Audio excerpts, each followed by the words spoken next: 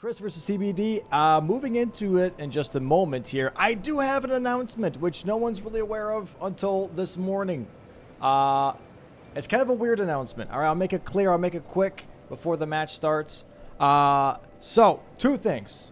One thing, I had a poll about a week ago asking about a live event. All right, so there's that. Then on top of that, I have a team change. So, here are two different things. Because I'm in the works of actually making a live event for the finale. There are going to be tickets for this most likely, and it's going to be in the US. That is going to happen. That's something I'm working on actively, and it's all in the works. Production team and everything's happening for that, so get ready for that. End of season finale is going to be a live person event. On top of that, however, this comes with an asterisk, which is really unfortunate, and it honestly breaks my heart, is the fact that I will have to replace Team Russia because of that. Team Russia is not available to travel out. They can't really travel anywhere.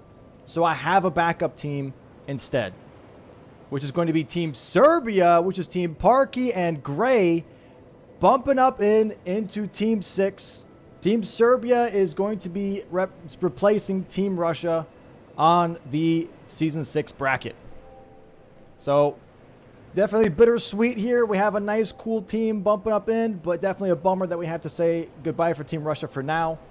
I would love to have them back. It's just travel situations are just really, really tough. I really try to make it work, but it's an absolute hurdle fest that we don't have the time nor possible money to really deal with that. So, there's that. But yeah. Those are the two announcements that I had to get clear first real quick to announce the new team so that when you do see them practice, you're like, hey, why are they practicing? It's kind of weird, so you guys know that. And yeah. I am ready, and that is an exciting announcement. That is really, really cool. I'm glad that we get that announcement, because that's gonna be incredible. I'm so excited to see live Bingus.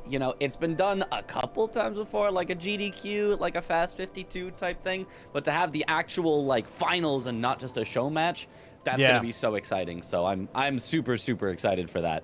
Yeah, it's definitely and excited for this Bingus coming up. It's definitely a dream come true for me a little bit, for sure. I've been wanting to, I mean, anyone's been following for at least the last 2-3 years that I've been doing this. I've been wanting to make this into an esport, and this is like the first step into actually making it an esport, right?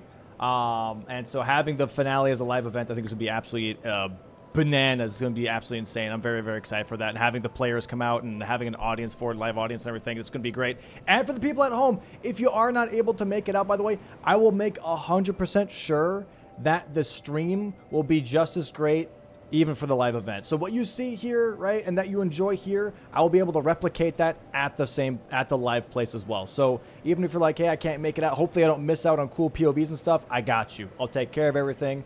Don't even worry about it, okay? So, yeah. With that being said, let's get into some Bingus, chat. Let's get into some Bingus, shall we? Yeah, so yeah, I think this is a really strong class just to begin with. I'm not going to lie. It has great strength and dex, 14-14.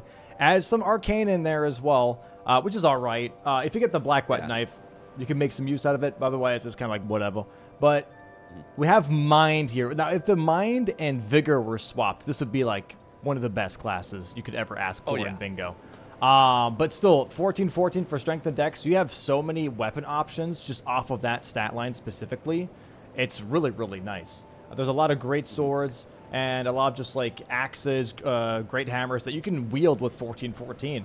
So I really want to see what the weapon options are going to be for these players besides the backhand blades and thumb bash. But we're most likely just going to be seeing these two. I'm not going to lie. This is already kind of an insane loadout.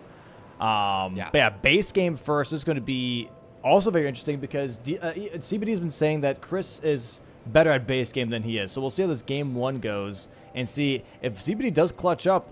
Game 2 could be looking very interesting. Could be looking very, very monka-dubs for Chris, if you will. It certainly could, yeah. Chris, I think, definitely wants to get off to an early lead in the base game. I think that's going to be his best shot. So, yeah, if CBD clutches up, then Chris has to, counter clutch up in the DLC, which would be very interesting if they kind of maybe won on each other's favorites. But yeah, I think we have seen that before. I think we have seen that in some of these matches where we thought somebody was going to win one way and the other person was going to win the other way, and it completely flipped. So you never know. You never know with these matches. All right, let me go ahead and let Glance know. Glance currently our head ref today. Not Nike, but Glance. Appreciate having Glance back. Going to be setting up the players here and having them slide on over to their separate voice comms. I let them know that we are ready to start. So once we see that 10-second countdown happen, we are ready to lock in for the match. Center square here, Mitch. What would you think? What would be a nice little taste test, if you will, for match 1? Ooh, a center square. You know what? What if we just got a Melania center square? What if we just got a... Yeah. Just set up around it. You know, everyone's making lines that go through it, and then somebody has to commit to it at some point. That would be a fun sort of no, you go Melania, no, you go Melania type thing. But whoever would get a big advantage. I would agree. I also, yeah, definitely, because there's also Grace right outside Melania. It's like you can't really tell when that's going to happen. It's going to be really hard to figure out when they're going to go for it. But Shibriri Grapes for the center square on the first match here. That is very interesting. We have Kill Morgot with a +0 weapon. That's going to be something that's going to be done very early here. What else for Rush do we have? Kill a Remembrance boss with daggers, claws, or fists only. Magma Worm boss. We also have, let's see. Tunnel or Precipice to go along with that Magma Worm boss. Oh, yeah. Right next to it. Yeah, you're right. You're right. Also, Grafted Scion here. So we might have our first Grafted Scion race at the beginning of this match. That would be very interesting. Yeah, both are very much just like, yeah, this is like a no-brainer, which makes complete sense here. And we'll see how this goes. Yeah, and I'm pretty sure they should have wieldable weapons, probably both of them wieldable off the bat for this class, so both of them could go for Grafted Scion. There was a previous match where Chris was like, I wanted to go for Grafted Scion, but none of the starting weapons were usable. Yeah. So the fact that he gets a great starting class with great weapons that are wieldable from the start, I think Chris, at the very least, is going for Grafted Scion, and I think we might have a race to start out the game here. A double Grafted Scion race.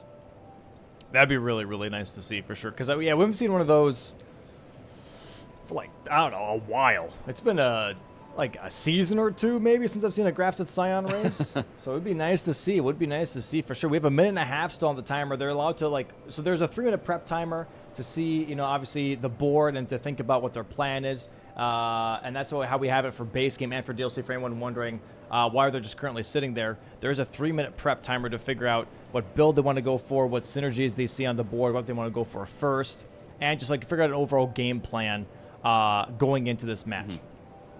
Ooh, I do have a question, actually, Domo. So we had a clarification question asked about daggers and backhand blades. Since backhand blades are randomized with daggers, could you kill a Remembrance boss with backhand blades and have that count as daggers, claws, or fists only? Yeah, I mean, if it's going to be in the dagger pool, it's going to be a dagger weapon, and that's going to count towards that square, 100%.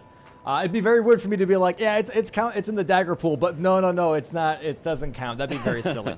So yeah, if it's in the dagger pool, it should definitely count towards kill Remembrance boss with daggers, claws, or fists only. So having backhand blades here, it's going to be very, very interesting for sure, because you already have that pre-prepped, if you will.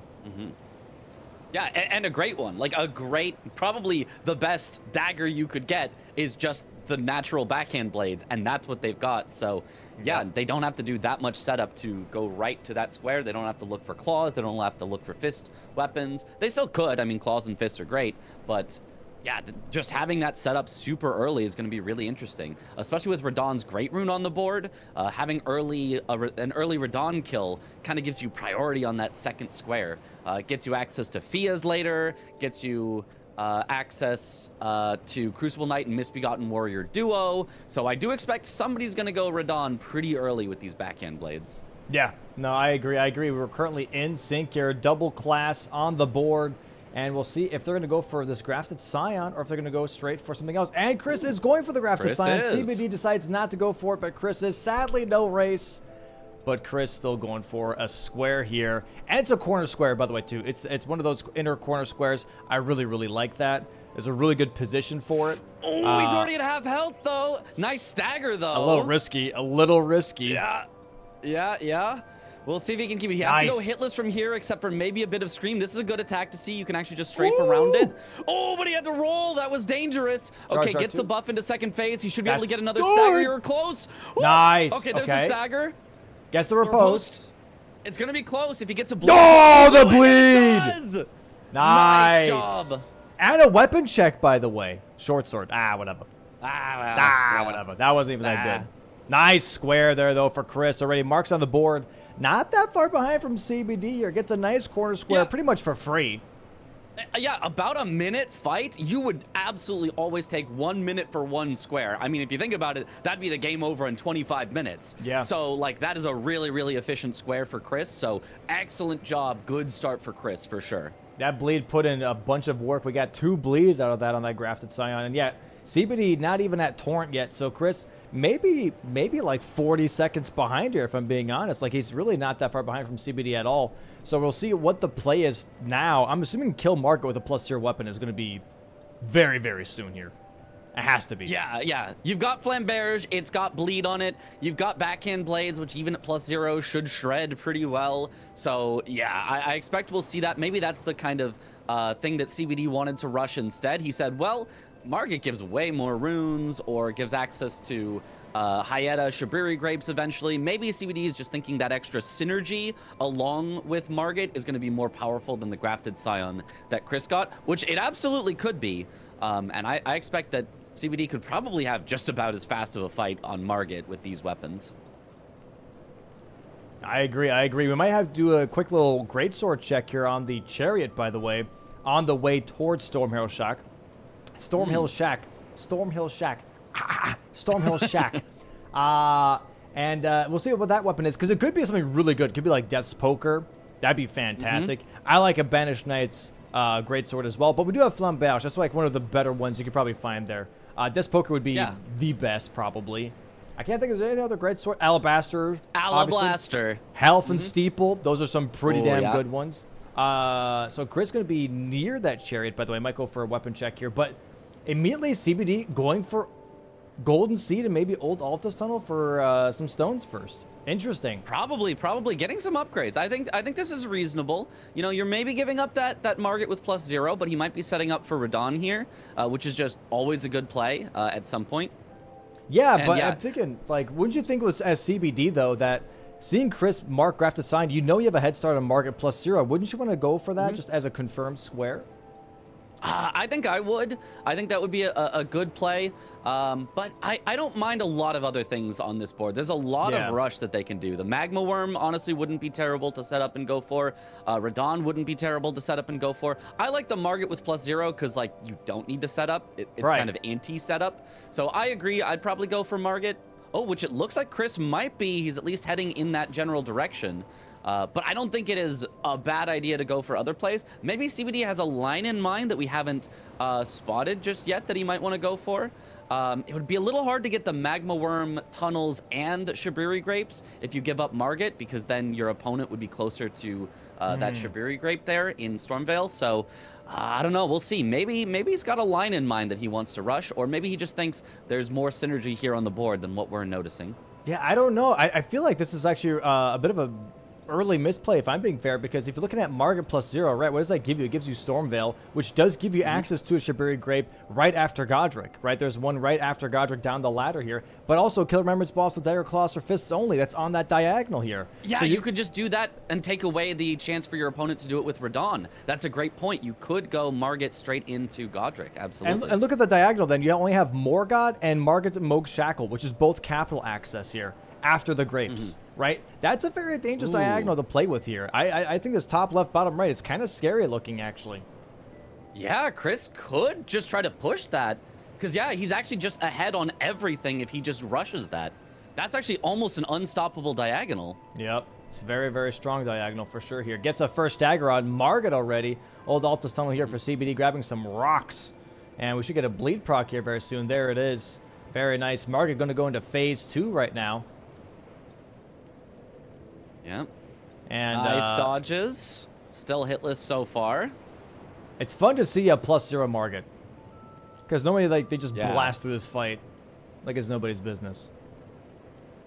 Even at +0, Chris is still doing some solid damage here. Gets another stagger. Very nice. CBD with the nice Stone Digger Troll. Easy kill. Ooh. Rotten Great Axe. That's pretty good. That's pretty good. I like that. I like that. It's a colossal weapon. It has rot damage on it. I like that a lot, especially for Radon.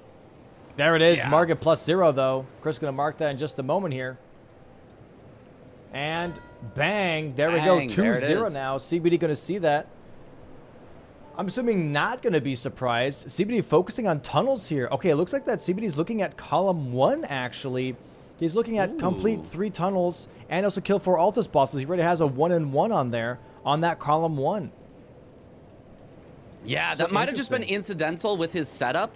It might not have been like a specific thing, but no, he's headed into another tunnel here, the Limgrave tunnel. So he is going for that tunnel for sure. I expect him to do the 3rd one as the Magma Worm boss. I would be a little shocked if it was not Magma Worm as the final one, which would not get him another Altus Plateau or Mount Gelmir, but I mean, would finish off that square quite nicely with a double. Okay, Chris here, maybe looking at Moon of Noxtella, leveling some health, and also doing his flasks real quick. Yeah, going for Moon of Noxtella here. Okay, so Chris going to be grabbing some money, going to be looking at maybe column 2 here. So Chris also not looking at the diagonal necessarily, not really considering the diagonal. Interesting. Okay. Yeah, it is very early in the game to commit to a diagonal, so I totally understand, you know, not wanting to be like, I'm going to put all my thought into just this one thing, especially he hasn't seen what CBD is up to just yet. Right. It could be very powerful, but he just doesn't know whether to commit to it yet, I think.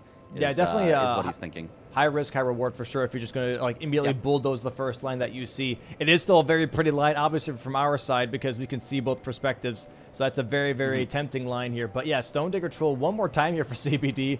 Is going to go kill his cousin that's just hanging out in the other tunnel here. And we'll see then what he is thinking for a 3rd tunnel. I'm assuming, like you said, Magma Worm boss would be really, really solid for sure. Also, it's a weapon check. You know, it's a katana. Does it get the riposte right after a bleed proc? Very nice fight here from CBD. 2 charge R2 should take care of this. Honestly, just 2 tap R2s does it. There we go. Very nice. Nice. Yep. No, he's rushing tunnels. He's going for Scaly Misbegotten here. Very interesting.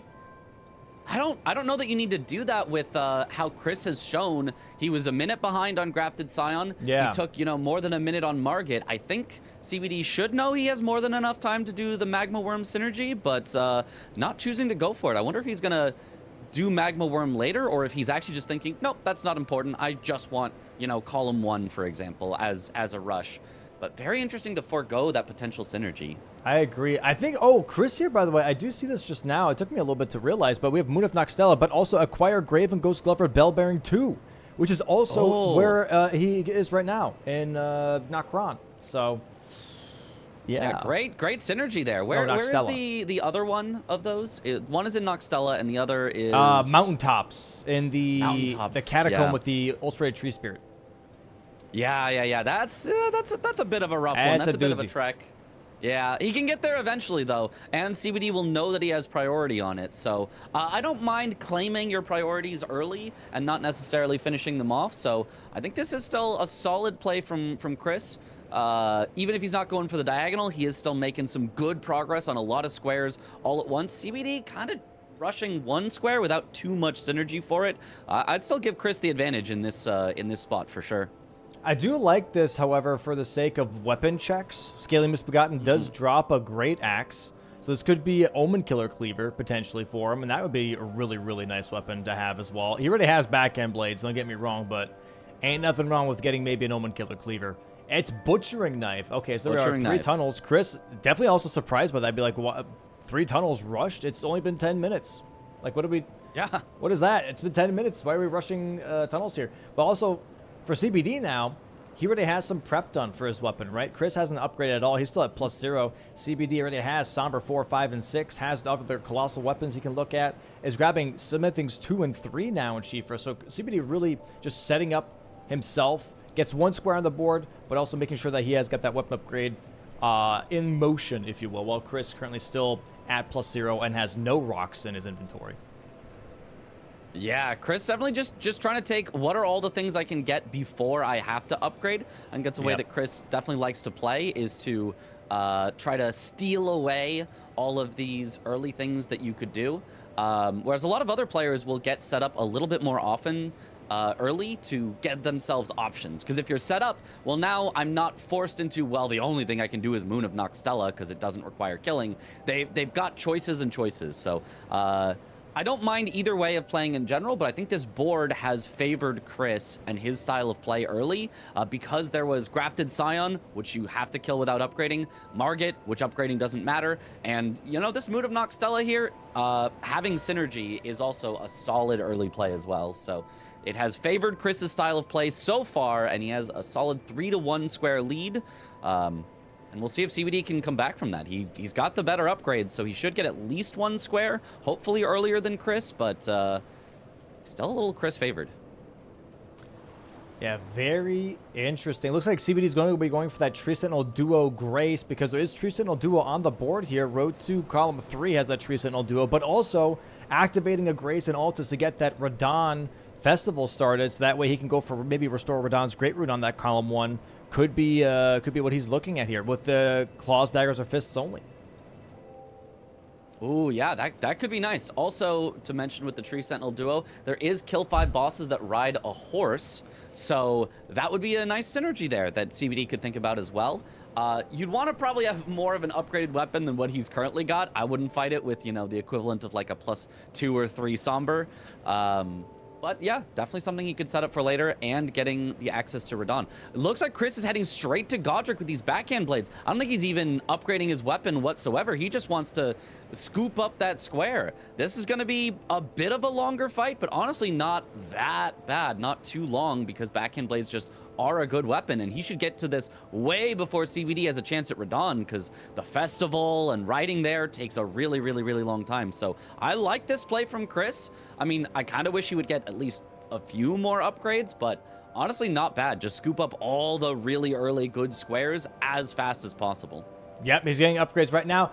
However, and this is not just for Chris, but for anybody that's going to be doing this rush, in Nefeli Lu's room are smithing ones. 3 of them. He could have saved time here traveling to Stormhill Shack and grabbing these smithing 3s, because there are smithing ones times 3 also in Nefeli Lu's room. So he would have saved himself some time just running into that room, grabbing that, and running back out, and then just, you know, going to Shifa right afterwards. That would have been a way more effective play here, but looks like Chris is going to be going for instead of going to Round Table, he's going for Kale Anvil instead.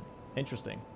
Oh, is this fast? Oh, there's also a smithing 1 at the anvil. So I think he's maybe just thinking he needs those for just the last bit of upgrades that he has. He's also he's weapon buying checking from Kale. Yeah. Crafting kit. Okay. Crafting kit. Okay. What do we need the crafting kit for? Just to have it, I guess? Mm-hmm. I guess so. It's always a good thing to have. And he did use the smithing stone ones that were right in front of Kale, so he's got a reasonably upgraded weapon here that he can go for Godric. Yeah, plus and 3. He's going to rush right in. This should beat CBD's kill of Radon as long as Chris has a nice clean fight. No incidents. He should be able to get this first. And leveling some vigor, so kind of fixing the only problem that we mentioned with the starting class was that it had low vigor. Chris already has solid stats, a reasonably upgraded weapon. You know, CBD much more upgraded, but Chris able to just go right into this fight and has yellow damage. That's good enough. That's all you need. Not the greatest, but it does work. It does work. Let's go ahead and check out this fight here from Chris as we're getting into it. CBD currently still upgrading. Chris is going to be going for the good old Godric fight. Has to be careful, gets smacked a little bit in the head here. By the way, I found a really interesting... I'm not sure if this is like an AI manipulation of some sorts, but I was doing bow only yesterday. And I was doing it for Godric. And the thing that happened was that every single time Godric did the 3 times twirl air attack thing and then jumped into the air, if I did a mighty shot in the middle of him doing that, he would do it again, and he would just do it over and over and over again, the twirl, twirl, twirl jump. Really? It was very That's weird. Really nice. He did it like 6 times in a row. It was insane. Okay, tech for possible bow only Godric then. Yeah, because that is basically the single best attack that you can see from him, I think. Yeah. It just gives you a free punish.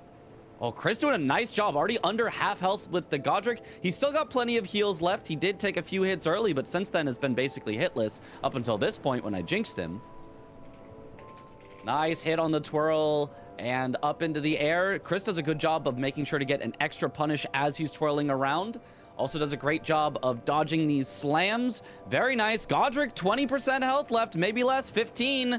Almost there, just has to hold in a little bit longer. Ooh, goes for a greedy blind spot and gets hit for it. Gets that one, though, nicely. Nice stagger. Another stagger, that'll do it. That'll for sure do it. Just take the riposte or even just take a charge dart, too. Nice job, Chris. Just has to wait out all this dialogue. Do not quit out. Do not warp away early, and this square is his. Do not pass go. Do not collect $200 here, but CBD making his way towards Radon now. And he's going to say this is and unfortunately for CBD, he's going to miss out on that synergy. He wanted daggers, claws, fists only.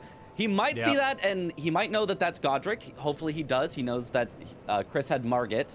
Wow, he immediately ports. Okay. Yeah, yeah. If that's what he was looking for, if that's the synergy he wanted, that being taken away makes Radon no longer nearly as good of a starting square.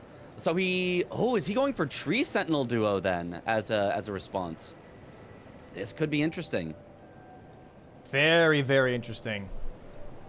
Yeah.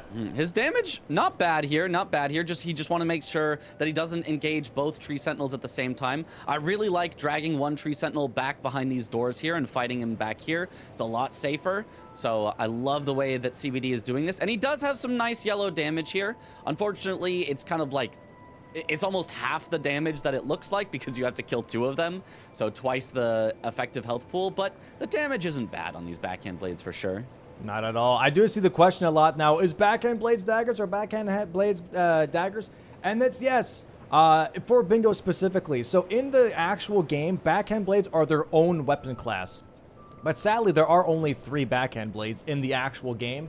And so in order to make weapon randomization make more sense, we added backhand blades into the dagger pool itself. That way it just makes it a bit more clear and gives the players more options. Yeah, so it's more like instead of what actually does it say on, you know, daggers, claws, or fists, it's what pool of weapons are there. There's a dagger pool, there's a claw pool, and there's a fist pool, which also includes the beast claws would also count for daggers, claws, and fists because they are in those pools. So, yeah, the players know that. Both of them were aware that they could use backhand blades, which is why you saw both of them go for it. So it is, yeah, it's... I know maybe as an audience, you're like, well, that sounds weird. But as players, they know what they're doing. They know that it counts. And so, yeah, it's an interesting synergy that they could do here. That also made for a very, very cool early fight. And yeah, so there are other weapons, by the way, as well from the DLC. So the Great Katana is in the overall Katana pool. They're not in their own pool. Great Katanas are in the Katana pool. And I believe that those are the only 2 weapon groups that were kind of awkward. Light great swords put into great swords. That one, of course, makes perfect sense. But yeah, that is the other one where there's only 3 light great swords in the DLC, I think. Yeah, something like that. Yeah, and then also dueling shields are also in the shield group. Dueling shields, I believe. Yes. Yeah. So there's that too. That one makes sense. Shields, great shields, they're all the same. And it's a little bit more clear. Where backhand blades is like a very unique weapon. I know some people would be like, those are curved swords. Those aren't daggers. And honestly, that's something that we're kind of looking into for the official season, anyways, is to change them from daggers to curved swords. But we don't make changes in the middle of tournaments, so that's just how it went going into this tournament, so we're keeping it for daggers. There it is, Tree Sentinel duo, by the way, for CBD. Really, really nice fight. Also on not a very high upgrade level here, so a nice pickup here from CBD very early on. Tree Sentinel duo, 20 minutes in, 2-4 or 4-2, depending on how you're looking at it. And looks like Magma Worm here, maybe Theodorix potentially here for CBD. That does give a ton of runes. This isn't a board where runes are super necessary. So, you know, still has lost out on some of the potential synergy that he could have gotten with Tunnel or Precipice, but honestly, given that he already lost that synergy, I think going for Theo makes perfect sense. It's right here. It's way closer than the one in the tunnel. And even though it's going to take longer, those runes that he's going to get is going to accelerate everything he does after. He's going to be so much stronger. He can get a ton of dex. He can get a ton of vigor if he wants to live and be able to fight harder things. He can do whatever he wants with it, and so it's going to be a very, very nice. CBD is going to be way ahead in terms of accelerating into the late game than Chris, but he is still currently down 4-2, which is not that comfortable of a position, and gives Chris time to get upgrades if he wants. Yeah, I mean, Chris is working on that grape square, and like we said, that top left, bottom right diagonal is very scary, and he's not being contested on the grapes either. And so all it's going to be is Morgot and Moog Shackle and Morgot, which is full capital access, which means both players have to have 2 great runes to even access that. And so we're going to see whoever's going to get there first, because Chris currently has 1 great rune killing Godric. CBD ported out of Radon, so he doesn't even have a single great rune yet. So right now, CBD looking like he's in a bit of a hot water here, or hot lava. Haha, super hot fire.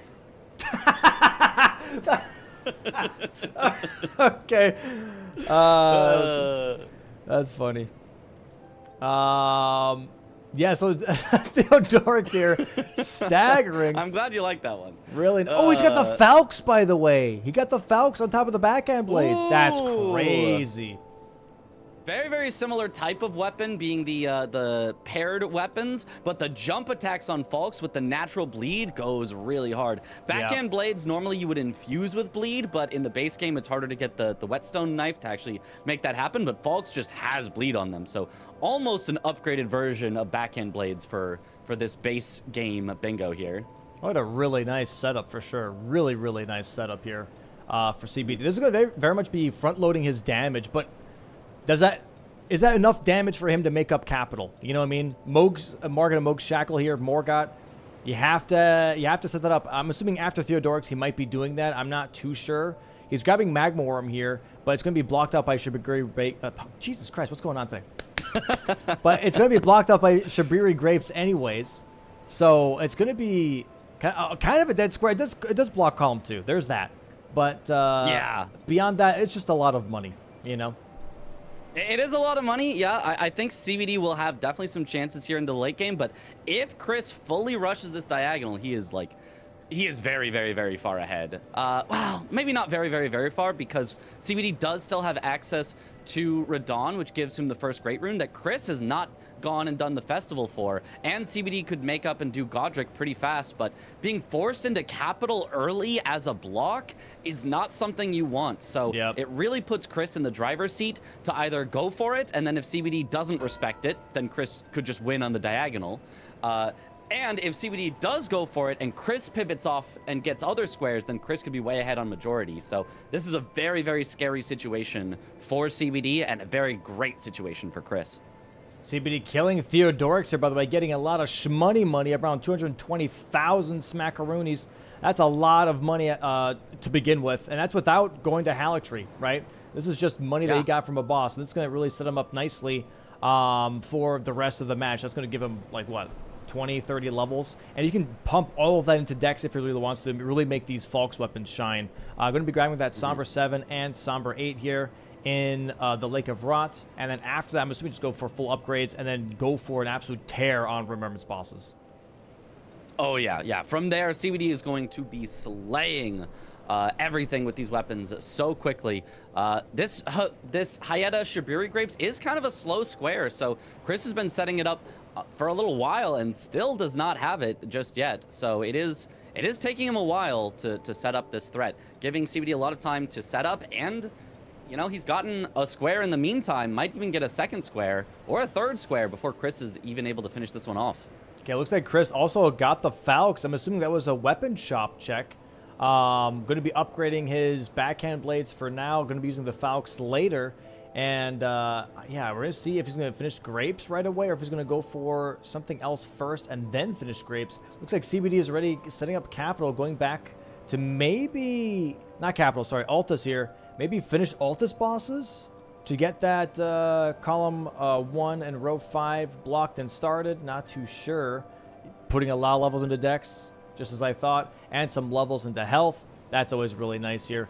Maybe making it nighttime here for the Night Scav. He's looking at doing Altus bosses here, closing out that row 5, and then maybe looking at doing Morgot. This is looking really interesting because if Chris doesn't get capital access after Grapes very quickly here, that column 1 can be very dangerous, 100%. CBD is set up for Radon here. CBD is also more set up for capital when it comes to Graces, and on top of that, just has more damage. Top's key here might be the big point. Oh, Jesus. Wrath of Gold coming out here from Edgar. Pissed off. Spawning on in. There's also a halberd check, I guess, technically here for Chris. Gets smacked in the head I don't think he here. use a halberd over any of the weapons he currently has. But if he got golden halberd, that's golden vow. That is a buff nice you could check. apply. Nice check, for sure, 100%. Knight's Cav here for CBD on the Falx. Yep. Oh, nice damage. Cav also being a boss that rides a horse, so he's getting some nice synergy here. Altus boss that rides a horse. Very, very nice. Very nice indeed. Has to be careful there not to take the damage from the Knight's Cav spawning in his horse. That can always be a little devastating. There we go, though. Nice bleed proc. Nice. Gets one more Altus boss, one more boss that rides a horse. And going straight for Gillica, maybe, which I think is always... If you have Altus bosses on the board, you always go Gillica, in my opinion, because it's Ritual Sword Talisman. It's just, it's such a valuable thing to go for. So even if it takes a little bit to get to that boss, just getting that talisman is so nice for the rest of the game. I totally agree. I have said this over and over. Go for things that make you stronger, if you can, in synergies with other things, because they'll save you total time across the whole board. And yeah, that talisman, Ritual Sword, it's so powerful that in the DLC where they've got a shop and access to, you know, tons of talismans throughout the game, that is the #1 most bought talisman in those DLC bingos. That is how powerful it is. Yep. So really, really good one to go for. Looks like Chris is going for Altus Tunnel here, old Altus Tunnel, while CBD is going for the good old Demi-Human Queen Gillica. Going to go for that quick kill. This should be very, very fast. I believe she's weak to slash and also just has a very small health pool. Going to go for a possible bleed proc. There it is. Oh, she didn't get to do anything. Oh, just stood up and died. 4 Altus bosses. Chris saying, okay, okay. Shibuya Grapes looking really good right now. Blocks that row 3, blocks that diagonal, and progresses his own diagonal. But he's holding off on it right now just to get some more upgrades so he can possibly bulldoze his own Great Rune boss, Radon, right afterwards himself here. But we see Redmane Castle now from CBD. He's like, okay, I got that column 1. Let me get ready for capital. I'm not going to block Grapes. I'm not going to block any of that. I'm going to go for Morgot. This could be interesting if this just turns into a Morgot race and whoever gets Morgot first just wins the game. Would be really interesting if both of them have set up their own line that ends on Morgot. It could just come down to that. Yeah, a full-on Morgot race, 28 minutes into the match pretty much. That's very, very exciting. And a Wendy's 4 for 4, by the way, on the board here. Very nice from Team Red and Team Blue, a.k.a. Chris and CBD. We'll see how this fight goes. Now, CBD has to wait for the elevator first because he poured it out right when he was on the elevator. And Chris now grabbing some more upgrades here as well, trying to catch up to CBD on the upgrades. Yeah, this is a nice call from Chris. He's got a lot of bosses he still needs to do. He's got to do Radon. He's got to do Draconic Tree Sentinel to get into the capital. He's then got to do Goldfree, then got to do Morgot. All of that to get the square. So I think the upgrades are super, super worth it when you have this many bosses you need to kill in order to get to the square you want. Yeah, it's very tough for sure. Chris ports out just in time so that fork does not stop him from porting. Going to go and upgrade right now. And yeah, let's see how quick this is going to be because CBD definitely still has to go for one more Great Rune after Radon here. So Chris, I would say a little bit still ahead, even though it looks like that CBD is currently a bit more active on that Morgot square. Still has to make up all of Stormveil Castle pretty much, or Raya Lucaria. Most likely going to be Stormveil Castle, but I'm just putting out those 2 options out there. And for Chris now, has to get an Altus Grace first to activate the festival, and then also go for that Radon teleporter. Yeah, honestly, and getting the Altus Grace, not bad at all, because he needs to get to DTS afterwards anyway, so it's kind of just almost like split progressing the progress towards the capital. Really not a thing that's going to take him too much time out of the way either. CBD does have to be careful. He is very low on health here, but might be able to get a one-cycle Radon if he can stagger. Not quite, not quite. Very close indeed. Almost a really nice pickup here. Yeah, getting that one cycle with Falks is just hard because it does solid-ish stagger, but just not as much as those like Colossals or other weapons that you often see people fighting Radon with. So it almost does too much damage and phases him too early. Very nice kill though from CBD. Gets the Radon kill here. Lots of money yet again. Dude, CBD right now currently really far ahead on economy here compared to Chris. Killed Theodorix, kills Radon now. He has made around like 400,000 around there, 350 maybe. But still, that's a lot of money, especially for base game. That's a lot of money. Yeah. Yeah, it's also another boss that rides a horse, so more synergy that CBD is getting. He's just kind of getting stuff that is all slowly progressing. Oh, and he might... No, he is definitely going for Godric here. He is going straight into the capital, so he recognizes the threat of this diagonal for sure, and is going to go to get that. And I think he's going to be ahead of Chris if he does, in fact, commit to rushing it here. Yeah, I think Chris just has too much to do to set up Radon.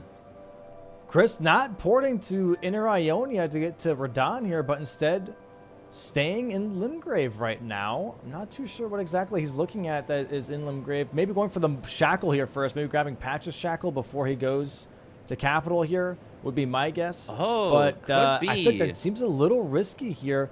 And again, I think it's going to come down to Tops' key here. I genuinely, because if CBD right now, as it's looking, starts to pull ahead, Tops' key is going to be Chris's only block. Yeah, yeah. Because, well, Chris will also have Radon's Great Rune not activated, but he will have it as part of getting to the capital. So I don't expect CBD to actually pivot out and do that super early. So theoretically, Chris could actually block with that instead. So there are some options, but if CBD is ahead in the capital, that is definitely not a great spot for Chris to be in.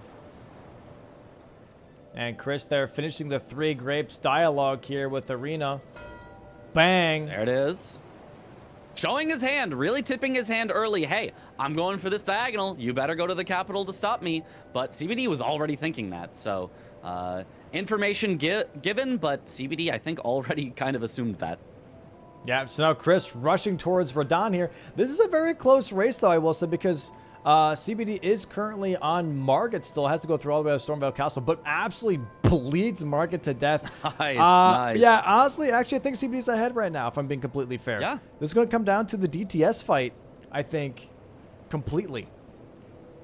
It is definitely going to come down to just who gets the fights faster. I think if you were, you put a TAS in both of their situations, I think CBD is maybe around a minute ahead at this point, just because I think Godric is a nice quick fight, and I don't think Stormvale is that long. But honestly, Chris isn't that far from Radon either. I don't know. Maybe it's closer than I think. Maybe it's like a 20-second CBD lead. It's pretty close here. It's pretty damn close. The problem is going to be for CBD specifically is that if he does get Morgot, but Chris gets Tops key, he's in a little bit of a bad position overall because everything is going to be blocked that he has. It's going to be a bit more on the defensive here.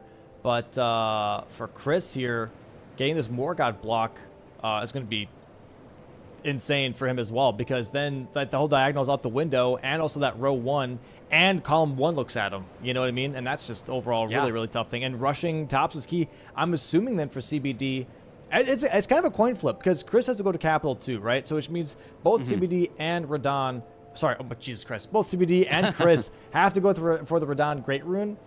And so it's like, okay, do I do Tops key or do I do Radon Great Rune? Because they both have the same access, right? Like, it's literally just a coin flip on the block. Yeah, it really is. I feel like it's going to be... It would take not a miracle, but it would be very fortunate for CBD to be able to fully close out that column 1, just because you have to win the Morgot race, which is already somewhere 50-50-ish. Then you have to guess right on sniping Chris on either Topski or restore Radahn's Great Rune. And then you have to win the last race for the other one as well. So it's going to be hard to get all 3 of those before Chris can get any of the blocks, but certainly possible. We have seen games like that where everyone's just kind of, all the snipes go in one person's direction and they just win. So we'll see. Yeah. This is looking very interesting. Okay, so CBD already entering the Godric fight here. He's definitely going to be done before God damn it, before Chris starts the fight.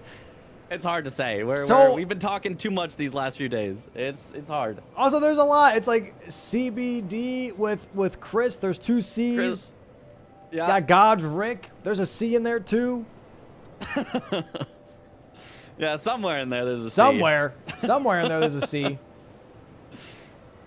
Oh, nice fight so far from Jesus. CBD, getting the bleeds, getting the jump attacks. Yeah, CBD is going to clean this fight up really, really, really quick.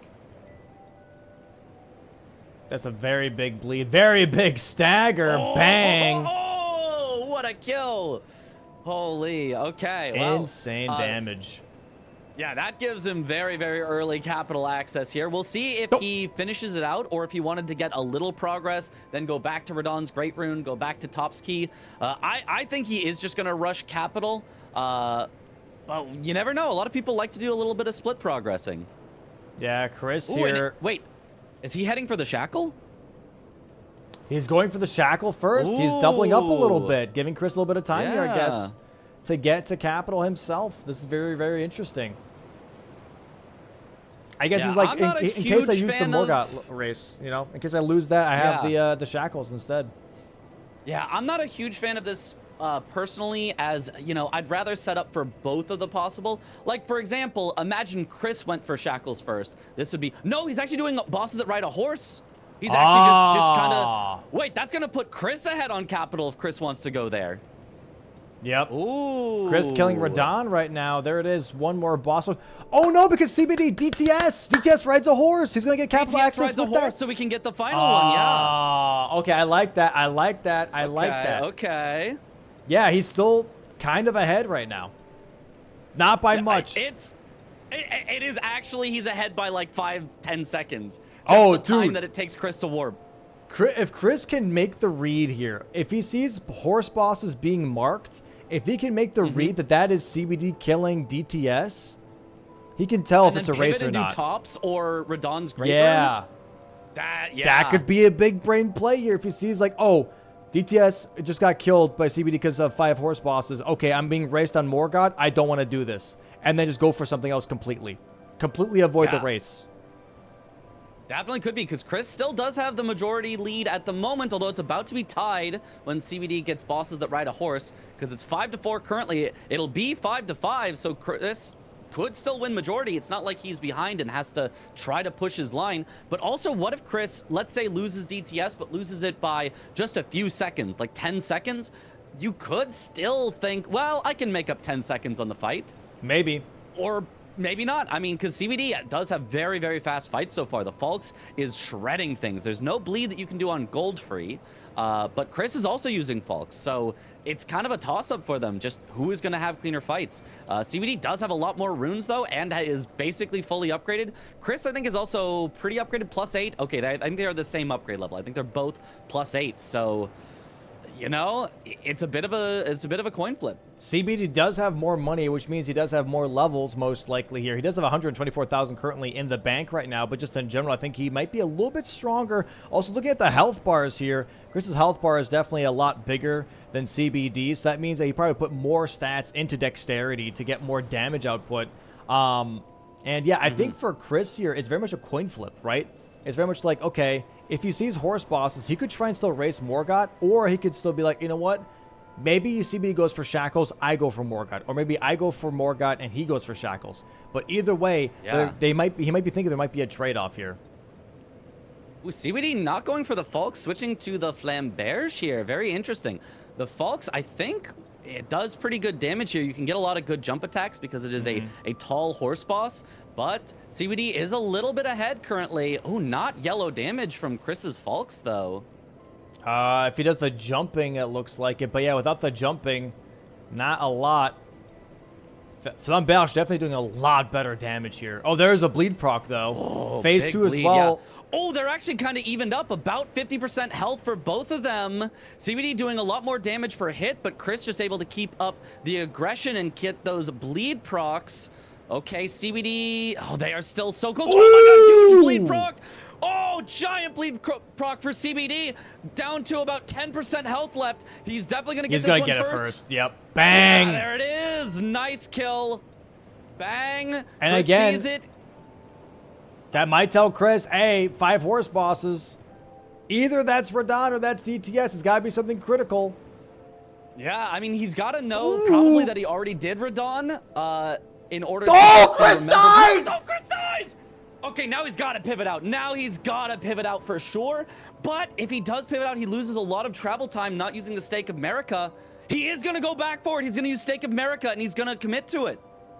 Dude, that's risky. That's risky. That's very risky. Genuinely, if I was Chris, I don't know. It's a hard read to make in the heat of the moment, but seeing 5 horse bosses being like, okay, this has to be DTS. I'm going to be losing the race to probably Morgot or Shackles. It doesn't matter. It's too much of a coin flip. We're currently tied 5-5. Let me go for Top's Key. Let me go for restoring Radon's Great Rune. I already killed him. Let me just restore Radon's Great Rune. Let me just do that. Yeah, I don't necessarily mind maybe finish off Draconic Tree Sentinel so that he at least has capital access. Let's say CBD only takes one of the squares but not the other. He could come back later. Sure. But yeah, as soon as he gets the Grace after this, I would love to see him pivot out for sure. Yeah. There's a nice bleed proc here for Chris. CBD currently running it, running all the way through Capital. Or we're warming up. We're warming up, Chad. It's the first game of the day. All right. Hey, give me a second. Give me a second. And Chris now currently beyond 50%. Jesus Christ, what's happening, bro? Holy shit.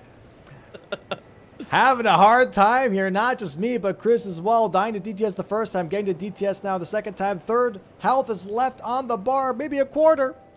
Lightning strikes coming in.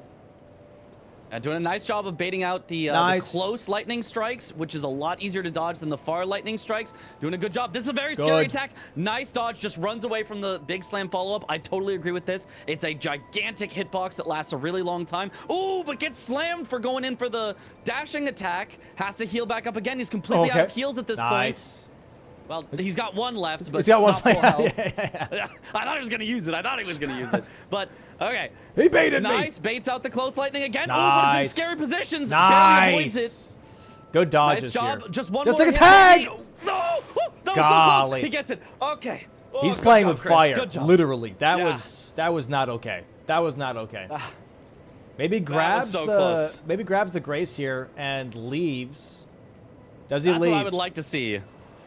Doesn't do a pivot warp. I think he's committing. He's leveling? Or he's at least sitting and leveling. He's leveling, so you have to talk to Melina inside. He's leveling here. Yeah, yep. That makes sense. But that does indicate that he might actually be he is pivoting to the capital. Oh, what a call. Wait, hold on. No, he's going to Murkwater Cave. So he's going for patches first. He's grabbing the shackle half first. Okay. I mean, I guess he Okay. Okay. But the thing is, the shackle doesn't block the line that CBD has. Doesn't block column 1. So if he loses Morgot, he's gonna have to suddenly go, uh-oh, now I need to go get Topsky. Okay, all right. What is he doing? What is he doing? Someone told him to jump off a cliff, so he ported there real quick, did that, and then came back. He's like, all right, side mission complete. Scriptwriters, less obvious scriptwriters, less obvious. Yeah. We gotta hide that we're having Chris throw here. Crazy. He's gonna pop Radon's Great Rune here, or Remembrance here for some money. But CBD already on his way to gold free. Yeah, very far ahead on this Morgot race. Yeah, Chris there's no way Chris wins the Morgot race. He could win the Shackle race. It just doesn't do anything. As soon as CBD wins Morgot, Shackles is kind of a non-square at the moment. He really needs to get Top's Key or Radahn's Great Rune, both of which are not that slow. Like, he definitely could go for them faster than he could get Shackles. So I don't love this play. I mean, maybe he just assumes that CBD wasn't going for capital with the 5 bosses that ride a horse, which, you know, in this case would be the wrong call. Yeah, I don't know. I feel like I don't want to say it's obvious, but I want to say that it's a very strong indicator when you see 5 bosses that ride a horse that has to be either Radahn or DTS. And maybe if Chris is thinking, oh, it's Radahn, he's like, okay, I got time. I died to DTS. Okay, I got time. He's not here yet. You know what I mean? But in reality, it is DTS. And so now Goldfree is dead. Now there is the mark. I didn't even see there was Goldfree on the board. Chris seeing that now. Wait. Oh, so that at least tells Chris, but that should tell Chris, uh-oh, I need to pivot off and get Top's Key or Radahn's Great Rune, which he might do after the next Grace here. He might just grab the Avenue Balcony so he can come back and get the Shackles later. But yeah, he has got to go for the block now. Such an early taking capital. The majority lead at this point. Yep. Maybe Chris is like, okay, he's going for Goldfree. I'm going to go for Shackles. It just doesn't block right now, and it's a slow square. Sure, you're taking away some of CBD's priority in the capital, but this, you know, is going to let CBD race you on Top's Key and Radahn's Great Rune, and if CBD wins both of those races, game is just over. So taking, you know, a chance that you lose 2 races and lose the game is not a position I would want to be in. I agree. This is not, I think, the right call here from Chris, being like, okay, he's going for Morgot. I'm going to go for Shackles instead. I don't know if that's the best move at all here. Top's Key and Radahn's Great Rune is even Steven for both players here. Chris doesn't have an advantage on either. I don't like this. I really don't. It's tough. It's tough. Maybe he just gets a little more progress and pivots out still, but I don't know. It's going to be tough. There is one thing to consider. As soon as he sees Morgot killed, he actually has a little bit of extra time to pivot out because CBD will have to go to the tree, touch the tree. Nice kill by CBD, by the way. Nice fight on Morgot. Fast kill. What a fast kill. He does have a little bit of time. He can grab the Grace and immediately pivot out right now because CBD still has to talk to Melina, which is going to lose him some time before CBD is allowed to warp. He's heading, it looks like, to restore Radahn's Great Rune. Okay, so Chris honestly successfully pivots. This is fine. That makes sense, actually. He was going to see, like, okay, is it Shackles or is it Morgot? If it's Morgot, I have time because he has to sit down and talk to Melina. Honestly, fair. It gives him a minute head start. Regardless of which square it is, he has a minute head start. And it's restore Radahn's Great Rune, which I like. It blocks column 1 here, but also gives him a chance for row 4. What an insane especially play, because he is ahead on those Shackles. And the rest of them, if he goes Radahn's Great Rune, and then, let's say, takes away Shackles, and then wins a race on Crucible Knight and Misbegotten Warrior Duo, the other 2 in that line, Fias and Fire Giant, are not ones that you want to do. So Chris could swing the line advantage back into his favor by all of a sudden snapping up 3 squares in a single line. CBD not heading for either of the squares for his line. He's heading for Tree Spirits, which is top right here. I think he's just thinking he's going for majority. He wants majority. He wants to try and get rid of every single bingo line that Chris is available. It's only column 5 and row 4 that are left here for CBD to block. I think he's just looking at blocking everything, and he also doesn't know if Chris is capital or not. So he's like, hey, I got Morgot. I don't want to race on Shackles. I don't want to lose out on possibly losing the race to Shackles here. Let me go for something else for a moment. I like this play from CBD. It's a nice, I would say, respecting the turn, right? You're respecting the turn of the other player here. And so he's going for the Tree Spirit here instead, trying to buy some time, be like, okay, is Chris grabbing this or not? Once he sees Restore Radahn's Great Rune, he's like, okay, I can go for Shackles probably. That blocks out the last bingo line that Chris has, and I'm good to go. Yeah, honestly, I might like to see him also, while he's here, go for the Hero's Grave. He does not. That would have also blocked the column 5 that Chris could have potentially set up. Yeah. So that also could have been an interesting thing. He's now heading up towards Volcano Manor now, maybe heading to Godskin Noble, kind of just splitting progress at this point. Very interesting. Interesting. I think Chris climbing a tree branch. I don't think I've seen this way up the tower. Yeah, you skip some of the ladders here for Restore Radahn's Great Rune. Definitely just save. That's nice. Yeah. We genuinely had a match. I don't know when this was. I think this was like season 3 or something, where the skip mattered. And one person did the skip and the other one didn't. And it actually mattered. It was insane. It was so cool. Mm-hmm. Apparently, Chris is a hype train. Oh. That's popping up on screen right now. Yo, Paul, Chris, let's go. Oh, let's go. Let's go. Here we go. We're currently in Volcano Manor now. Oh, and Chris's stream is lagging Chris? from the train. Okay. Yeah, stop. People, stop subbing to Chris. You're lagging him. Yeah, you're stressing him out and you're stressing me out. We're up, going up a ladder now. What a thrill. Oh, boy. Oh, boy. Oh, boy. Oh, boy. He's splicing. All right, Chris is about to mark 7 squares at once. Oh, boy. Oh, boy. It's not me, right? No, it is not you. It is on my end as well. Oh, boy. Starro, Chris is offline. Well.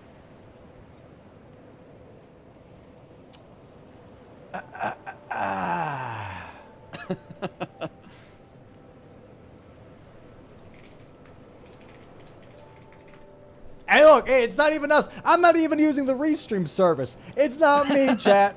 That's just Chris. This is just all on Chris. I'm gonna try and refresh again, see if he's back. Nope, he's completely gone. All right, looks like the refs are telling them to pause here, potentially. Okay. Even though technically they shouldn't pause because it's not CBD's fault that Chris's stream died, but I guess we'll see. You know, just enough to get everything back on track. It looks like Chris's stream might be back up now. Has he been told to pause? Oh yeah, he's pausing now. Okay. Okay. Looks like we are good. Hmm? All right. A little bit of hydration break here for the players. Chat, hydrate. Hydrate. I'm gonna have some coffee. I've got some water. The best hydration, just pure water.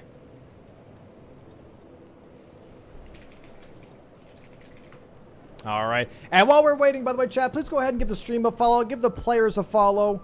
Give Mitch here, please, also a follow for all the great commentary. That'd be fantastic. And while you're at it, if you guys got a nice saucy primer just, you know, collecting some dust there in the back of your room, go ahead and put that primer up on the channel. That way you can watch for free, no ad viewings at all during these matches. That'd be fantastic. That'd be pog. We should be able to get back into the match here in just a moment. Yep, looks like they're gonna do a countdown to when they're gonna restart, so they can restart at the same time. Oh, nice primers, Chad. Nice primers. Yeah, we're looking like we're Nice. going back in. Chris is notified. We're starting back up here in the match. Just a moment. Here we go. And we're back in. Okay. All Let's right. refresh Chris because he's still like looking at his board. Yeah, okay, we're good. Yeah, There it is. Restore Radon's Great Ruin is marked now. CBD should see that and be like, okay. That's Okay, fine. It's looking like it's turning into a majority game. Both of them doing a great job of blocking each other now. CBD working on, that was his second tree spirit, so he just needs one more in order to claim it. He does know he could hold off on that a bit if he wants, because Chris was just heading to Radon's Great Rune, so he's probably not going to snipe it away. And he is. He's going to go for Crucible Knight and Misbegotten Warrior duo. I Very really like this. interesting. This does block Chris's last potential line, assuming CBD also gets tree spirits after. So I think this is a very, very good play from him. It's also pretty fast. It's not that slow of a square. The Misbegotten Warrior goes down super quick. The Crucible Knight takes a bit longer, but honestly, a single Crucible Knight, not that bad. Yeah, really nice damage here from nice CBD, riposte. by the way. Narius here getting absolutely melted as well here by Chris. Going to go for the Patches Shackles. Moke Shackle here. That's interesting. Yeah, so CBD actually already playing the majority game while Chris is still like, hey, I might have a line. CBD already preemptively blocking it with this duo fight into Tree Spirits. And CBD then also not having any bingo lines left besides column 4. But with Shackles, that's going to be Chris's last block too. So yeah, once Chris gets Shackles here and CBD gets Tree Spirits and duo, it's anyone's game. Yeah, it will absolutely just go to majority. Something that I think both players are very, very comfortable with, just play for majority. You see it very, very often where unless there's a super strong line threat, both players are just playing to block each other. Chris did actually aggressively try for the line that he had, did try to get into the capital to try to claim that. Did not work out for him in this particular case, and yeah, so it's just heading into that majority game. Here we go, twirl, nice jump attack here from CBD, punishes the Crucible Knight, goes for some tap R2s, and bang, there we go. That's another row 4 block. Yeah, row 4 block and put CBD ahead 8-6. So a 2-square lead at this point in the game is very much overcomable, but you know, it's a solid lead. You would definitely rather have 8 in this situation, especially because CBD is heading right for his last Tree Spirit. He should get his 9th before Chris is able to get his 7th at this point. Yep, and we will see Tree Spirit here being marked in just a moment. And then we have a majority set up here for CBD specifically. Chris currently in Mountaintops. And here's the interesting thing, by the way, is they both have downstairs axes. Finger Slayer Blade and Fios Champs is on the board here. I'm trying to look at potential like leads for the players. Chris currently still has a Grave and Gloveward Bell Bearings head start. He's going for a Fire Giant right now from the looks of it, which is really, really interesting. And that is interesting. It's a slow boss, but it is at least a single boss. You can just go there, kill Fire Giant, claim the square. So I don't know. I feel like there are faster, and especially at this point, are we in a 100% majority game? Not quite. Chris does need to finish off something in column 4. Yeah. Yeah, CBD has a majority set up right now, going for Sleeping Golem here from the looks of it, going into Weeping and jumping across the bridge, and Chris going for Fire Giant, which is really, really interesting. And yeah, so Chris has an advantage on Grave and Ghost Gloveward. Grave and Ghost Gloveward Bell Bearing 2. Dude, that's hard to say. That's hard to say. That one's not fair. It is. That's a hard one. Then also on top of that, I don't believe anyone has really any priority on Godric. No one really has priority on Finger Slayer Blade or Fios Champs. CBD has priority on Godskin Noble, though. He already is in Volcano Manor. And right now Sleeping Golem. So I don't know. These squares that CBD has priority on are a lot quicker, and he could possibly really push this to 13. Chris kind of in hot fire. Find the skip down. He does not know it. He does not know it. It's in the corner. You go like all the way to the corner, and you like fall, and you get kind of pushed off. He does not know it. He's going the way he knows, which is a little bit more straightforward. You just drop down onto a pipe that's low enough you can drop down to the ground. So it's a very reasonable way down, but a little bit slower than what some of the other players know. I don't just drop down where the other pipe is lower down. You go past the lobster here. That's what I do. Oh, there's one. Okay. I know of one that apparently the hitless runners taught me, where you like walk off an edge and then you like barely clip and then you don't take fall damage. But there's Morgot and Moog. So now we are just in a majority game. Full majority. It is 7-9. Yep. So crazy. It just comes down to who can get more. And CBD 2 squares ahead, and Chris does not have a lot of priority to show for it. So CBD definitely in the driver's seat here. Chris is going to need to hope for some snipes or to just go for better, faster runes than what squares than what CBD has. Very, very interesting. Yeah, 2 square lead for CBD. Does that mean a lot? Possibly, because it's about to be 3. It's about to be 3. 3 square lead is hard to come back from at this point. It basically means Chris will need to get twice as many squares as CBD does in order to win. So that is a really, really tough spot to be in. Definitely not impossible. We have seen players get 4 or 5 squares in a row, just sniping their opponent over and over. So it is definitely possible, but looking very CBD favored at this point. There we go. Sleeping Golem 10-7 right now for CBD. Very much holding his lead right now, and just has to get 3 more squares. Chris has to get 6 more. Not a lot of options left on the board here. He can miss 2 of them if he needs to. Grabbing the Physic Flask here, and also has access to Godric now. CBD going to be going for Godskin Noble. Yeah, he just is taking what he can get. He's okay with racing on squares later and just wants to scoop up everything that's kind of fast for him right now. Godskin Noble, not the absolute fastest. You still got to go all the way through Volcano Manor, but shouldn't be that bad, especially because he's got a good weapon in backhand blades that does not do status effects. Sometimes the hardest thing about this square is just finding a weapon that doesn't do status effects and is pretty good, but backhand blades fulfills that absolutely. I think it's going to be really interesting here for CBD. I believe downstairs is the solution after this. Finger Slayer Blade and Fia's Champs both downstairs. Obviously, you have to go kill Blue Retta for that, but it's a double up.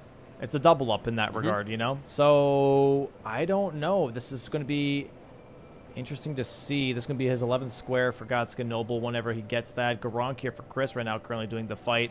Bro, I remember when this square was first introduced, I had an absolute hell of a time trying to learn this fight in this small-ass room with Godric. I was like, bro, ain't no way. It's kind of surprising. Yeah, Malekith doesn't feel that hard, even the, like, Beast Clergyman part. But, like, Godric, you get to him so early, potentially, that it feels like it's a whole different beast of a fight. But not for Chris, already under half health with a big riposte and a big bleed proc. So very, very nice damage. The Falx is absolutely putting in work and getting staggers. He's having no problems with it so far. Nice counterattacks for sure. CBD going up the elevator here for Godskin Noble. We're about to see that on our screens as well, that fight happening. Yeah, really nice fight here from Chris. Yeah, once you actually know the attack pattern of Godric, it's honestly really not that bad. Really not that bad. Yeah. It's just like learning it, because it's very punishing. Yeah, very punishing, but it's kind of just like knowing that you can roll in even on ones that it looks like you shouldn't. Nice kill by Chris. There will be the Godric square. Yeah, keeping up that pressure is really, really helpful on Godric. Getting staggers can make the fight so much better. So CBD currently still having a 2-square lead here. Putting magic grease on his backhand blade. Should be pretty decent damage here. Oh, that's some nice really yellow damage. Very, very nice. I believe they are weak to slash as well, right? Yep. Yeah, so yeah, just gigantic damage here. Very, very solid damage. Has to be a little careful here. Goes into phase 2 right now. Godskin Noble going to pop up like a balloon. Slam back down. Goomba Stomp. Oh, nice stagger. That's just going to get the kill. Wow. Wow. Very, very nice.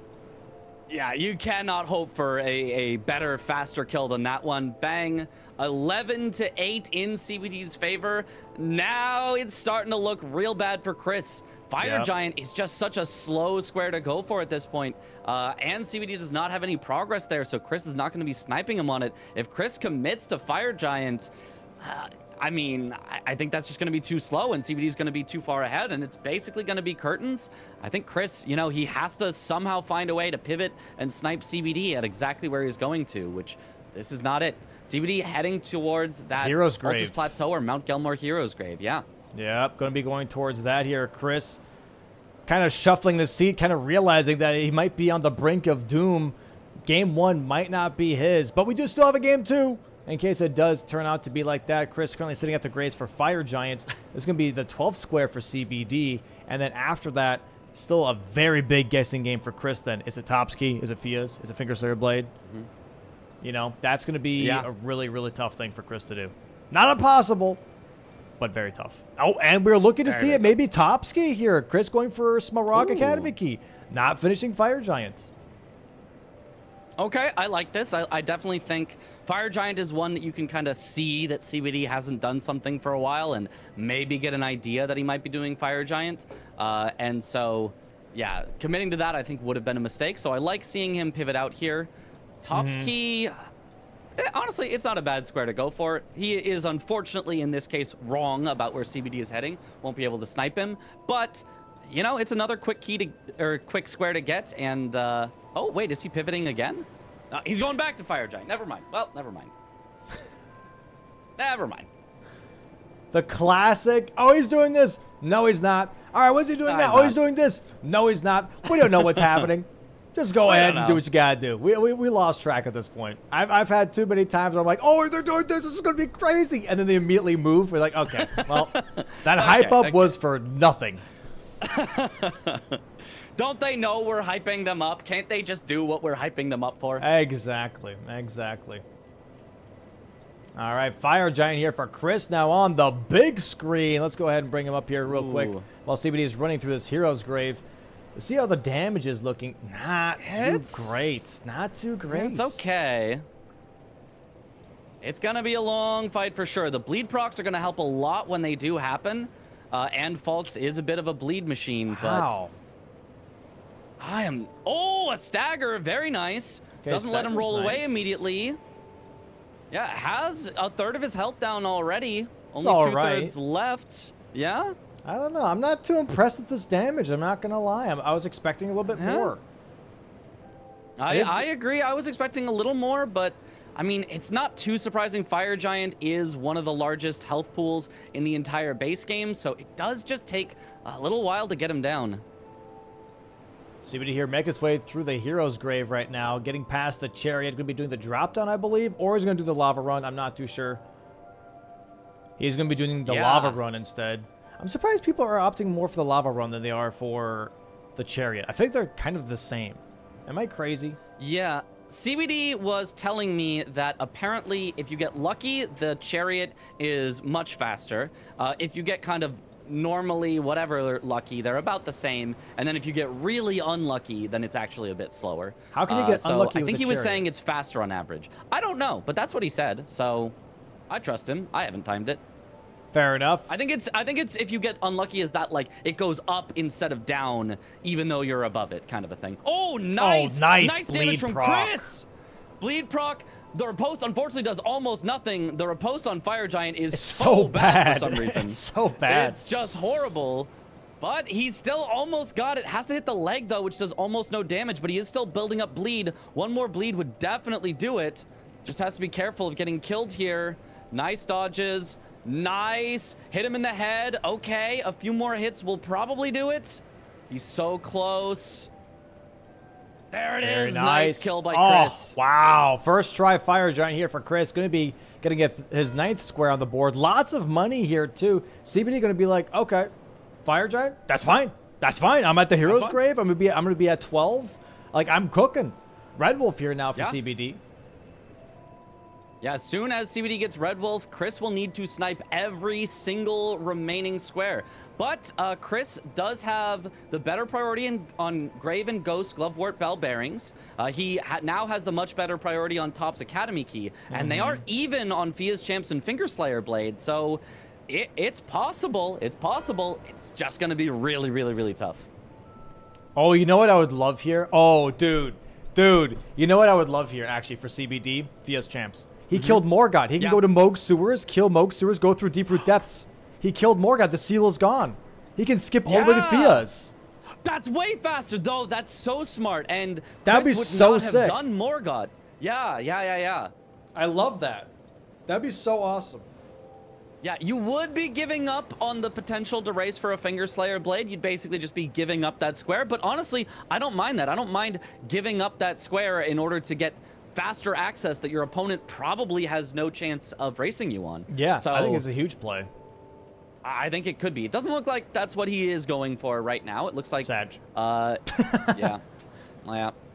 Is this awesome. Top's Academy Key that he's heading for? I think so. He's grabbing some graces here like right now. Going to go towards Lascar Ruins. Going to be grabbing the teleporter and everything.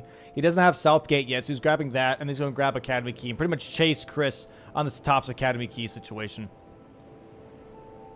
Yeah, which is great for Chris. If you're Chris, you know, you can't know what CBD's doing anymore. The next time that you have any information about CBD would be if CBD wins the game. So you just have to guess. But unbeknownst to Chris, this is excellent for him. CBD is effectively wasting his time on a square that Chris is way ahead on. Deadass, I didn't realize we've been listening to Majula for an hour. So I'm changing it. I'm sorry, chat. That's a nice theme, you know. It's pretty good. It is a nice theme, but for an hour, it's a little tough, not gonna lie. Yeah, that's a bit much. Yeah, dude, this is interesting. Yeah, CBD pretty much just setting himself up to get sniped. I wonder if CBD will realize, being like, hey, if I just go Moog Sewers, like I can actually just skip to Fia's. Yeah, I mean, he might be thinking he can go for the stuff that is not Fia's first, and then even if he gets sniped, he has Fia's as like a kind of guaranteed backup. Isn't a bad thing to do. Just say, hey, if Chris is going for Fia's, then I'll win going for other things, and if Chris isn't going for Fia's, then I'll win the eventual Fia's race. Yeah, yeah. Oh, not too great of a start to the fight here from Chris. Ooh, gets tagged again as he's trying to heal. Did somebody see it? Did he see it? Ooh. Did his third eye open? I think he's going for it. Oh, I think he did. I think he did. Uh-oh. Oh, I like this. I like this so much. It could just be split progress. Yeah, I like this. It could be split progress. Is probably split progress. But as soon as he sees Top's Academy key marked from Chris, he might know, oh, go mode. Let me do that immediately. Chris has done the sewers a bit because he got the shackles, but without doing Morgot, yeah, Chris still doesn't have access this way. Yeah, this is crazy. I'm so excited to see that the play is actually going to be working out here because it's just such a unique interaction that I don't think we've ever had necessarily where someone's like, oh, I can do Fia's champs because I have killed Morgot. I don't think anyone's really ever gone for Fia's champs through deep root depths with after Moog. I don't think it's ever really been the case because there's never been time to do that. I've definitely seen it at least in practice matches, but yeah, I don't remember that having happened. Yeah, practice? I'm talking about practice. Practice? That's pretty good. That's really, really cool. This is really, really cool.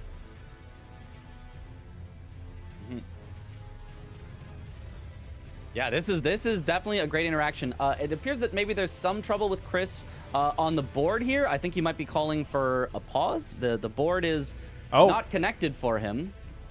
Oh, there we go. Okay. A little technical. Okay, he's refreshed it. It seems he's okay now.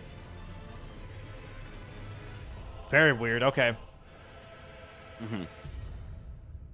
I don't think those couple of seconds are going to make the difference here, assuming CBD does hard commit here on the Fias. Yeah. I guess because Chris' stream disconnected, he might have disconnected from the board as well, something like that. I don't know. Could be. It was a little delayed. Oh! Ian dies! That's going to lose him so much time. Oh, no. Dude, no shot. Oh. Okay. That is Chris, you're already behind. You don't. The script writers have said you're good. You can get the. Oh, now he's pivoting out. Okay, I mean that's reasonable. That's reasonable. You die, you pivot out. He'll come back to that later. He's still got priority on it. That's so tough. That is so tough, dude. He even did the flask thing. So like for people that don't know, if you drink your flask, your movement is like really, really slow for that moment. So you can try and like slide off a ledge and do the most minimal drop down possible, but that was still not enough to land on the chandelier apparently. Yeah, and it looks like he is gonna go for the Finger Slayer Blade and Fia's champions. He does have great priority on tops, great priority on Grave, and it is hard to say. It's hard. And Ghost Glove Wart Bell bearings too. But he's gonna be too slow on this. CBD just gets to go Moog Sewers and then gets to go immediately to Fia's. Doesn't have to do Gargs, doesn't have to do Mimic Tier. So this is gonna be a great advantage for CBD if he just continues through. CBD he's now got so many levels. He's got a ton of health. He's got a ton of damage. He's got a ton of dex. Like CBD is going to shred through these. The only thing that Chris can hope for is a big Fia's incident by CBD, which I don't think we're going to see. We have seen it before. Fia's is mega incident prone, but CBD has been practicing so much lately. I expect he's going to have no trouble with them, but we'll see. Yeah, not bad damage. It is yellow. Yeah, yellow per hit even. Yeah, well, keep in mind, he does have Ritual Sword Talisman. Now it's not yellow anymore. As soon as max health was gone, yep. That Ritual Sword Talisman definitely putting in a lot of weight for that extra damage. There it is. The yellow is back. Really not bad damage here from CBD. Not bad at all. He just wants to make sure he doesn't get hit. Not only because you never want to get hit, but yeah, to keep that Ritual Sword up. So it will save him time not going for hits. It is not faster to trade if you've got Ritual Sword. Oh, it takes a tiny tick of Blood Flame, but that's still going to disable the Ritual Sword. Yeah, no more yellow damage. All right, does heal that up so that he gets his Ritual Sword back. Nice hits, nice stagger. Bang, bang, hits him in the head so many times. Nice takes the riposte at the very last moment. Huge damage. I'm not sure why I'm not sure why Chris kicked that poor. What was that guy called? What are those little guys called? The yelling dudes. I don't know, but I don't know why Chris kicked him either. It is right. It's not just me. I used to be so good at talking. I blame Dumbo. This is. Bro, it's fucking hard, man. It's hard, dude. Chad doesn't understand, man. It's so easy to trip over your words when you're saying so many words back to back. Yeah, it really is. Now CBD also has to do this little drop down kind of, not puzzle exactly here, but this parkour section has to do it nicely here to get down to the bottom. So potential for incidents here as well. Nice first jump by CBD. Nice second jump. He's got some good setups. Nice. Oh, barely landed on that one. Nice. Nice back step. Back step for that one. Ooh, I like that. Walk off, bang. There he goes. Nice. All right. Deep root depths. Exactly Here we where are. that hidden wall is. Chris Nice. back in Raya Lucaria, by the way. Yeah. Oh my God, he didn't grab a single grace. No, he did not. Not before the Brother. Red Wolf, not after the Red Wolf. Jeez, that's why he poured it. He was like, bro, I ain't no way I'm doing that run back. Well, he's doing it now. He had to do it eventually. So yeah, that is tough. That is insanely tough. But yeah, we're moving on through the deep root depths here now. In my first playthrough, I never saw this, by the way. I never saw deep root depths. Really? I never even killed Morgot. I didn't know that he existed.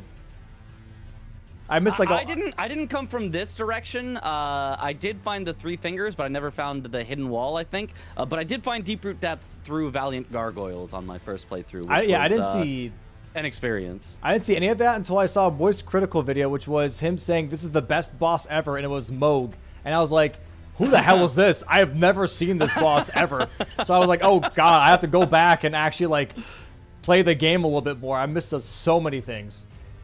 Yeah, there's so much stuff in this game that can just be so hidden, which is really neat when, you know, it feels like it's got these secrets that you get to discover. Not everything is just laid out for you along the main path is really, really, really cool. Yeah, no, I agree. Let's do this one. Let's do a little bit of Slave Knight Gale. Ooh. One of my favorite bosses of all time. That's an incredible boss. I think it's best, or at the very least top 2 in the entirety of Dark Souls 3, maybe even the entire Dark Souls trilogy. Trilogy for me, 100%. It's the best one. It's the game. It's the one boss fight. I was like, dude, like this is genuinely cinema to me. It felt like such an anime fight with his cloak doing attacks. I thought that was so sick. Fias Champ's out here for CBD. He's right there. He is at the door. Right there. He's knocking, being like, hey, this. Let me in. GG. All he's got to do is not have an incident. It looks like he is going to go with the backhand blades. The backhand blades does have a nice Ash of War against NPCs. The Revenger's Blade can often stagger lock NPCs, but that will be very, very risky when there are 3 of them. Sure, you could stagger lock one of the NPCs, but then the other 2 might just hit you from behind. So we'll see if he sticks with this. A lot of people go for more of a hit and run style, some sort of like big weapon where you can just kind of hit them once, then back off. So we'll see if CBD wants to stick with this Falx here or not. Oh, yeah. Love it, dude. That's the stagger lock. Absolute shredder. Yeah. All right. Put him in a blender. Rogier. Oh yeah. Slice him, dice him, put him in a stew. Oh my lord. That is so much damage. That is so much damage. Oh, even sticking with it for the third one. Oh, but slightly mistimes it. Still gets very solid damage on the scariest one, the one with the 2 big axes. Oh, and a backstab. Okay, That's rare to see. Nice kill. Okay, does need to get more mana for more Revenger's Blades. Okay, has to run away from the skulls a bit. Yeah, a little bit of delay. Oh, but is able to go in on Lionel, but unfortunately it's hard to stagger Lionel. He's got very, very heavy armor. Okay, gets a bit more good damage. The other one is just kind of AFK in the corner there. Now finally joins the fight. Taking we'll its see if time. he swaps to trying to kill that one first. Nice running attack. One more of those should kill that one, and then he'll have a 1v1. Bang! Oh, there it is. Okay, Lionel, he probably can Revenger's Blade, although it is a little bit scary. Runs in through the skulls. I really, really like that. Just go under them so that they miss. Topps Academy key is marked for Chris. This does make it 10 to 12, but all CBD has to do is finish off this fight. He's got tons of health left, tons of healing left. Should be fine with it. He's just going to take it a little slow. He knows he's got time. CBD looking at his non-existent watch, be like, yeah, I got time. I got time, yeah. Me when I got time? Because he knows Chris is not here. Ooh, another trade, but if he just trades... Ooh! He doesn't have any healing left after he uses this last one, and his health, his healing flask almost does nothing. He's still at half. He just can't afford to trade with Lionel twice more. He's got to get one clean hit on it. Oh! There it is! Biggest champs, and there it is. CBD wins game 1, 13 to 10. Wow. Nice job by CBD. Wow, dude, what an insane first match, man. That really played out, honestly, the way I expected it for the most part. I was hoping for a Vios champ race, but still, hey, look at the board. Almost filled up completely. What an insane game 1. What an insane game 1. And, like, all of that because of the column 1 and then trying to dance around the whole capital access was interesting. Fantastic. Yeah, Chris, I mean, really had a good shot to possibly snipe away those capital access squares, but just with a death on DTS put him way far behind, and then he kind of had to pivot around, had to try to sneakily get some squares, and he did a good job with that, but unfortunately CBD just got way too much synergy in the capital. Gold-free Morgot, 2 squares back-to-back, and then kind of had his pick of whatever he wanted to do from there. So great job by CBD, knowing that he needed to race, setting up for it early, winning the race, and then just taking it home from there. All right, we're going to go ahead and get the next match ready here, Chad. We're going to give them about, let's say, 10 minutes here for the players to get set up. All right. Let's go ahead and get this next screen up. We'll see you guys in 10 minutes. We'll take a break for the players and for us, too. For the DLC, we have this cool fog wall. For anyone that has this, kill Mesmer Center. Mesmer Center. Okay, I like that one. I should have said that one. That's a great center. I love that. It shows you need some map progress to get there. You could go through Hippo and do the Memory of Grace with 300,000 runes in the bottom left, as long as you make sure to get the golden horn tender, I think is what they're called in the DLC. As long as you get that, you can basically get that along the way. Very interesting one. A golden hippo, even a square on the board. So Hippo start is looking really, really strong. There is also Ancient Dragon Man bottom left going along that same diagonal as everything else. And Ancient Dragon Man, a great one because it gets you access to that southern coast area where you could do a lot of different things down there. So a lot of different options for what they could do early here. Dude, if you're looking at this, Golden Hippo into Hitless from a Mesmer is looking so meaty right now, because then you have the diagonal. You got column 5 and you got row 3 off of 3 squares. This is such an powerful start if you're able to execute this, right? If you're going to be greedy and go for Mesmer early, this is a really strong Bermuda's Triangle right now. Oh, yeah, definitely. Yeah, and I mean, there's even other great squares early as well. There's Killer Red Bear, which can also get you the 300,000 runes. Maybe you do that just to try to take away the synergy from your opponent with Golden Hippo. There is 2 Kindred Cookbooks on the board, which is very, very fast, very easily rushable. 2 of them does not take much time at all. There is, 2 Hanging Pot Bell Bearings. That's a very small number of bell bearings. That's rushable. You could do that along with Kindred Cookbooks, because there's 2 over on that left area over by the Prospect Town. So, I mean, there's a ton of synergy. There's a ton of early stuff. Verdigris Discus is on the board. Like, it's a buffet out here. They can choose whatever they want and have a good time here. I really like this board because what it does is pretty much pit 2 different things against each other. It's like, do you go for the very obvious, super strong play of Golden Hippo into Hitless Mesmer with Burn the Ceiling Tree, and maybe even Memory of Grace 300k here? Or do you go for all of the nice pickings that go a lot quicker, that you can do without having to rely on execution? It's just pick up and getting some map progression and making sure you get on the board, right? Which one's more effective here? And I guess we'll see which ones they pick here, but I really like this, that there's two very strong paths that they can take. Yeah. If I had to guess, I think Chris is more the style of collection before upgrading. I think he might go Verdigris Discus. He might go 2 Kindred Cookbooks. He might go Hanging Pop Bell Bearings even, something like that. 1, 2, or 3 before he finally upgrades. Whereas CBD, I think, might be more likely to go directly for an upgrade and straight to killing the Golden Hippo. Absolutely throw everything Mitch just said out the window. Chris immediately going to Roundtable and upgrading. Okay, never mind. Immediately going for the upgrade. That's crazy. That is insane. As soon as you finish your sentence, Chris immediately goes Roundtable. That is so funny. I mean, it looks like that CBD is rushing immediately to Graveyard Skip here. And yeah, Chris immediately upgrading. They both started Rusted Anchor, as we said, was like a really, really strong weapon. So I'm assuming Chris sees the really strong play. It's like, I want to go Mesmer. I want to get this as soon as possible. I'm upgrading right now. And CBD may be looking at the collecting that you were talking about. Maybe being like, you know what? That does look strong, but I could go for other stuff. I can go for Kindred Cookbooks. I can go for Legendary Ash Summons if I really need to. Hanging Pot Bell Bearings. Those are all really easy to pick up here, and I don't have to do anything super crazy for it. So, I don't know. We'll see. Ancient Dragon Man, you know? CBD might still be heading for a kill square first. He might just be trying for a little bit of extra efficiency. If you go and get a Grace and then pivot warp back to Roundtable, it's slightly faster than just warping back to Roundtable at the start. Because as you notice, when Chris warps back here to the first Grace, he's going to be a little bit behind the fog wall. He's got to make up some time. He's actually just kind of losing time by doing the warp first rather than doing it on the first Grace. So we'll see if CBD does a pivot warp here. I think, he didn't do it at least on that Grace. Yep, going to Tiolier for now. Chris bought some armor, also bought the Sacrificial Axe here and the Rusted Anchor. Using the Sacrificial Axe, I guess, for starting off because he doesn't have enough levels to use the Rusted Anchor just yet. He does have some money. I don't think he leveled. He hasn't leveled yet, so you could use the Rusted Anchor if you really wanted to, but didn't want to sit down and level just yet to not, waste any time going for a different square here. Also going for Graveyard Skip.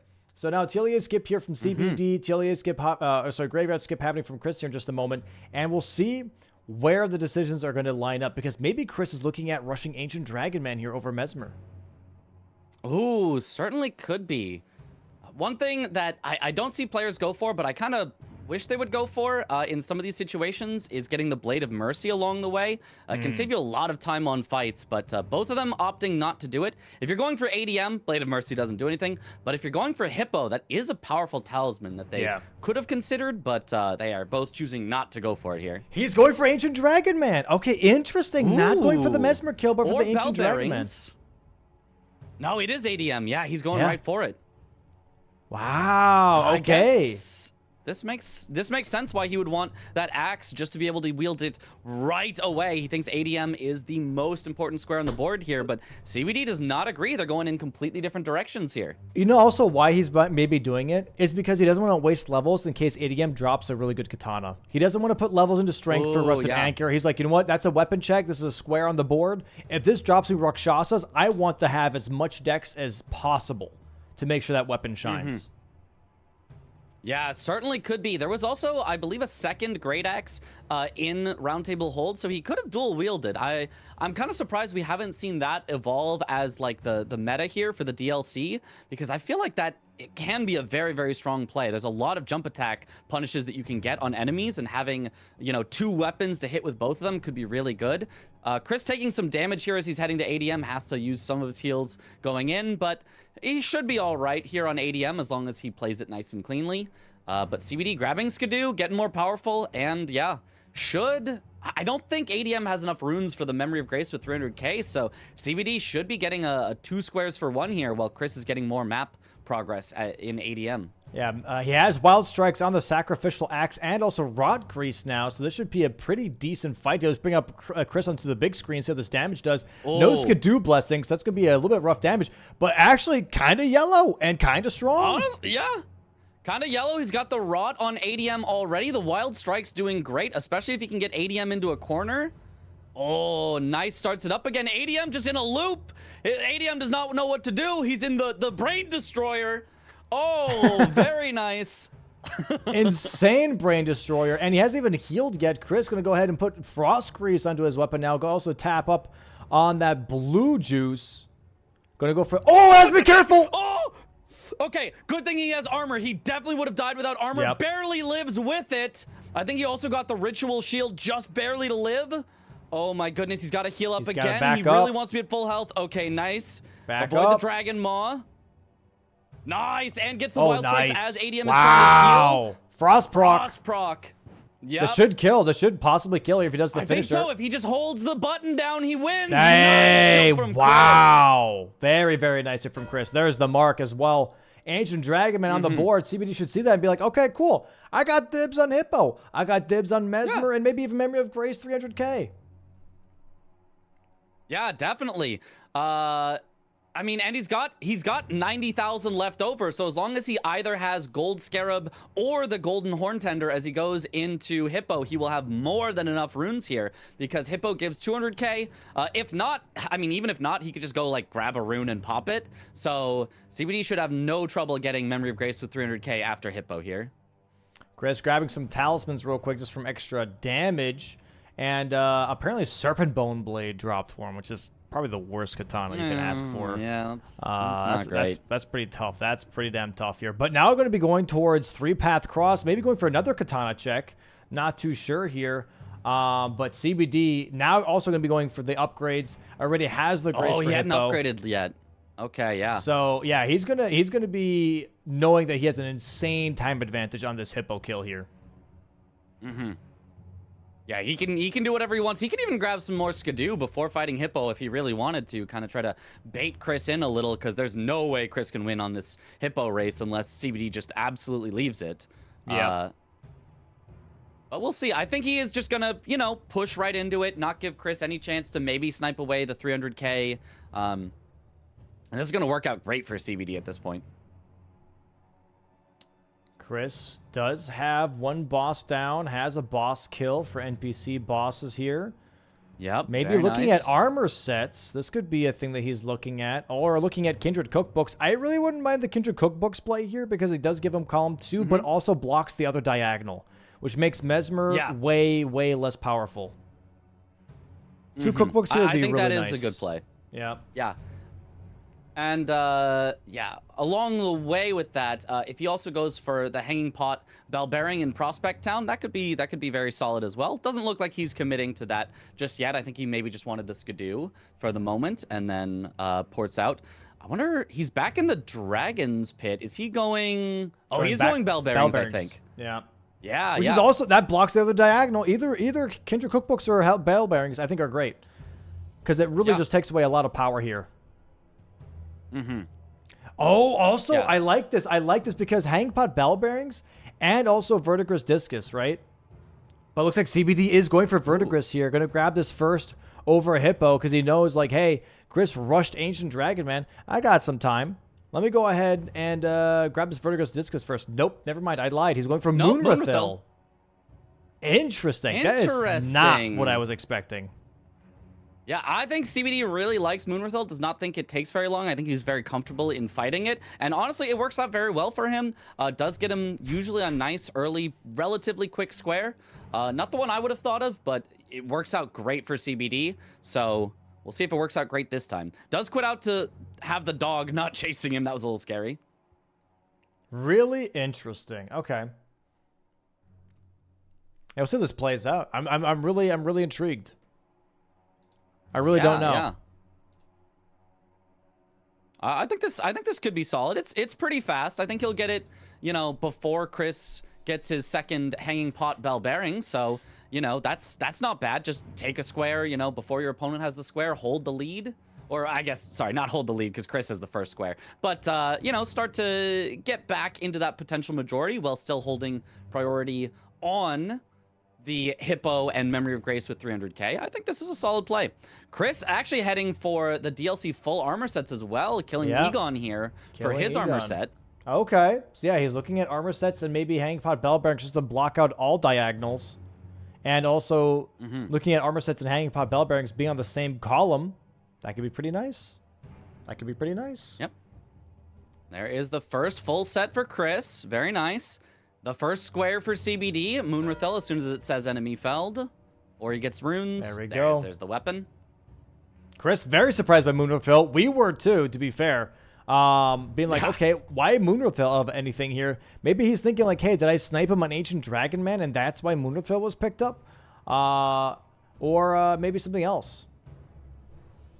Yeah, but now CBD headed back to Hippo. I think CBD just did a good job of like knowing how much extra time he has to kill Hippo first. Yeah. And making the most of it. So I think this is a very, very smart play from CBD. Technically a little risky because if he dies to Hippo, all of a sudden Chris could have a chance to snipe it away. But, you know, I think he's very comfortable on Hippo. And he's showing it here. Already gets a big stagger, big riposte. He's got the rot ticking already on the Hippo. Very nice. Yeah. Oh, gets another one stagger tick. To cancel the needles. One needle huge. tick is all that was. Very, very nice here. Barely took any damage. Was able to heal it right away. This is really, really solid. Yeah. He's got a really good start. Ooh, the needles. Gets hit by several needles, though. He's going to have to find a time to heal. Okay, he does just heal instead of taking his punish opportunity. I really like that. Roll in on the slam. He couldn't jump it because Hippo got too close to him. Very nice. He should get another stagger here very soon. Does not greed for it, though. Make sure to dodge the attack first. Very nice. Ooh, does not quite have the stagger yet. I think he could have gotten it. He gets hit by 1,000 needles in the corner. Ooh, might even lose the stagger on the Hippo. I think he might have recovered some. That was a lot of Yeah, he's not getting the stagger when he should have, but there it is. Big stagger. Ooh. Very nice. Oh, gets the riposte even. His head was fully in the wall. He teleports into the wall to get it. Very, very nice positioning from CBD. Has him down to 5%. Just needs a few more hits to finish him off. Bang. 2 more hits probably will do it. 1 more hit will do it. Nice dodge. Nice hit. Nice kill. And let's see if he gets enough runes from that. I don't think he got enough runes just from that. He's going to need a little bit more at this point. This should tell Chris, like, hey, okay, so he just grabbed Moonrathel after seeing that I got Ancient Dragon Man, and now has Hippo. So now Chris really has to figure out, like, yeah, what's my game plan here? Is it Hanging Pot Bell Bearings? I think so. I think Hanging Pot Bell Bearings and armor sets would set him up really, really nicely. It would set him up really, really nicely. But CBD heading for the Kindred cookbooks, which Chris can have an advantage on potentially, but I think CBD has started on it so quickly. I think CBD is definitely going to get it first. Chris heading back to the 3-path cross, probably heading for the Kindred cookbook and Hanging Pot Bell Bearing, it's hard to talk, synergy, but is going to get the Kindred cookbook sniped away first by CBD. So all Chris is going to get is the Hanging Pot Bell Bearings, which isn't bad, but I mean, you really wanted this to be a 2-for-1 and a 1-for-1. You know, when CBD has the 2-for-1 advantage, is not going to be too great for him. Yep, so CBD going to be grabbing possibly cookbooks before Chris does. Going to be a little tough here, but Chris will have armor sets before CBD. So there is that. So even if he does lose out on cookbooks here, CBD already has 2 incants as well.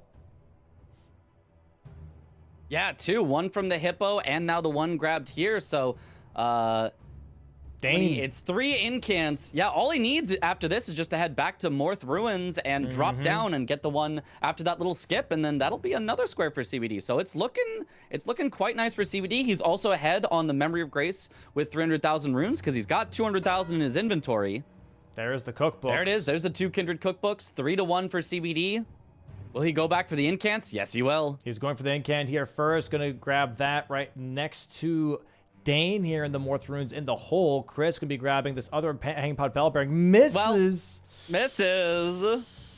That's definitely, like, this is more of a time sink than people realize. Like, this takes you another, it's like 30 seconds for each attempt. Maybe looking to get a longer weapon here. It's really not great. Something that you can do as a backup is have something like some throwing knives in order to knock it down if you miss on the way in, but Chris does not have it, so has to go all the way back around. Hopefully does not miss it this time. He does! That anchor's just so slow! You might want to swap to his axe because it swings faster to get it, because this anchor is just missing by swinging too late. It's got a big hitbox, but it's not making up for how slow it's swinging right now. He's going for it a 3rd time. There it is. Incants here for CBD, currently 4-1. I don't think we're getting a Wendy's 4 for 4 here. I think CBD is going to be able to get another. Okay, there it is. Nice job from Chris. Gets the bell bearing. CBD should be able to get another square here pretty quick. Verdigris Discus looks like is the choice. Oh, misses that jump. Is going to have to redo it.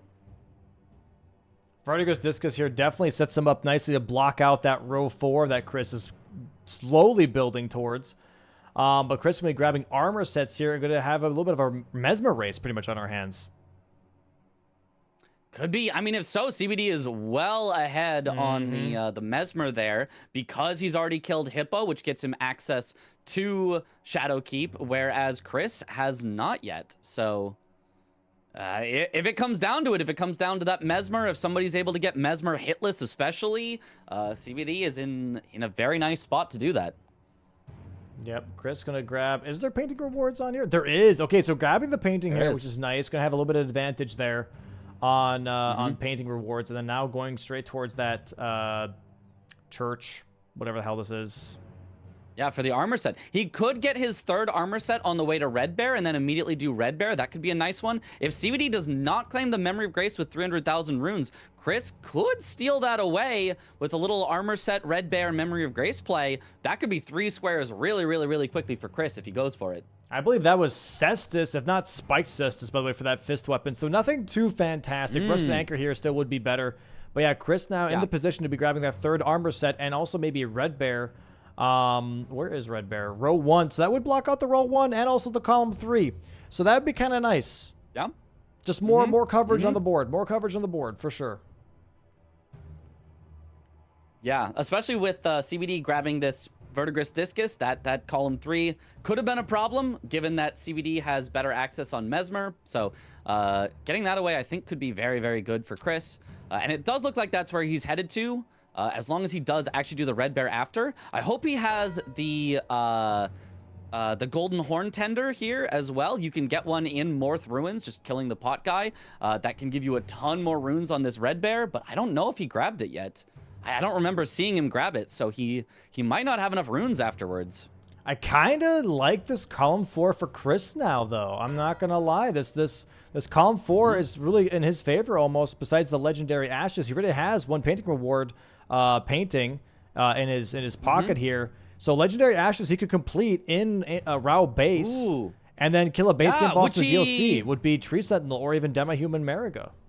Because he already killed Ancient Dragon Man. He can get to, because he's got ADM, yeah, so he can get to Mariga really quickly. That's actually quite a nice little sneaky line there that he could go for. The 2 legendary DLC Ash Summon, he'd probably want to set up before committing to that. But yeah, he's way ahead on painting rewards, having one of the paintings already and having Southern Coast access through ADM.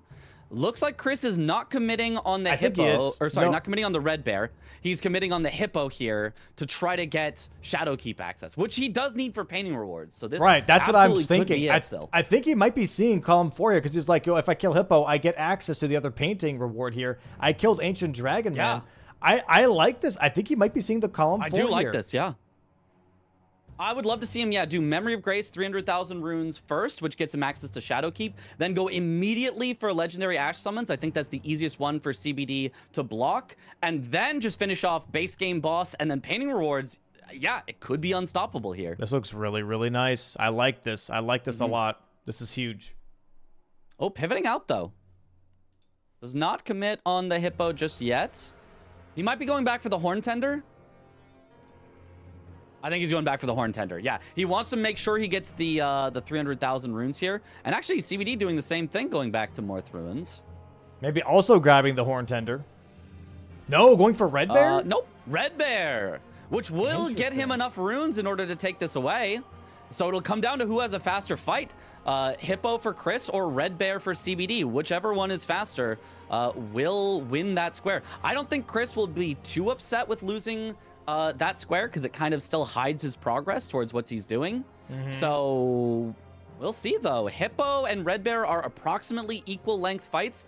I feel like Red Bear maybe has a little bit less health, but I feel like Hippo has some good, consistent opportunities to hit him, whereas Red Bear has like the roar that can force you out and various other things. Hippo can stall as well in the second phase, but as long as you keep good staggers, you can kind of bully the Hippo a bit. So we'll see who has the faster fight here. Yep, CBD already into the fight here. Chris now entering as well. Red Bear starting with the charge attack. CBD having yellow damage is really nice. Chris has Rotgraze for the anchor, though. That might help him just speed this fight up just a little bit for the edge here. Pretty much same damage. Yeah, Chris did not have yellow damage, I think, on one of his R1s there. Stagger already. The rolling R1 doesn't quite do yellow, but nice yellow damage for CBD. CBD's got it down to 60% health already, so definitely a big advantage for CBD on this. The only thing is CBD might want to spend some runes after. He's going to have like too many runes, and Chris could maybe just Memory of Grace right away. Nice roll. Yeah, very nice. It's possible Chris could win it by that, but I think CBD is going to get the kill first. Wait, but it's actually really close now, and Chris should get a frost proc here soon. Does not interrupt the needles, though. Okay, nice just avoiding them. Though. Yeah, CBD has it down to 25% health compared to 50% health for Chris. Chris gets tagged again, taking away. Yeah, taking away his talisman. Nice job from both. Okay, CBD's got it down to 10% health here. Nice stagger with the frost proc. Should do a ton of damage, but CBD has the kill first. Is he going to Memory of Grace right away? There's the red bear marked. Or is he going to go spend his runes first? He's going to Memory of Grace right away. Wow. Bang, there's the double. Okay, CBD currently 7-3 right now. 4-square lead. Very risky, but very efficient play here from CBD. Gets 2 squares pretty much for 1. Okay, now if you're Chris, the line might be your hope here. You might just say, well, I can win this line.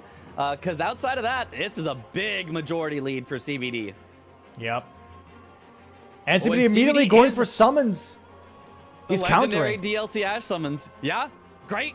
Oh, wow. Great awareness by CBD. Oh, wow. He does not have line blindness. He has line, like, fixation. He knows exactly where to go to block the most threatening lines. Yeah. And it has been so effective. It worked super well for him in game 1. He recognized the diagonal right away and went immediately to capital before Chris was even showing too much progress on it. And here again, he recognizes that column and is heading right for the legendary Ash summons. Very, very nice play by CBD. Oh, Chris has Torrent die? That was a weird. Chris has been having a little bit of a hard time with this jump. I think he had a little bit of a hard time with it yesterday as well. Getting stuck in the terrain when he loaded back in. Which is really unfortunate because it really slows down his momentum here. Gets it this time. Does get the skip this time. And does not look like Chris is committing for that line, which is totally fine at this point. But yeah, I mean, that was certainly a way he could have done it, but CBD is going to snipe it away, and Chris not even committing for it. Going backside instead. Backside does have a lot of good stuff there. It's got fast access to Mesmer, potentially. It's got the Tree Sentinel Duo, which is also a base game boss in the DLC. It's got the Giant Hand in the Finger Ruins. It's got the Golden Braid back there, so there's a lot of backside stuff. Chris could actually catch up on majority quite a bit by heading backside early, so I do not mind this whatsoever. Chris still has priority on dragon bosses because he's got access to the southern coast, still has priority on transformation and painting rewards because he's got access to the southern coast. So Chris, honestly, not in that bad a spot. Down by 4 squares, but has priority on like 6 squares. So if he can get them all, he's not too bad. The thing though for CBD is if he gets legendary Ash summons here, he's blocked every single bingo already. We're already almost in a majority game for CBD. Oh my goodness. Off of 25 minutes. That column 4 is the only thing that Chris has. Yeah, and it will be taken away. We happen to know that unless CBD just doesn't commit to this, it will be taken away very, very shortly. Yeah, we do have that Golden Braid. We do have that boss game of the DLC. That's already 2. That do be very strong. Gaius for hitless is a potential thing here. Or we do Mesmer hitless. I would love to see a Mesmer hitless. It's hard to do, but it'd be nice to see. I would love to at least see an attempt at Mesmer hitless, and then if you get hit, just finish off the fight, get the square, totally fine, and then you can do Gaius hitless after. Unless you're really, really confident. You're like, no, I will get Mesmer hitless on the second try. But for the most part, I think just taking away that square and the synergy from your opponent is really, really strong. Yep. Does the Memory of Grace, however, affect CBD's momentum for the better part of the late game? 300,000 is not nothing to sneeze at. That's a lot of money. It's not nothing, but this isn't the base game. You got a ton of runes already from a lot of pickups and stuff, so I think CBD will be just fine without it.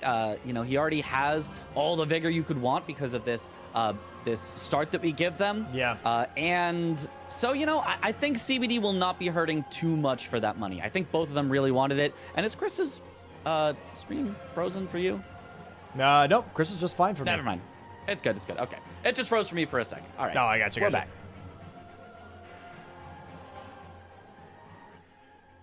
Apparently my cam is behind as well. Weird. No, you're good. No, you're good.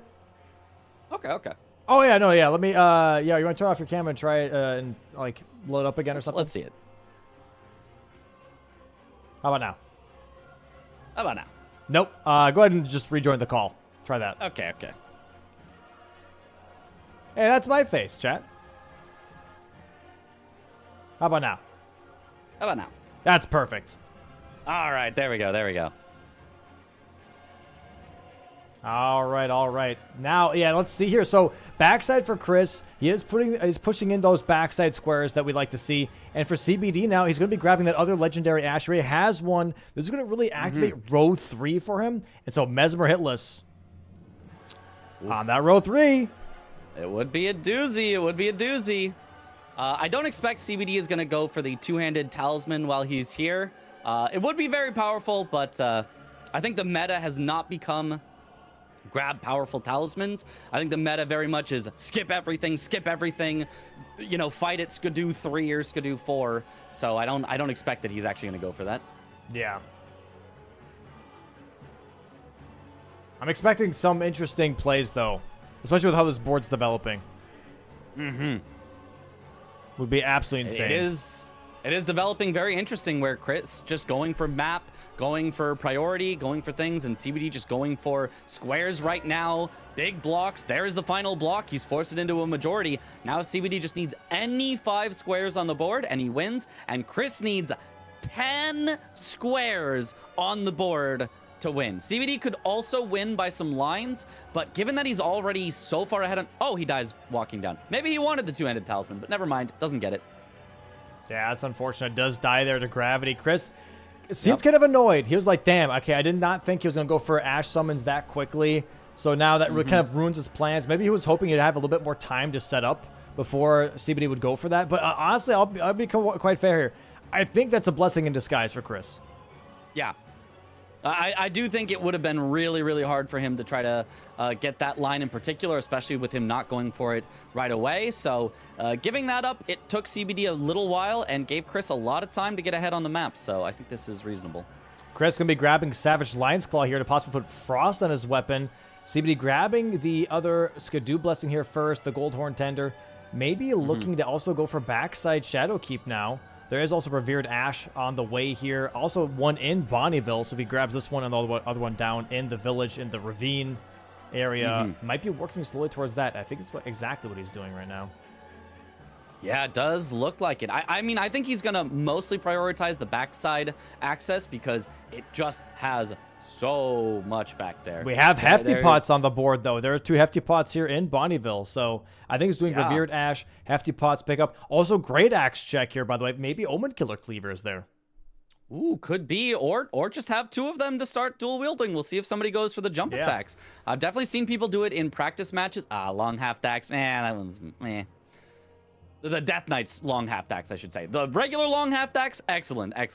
The Death Knight's long half dacks, it's all right. Whatever. Right. Yeah, we have Revered Ash here, though. He is picking that up in the ravine here. Chris already in the Specimen Storehouse, though. Back with Savage Lion's Claw, Frost on this Rusted Anchor. So he's going for the Mesmer kill here. And if Chris gets this, he's taking out the rest of the column 3 here and also row 3. So all of the bingo lines that CBD is kind of working towards pretty much are going to be snuffed out. Yeah, it is looking like both are very okay with this heading into a majority game. I mean, CBD especially okay because he is ahead by 5 squares in majority. But it looks like both of them are prepping for that, are prepping for it to just be, let's go for majority, let's just see who can get more squares. Okay, Chris not going for Mesmer, actually going for Gaius. I think he's probably going for a Tree Sentinel duo. Well, let's say at least one of the Tree Sentinel duo for a base game boss in the DLC. Acquire the Golden Braid. Those two are just very, very quick squares. They are not going to take that much time out, and he should still be ahead on Mesmer compared to CBD, who's got to make his way all the way through the backside of Shadowkeep. Which he didn't have to because he killed Golden Hippo. He could have just gone through Shadowkeep and done the Shadowkeep skip, but yeah, now we're here. Now we're here. Which is interesting because the fact is that he doesn't even need Emir, right? Yeah. The only reason you would go backside is you would go Emir. Does he need draining the water for anything? I don't see anything down there. Yeah, no. I think definitely the front to backside skip would have just been faster for him. He did want some stuff in Bonnie. There is that. Maybe now he'll go front side. Maybe. But if so, I wouldn't have expected him to even get that grace heading towards the backside. So we'll see what CBD does. But yeah, Chris with a nice lead here into a lot of these very quick squares. All right, so let's see here. Tree Sentinel going to be dying for Chris here in just a moment for base game boss in the DLC. And then possibly Golden Braid right afterwards, and then Mesmer. And yeah, it looks like, yeah, CBD is in Shadowkeep now. I think he's going for the Mesmer. Okay, this is good. I think CBD will get there faster going front side than Chris can kill the Tree Sentinel duo and get Golden Braid. Oh, he's actually going past it. He might be going Golden Braid Mesmer, which would, I think, put him ahead of CBD, or at least very close. Yeah, it's going to be very close indeed. I don't mind this. I think this is very much like a thing of like, hey, pretty much, you know, oh, I'm over here, and then go to Mesmer. You know what I mean? It's like, oh, I got Golden Braid. I got advantage. Hinterland's advantage. That's me. And also, this blocks out row 1 and column 5, by the way, at the same time. Yeah. Very, very nice play, I think, there from Chris. Brings it down to only a 4-square lead for CBD, while Chris still has this priority if he goes right back to it. No, looks like Chris might be going for that Tree Sentinel. Yeah. Okay, so this might be a Mesmer board or Mesmer square here for CBD, which I don't necessarily like for Chris in this situation. Mesmer's too valuable here. I think the Golden Braid play was fine. Now going for the Tree Sentinel duo right afterwards, I don't know if I like that. I really don't. I think going for Mesmer here would be just way, way better. It takes a lot of pressure off of you. You know what I mean? Yeah, I do know what you mean. I do like going for the Mesmer fairly early, but he has no information right now about where CBD is currently. So I think it's a reasonable play to say I'll hold on to this Mesmer progress and I'll get it after. It just turns out that CBD is rushing for Mesmer, so he probably does not get it first. But honestly, he's got a great fight on the Tree Sentinel. He actually might still be able to race CBD on it. And if he does race CBD on it, and if he does win Mesmer still after this Tree Sentinel, then he's in a great spot. So it's risky, but it's kind of a risk you have to take by being behind. Oh, he's going for the full Tree Sentinel duo, though. Ooh, this is going to put him behind for sure then. Yeah, we'll see how these fights go. CBD doesn't have an Ash of War yet on the Rusted Anchor, which means he doesn't have Frost. Does he have Greases? I don't know if he bought any Greases. If he doesn't have any Greases either, his damage is going to be a little rough for Mesmer. It's going to be a little rough. I mean, I do wonder also if they're going to go for hitless. That might be a saving grace for Chris, is if CBD gets hit on Mesmer, then CBD either has to make a call to redo the fight, in which case Chris can catch up, or to just, you know, say, oh, I'll just get Mesmer, but then at least CBD only gets the 1 square and not the double up. So if CBD gets it hitless, CBD is in a great commanding spot. If CBD gets hit, there's definitely some great chances for Chris here. Okay, Chris, almost done with the Tree Sentinel duel already. Has the Grace for Mesmer, right? No, he doesn't. He's pretty close to the Grace, though. He's pretty close. He's got the Loft, so he has to do the little skip from Loft down to Mesmer. Yeah. Oh, nice stagger. Big jump attack. Huge there. And Lion's Claw, but doesn't have enough stamina for the follow-up, which would have killed. There it is. There it is. Bang. But CBD heading right into Mesmer here, so... Chris heading there too, heads to the Loft. It's going to be a race. Chris is catching up, though. Yeah. Yeah, he's catching up so much on squares. Oh, he does have Frost Grease. CBD does for Mesmer here. Let's see what the damage is like. Oh, it ain't great. That is a doozy. That is... you don't like seeing that. That's rough damage. This might be an advantage here for Chris. That is some atrocious damage. Yeah, Not even it's close because to it's yellow. pierce damage. Oh, CBD gets hit and does quit out. Wait, Chris is no, doesn't quit out. He actually decides to just finish it. I thought he was gonna quit out, and then Chris was almost gonna be ahead, but no, he's gonna commit to it. He was debating. This is not terrible for Chris though. Chris aggroing Cood here, has to be careful not to get stabbed by the fire sword. Gets to the door. Yep, nice. He's going to wait for the door to open. He might quit out to get the Fire Knight off of him, or he might just commit and send it. Grabs the Skidoo. Very nice. Yep. Nice. Okay, CBD has about 30% of Mesmer's health down, but that is with a Frost proc already, so it's going to... Yeah, and the Frost Grease has worn off. He does do yellow damage now with the Frost proc happening, but this is still kind of rough. Chris right behind him. Chris porting to Graveside Plains here. Maybe grabbing a Grease for a different weapon? Oh, could be. Or Talismans, or it is Rot Grease. Yep. Oh, CBD gets hit again. Still fairly controlled. He hasn't lost a lot of life or a lot of healing yet. But not the absolute cleanest fight we've seen from him, and especially not the fastest fight with this damage. This damage is rough. This damage is rough indeed. If Chris doesn't quit out, he could technically take this. I think Chris's damage is going to be a little bit better. Damage might also suck because... Oh, no, he swapped to a weapon that's standard because he knows that Pearson's so good. Immediately takes a hit, though. That's... He quits out! He quits out. He wants the hit list. No, don't get greedy. You're behind. Okay. Oh, boy. Oh, boy. He wasted a Grease, yeah, and... $10,000 down the drain. Here we go. Rot Grease now in the sacrificial axe. He does have a second one. As long as he can still get the Rot with it, this is still very, very much, you know, worth it, potentially, but... We'll see. Okay. Nice hit so far. He does CBD in the second phase. Doing some good job of dodging. Oh, Chris almost got frame trapped there, but manages to avoid it. Very nice.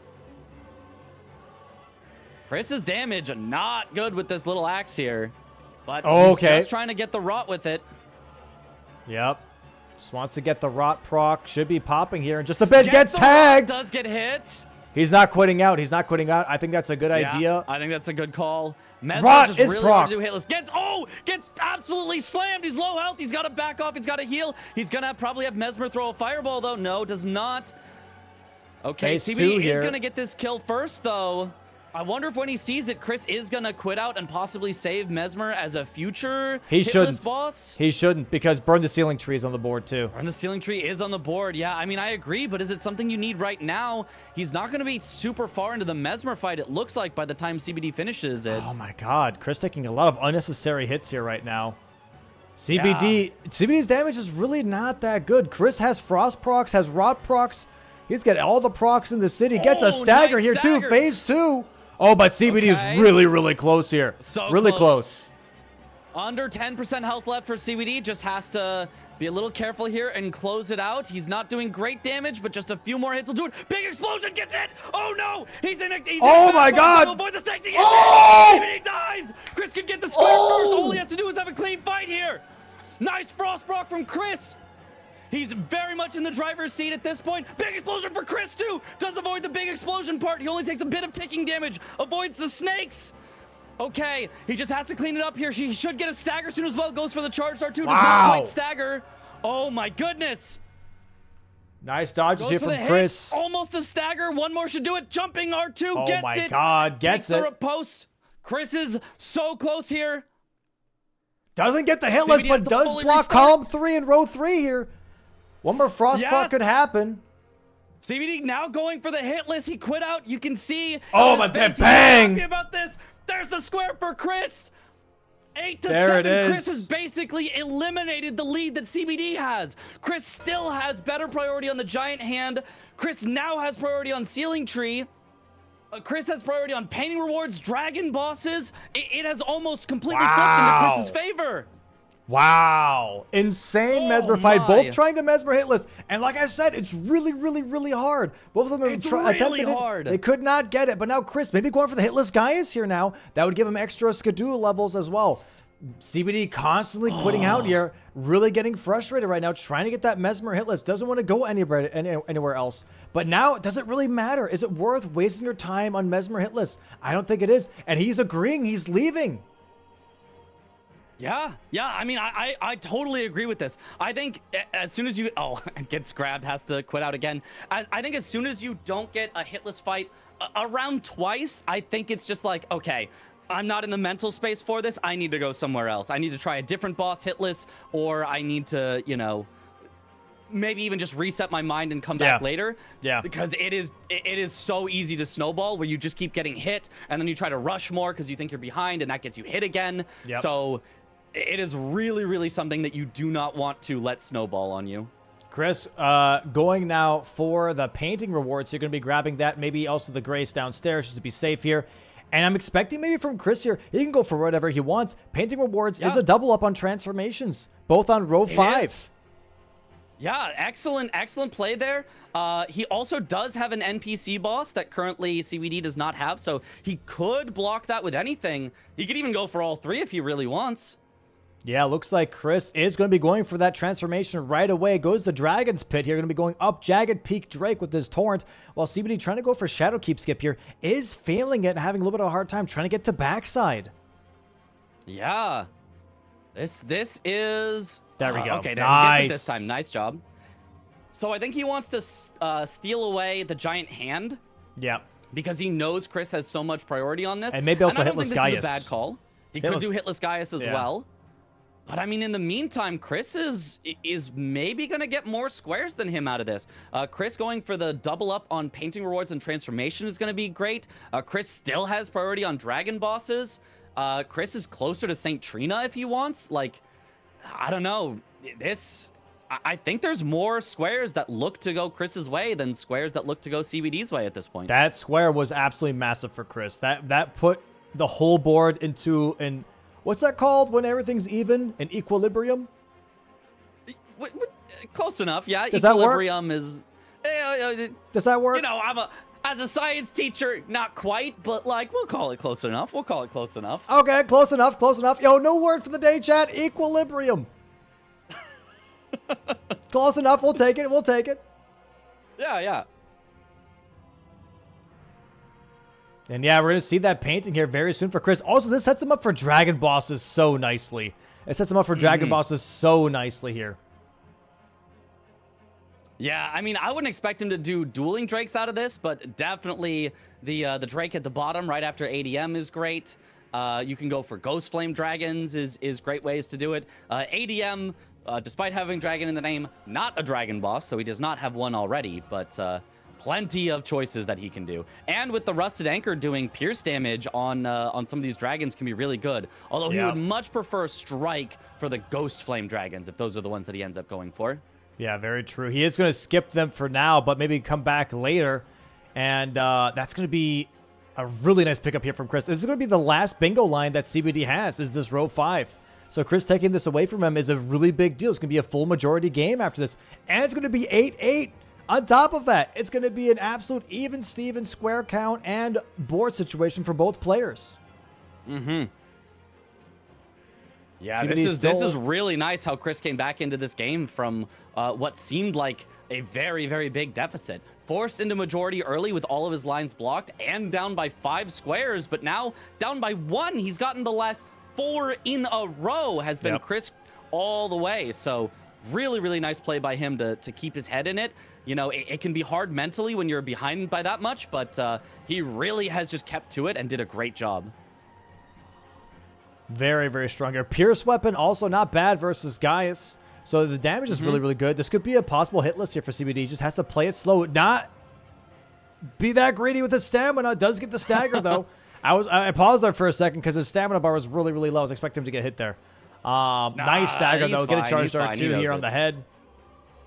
Yep, not quite the phase transition just yet, but doing great. Is low on stamina again, but plenty of time. It has to avoid the instant charge. There it is. CBD always gets that instant charge. It's a toughie. If you roll back far enough, he does do the leg kick instead.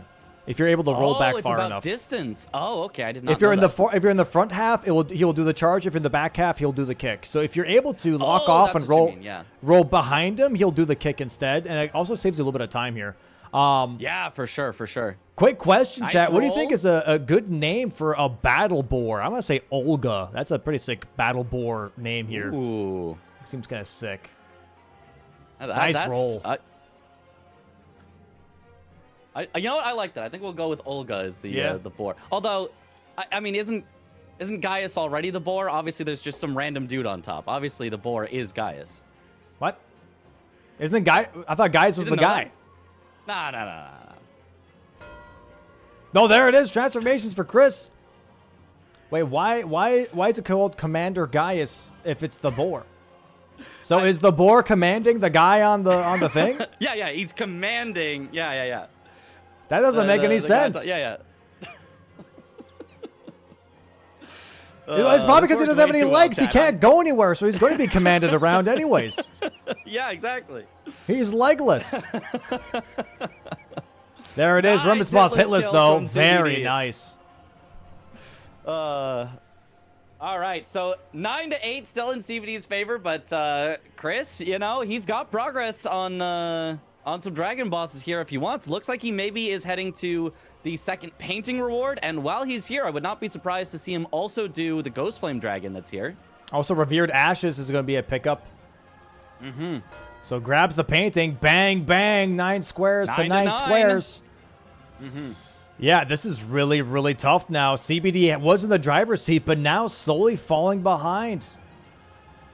Yeah, I mean, he's got these Skidoo to kind of make up for it, so he should have faster fights from here, but yeah, I don't think he's very happy about having to go for Gaius for that, because Gaius didn't really synergize with anything else. He just had to go Gaius just because it was an easier hitless boss, which lost him quite a bit of time. Jail here. Yeah, Chris going to go for hefty pots now.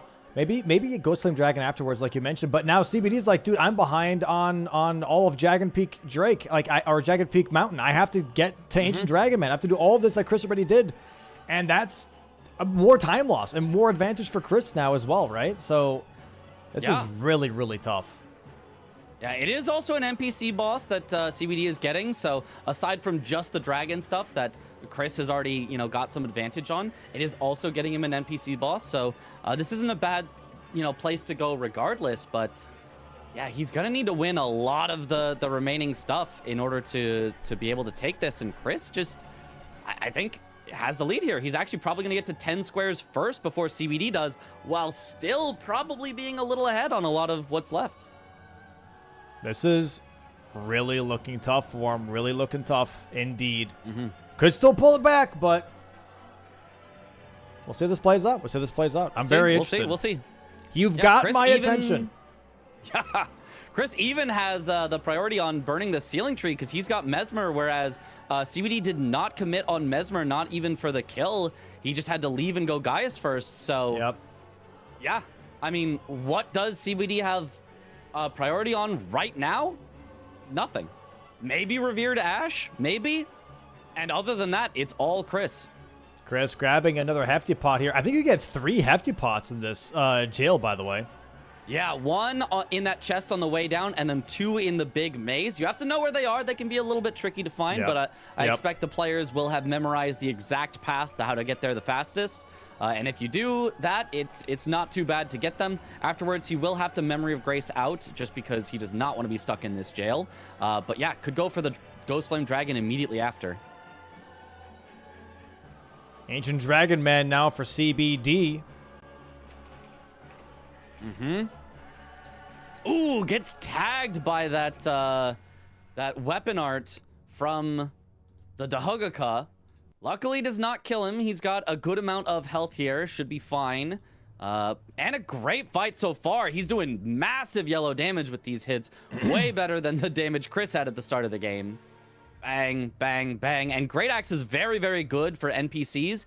You can just kind of keep hitting them, usually around 3 times before having to reset and get your stamina back. You can even greed for it and try to, like, reset your... Does he know? I don't think Chris knows how to... Okay, I think he found it now. Okay, he found it. Has to get this jump. There you go. There's one hefty pot. We'll see. Is this his last hefty pot? I don't know that he grabbed the ones in Bonnie Village earlier. No, he has to go do this and then Bonnieville. CBD has 2 hefty pots here. Also killing Ancient Dragon Man now. Chris, a little lost in the sauce right now. I think he's found it. You go around this left side here. Keep going, Chris. There you go. All right. Yeah. Okay, there's the third one. Memory Grace out. Smiling. He's smiling like he just figured out. He's like, He points to his head. He's like, I'm so smart. I got this. Yeah. Yeah. There it is. And CBD focusing on NPC bosses now. Kills Ancient Dragon Man and then goes straight for Dane right afterwards. Yeah, as far as third one, do you think Knight of the Solitary Jail? That's a pretty easy one to get to. But he's got a lot of potential options here. I would probably expect to see that.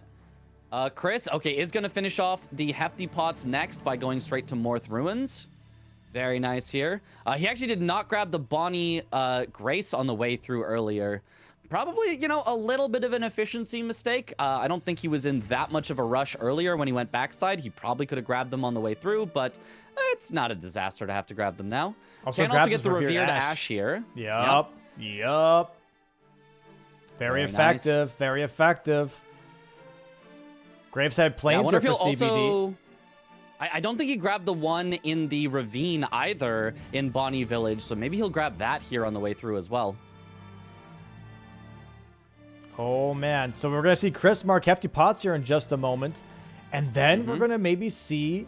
We're going to see Solitary Jail Knight for CBD here. And I'm really curious what Chris is going to go for afterwards. Maybe Giant Hand. I could see him go for Giant Hand.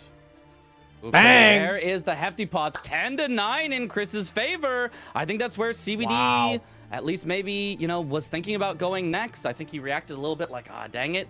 But he is going for Solitary Jail Knight. This should tie it up 10-10. We're getting into the very end game now. It's now just, what are you going to go for? What are you going to get sniped on? What are you going to snipe your opponent on?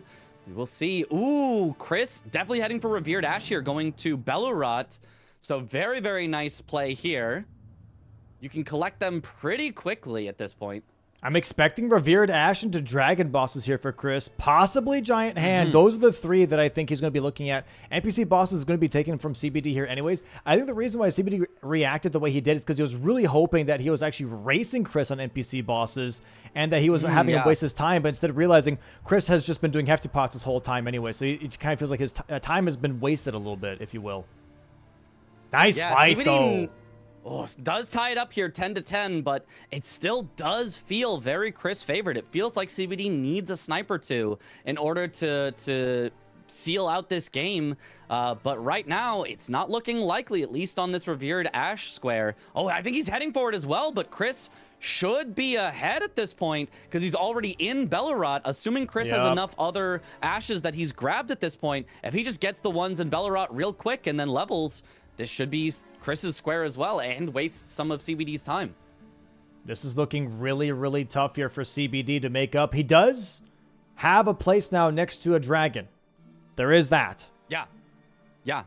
That's the one thing he's got. So does Chris. So, you know, Chris also has a Grace that's even a little closer with the Belurot jail. But, yeah, at least CBD can challenge on dragon bosses for sure. Neither of them have gone for it yet, so the advantage is kind of washed out at this point. CBD's done ADM, so he's got access there. CBD is close enough on the Ghost Flame, so it really will just be whoever commits first on that one. Chris skipping the Grace here, by the way, going just for the next quickest Revered Ash in Belurot. I'm assuming he just needs one more. He already has quite a few. He would grab the double. You need 7, I believe, because it's 1, 1, 1, 2, 2. That sounds right to me. I don't remember. It's been a while. But I want to say yeah, around there. That sounds right. That sounds right. It's usually around the ones in Bonnie, the ones in Belurot, and then it's like 2 extra. Sometimes the one in Gravesite Plain. You can do the one after Tialier skip down at the bottom on the way to Elac River, things like that. So, yeah, he should be very close if he does not have it immediately here. Okay, CBD upgrading some things here really quick. Also grabbing the Holy Tier. He's going for dragons. He just grabbed the Holy Cracked Tier from Kale, so he's going to go for this Ghost Flame Dragon in the lake as his first kill. Currently tied 10-10. Chris, however, going to be marking his 11th square here in just a bit.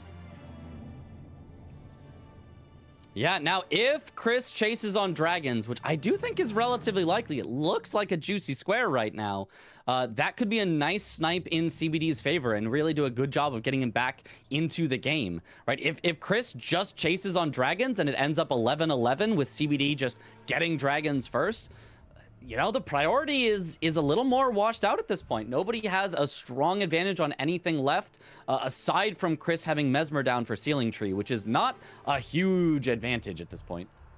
I don't know. I mean, if you go for Mesmer, you can, I feel like, make a pretty strong assumption that the other person did not go for Mesmer.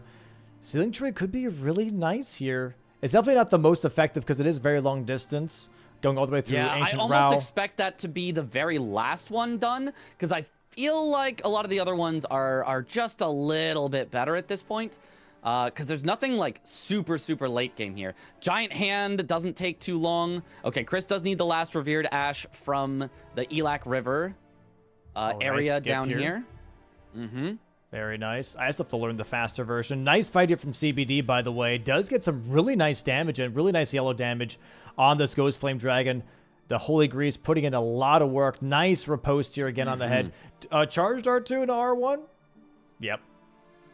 Barely doesn't have time for the R1, but there it is. That's one dragon. Leg. Yep. Heading down now to the waypoint here so that he can get a second dragon. I wonder what he's going to do for the third. Honestly, the first two are kind of obvious. Everyone goes for the Ghost Flame. Yep. Everyone goes for the Jagged Peak Drake. And then the third one, you usually try to get synergy with. There's not a lot of synergy here. He might go for the one on the way to PK, maybe. But I mean, that one summons the little skeletons, and that one's pretty awful. But Dueling Drakes is awful. So it's a little bit of a pick your poison here. Nothing stands out as a great one. There 11 it is. square for Chris now. Very nice. Going straight for Giant Hand right afterwards. He is currently in the hinterlands. So not going for dragons. Going for Giant Hand. Maybe Giant Hand into Burning Ceiling Tree. And CBD wasting his time currently on dragons. Yeah, or Giant Hand into St. Trina. Honestly, either one, not a bad call from Chris. And I think has a good shot of winning either one that he goes for. So might be in a bit of a, not exactly unlosable situation, but a very likely to win situation for Chris here. As long as he does not, I guess, chase on dragons after getting the Giant Hand. Yeah, one more dragon after this for CBD should seal the deal on the square. Grace too for Chris. Oh, nice. I don't think there's a Stake of America there, is there's there? There's another Grace further down they can grab. Oh, right. I forgot that one. Yep. Yeah, there's like so many Graces everywhere.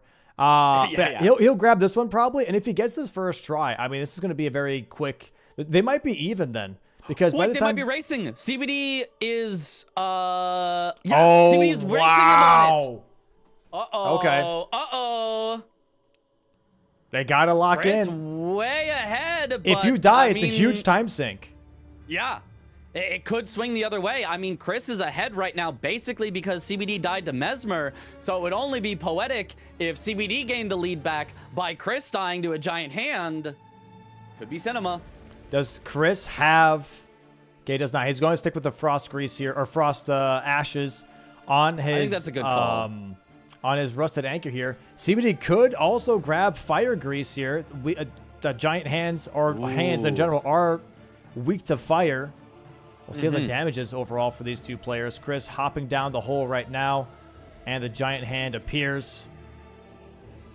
Oh, nice. Lion's Claw to start. Nice Good RNG dodge. here for him, for sure. Nice RNG. Yeah. You definitely you don't want the running attack. That's like the worst attack that the hand does. But Chris should get a stagger here.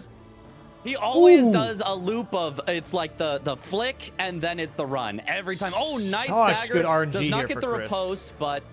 Wow, yeah, already down to like 30% health on the hand. Does get hit by the running again. That just happens. Honestly, you're almost okay to just trade with that every time. Yep. Oh, misses with the charged R2. You don't really want to go for that unless you're right next to him. You want to try and stay near the stump if you can. Okay, gets hit here again, but heals up. That Ritual Shield putting in a lot of work to make sure that you're not taking too much damage. Oh, goes for the Savage Lion's Claw. That does not work out well, but he gets the hit. There's the snipe. 12 to 10 in Chris's favor. He has his pick of whatever he wants to go for. The only thing that will not work out well for him right now is Dragon Bosses. The other two, he's got a good shot of winning. He might try to split progress as well. Yeah, he's going Dragons. I kind of expected this. Well, he might go Dragons or Saint Trina. He could go Saint Trina. Yeah, you don't know. You don't know. Yeah. He might go a dragon on the way to Saint Trina. That could be an interesting play. A little bit of split progress and efficiency of killing something on the way. CBD's thinking it might be burn the Sealing Tree. He's going for the Mesmer fight here instead, going back into the fights of finishing dragons. Chris right now making his way possibly towards the Jagged Peak Drake here as a dragon kill boss, or just going for the full-length Saint Trina quest line instead. Yeah. No, I really, really like this from CBD. I think that you need to get Chris to waste his time on something you have priority on. So by not finishing off dragon bosses, he's getting Chris to kill a dragon boss right here, which is wasting some of Chris's time. So very, very smart play by CBD, not finishing that off right away and instead doing a little bit of split progress himself. I think this is very, very good call from him. Oh, Chris goes through the head here. A little awkward. And way better damage on CBD's side than last time. We were seeing like not yellow, barely yellow, and now he's doing just incredible damage. Almost has phase 2 already. I really think that Memory of Grace actually made that Mesmer fight so much harder. Like, I genuinely think the Memory of Grace actually screwed up his Mesmer fight. Like, look at his damage now. Yeah. His damage now is just so much better. A lot of the Skidoo as well from Gaius and stuff helps quite a ton as well. So yeah, true, much better fight.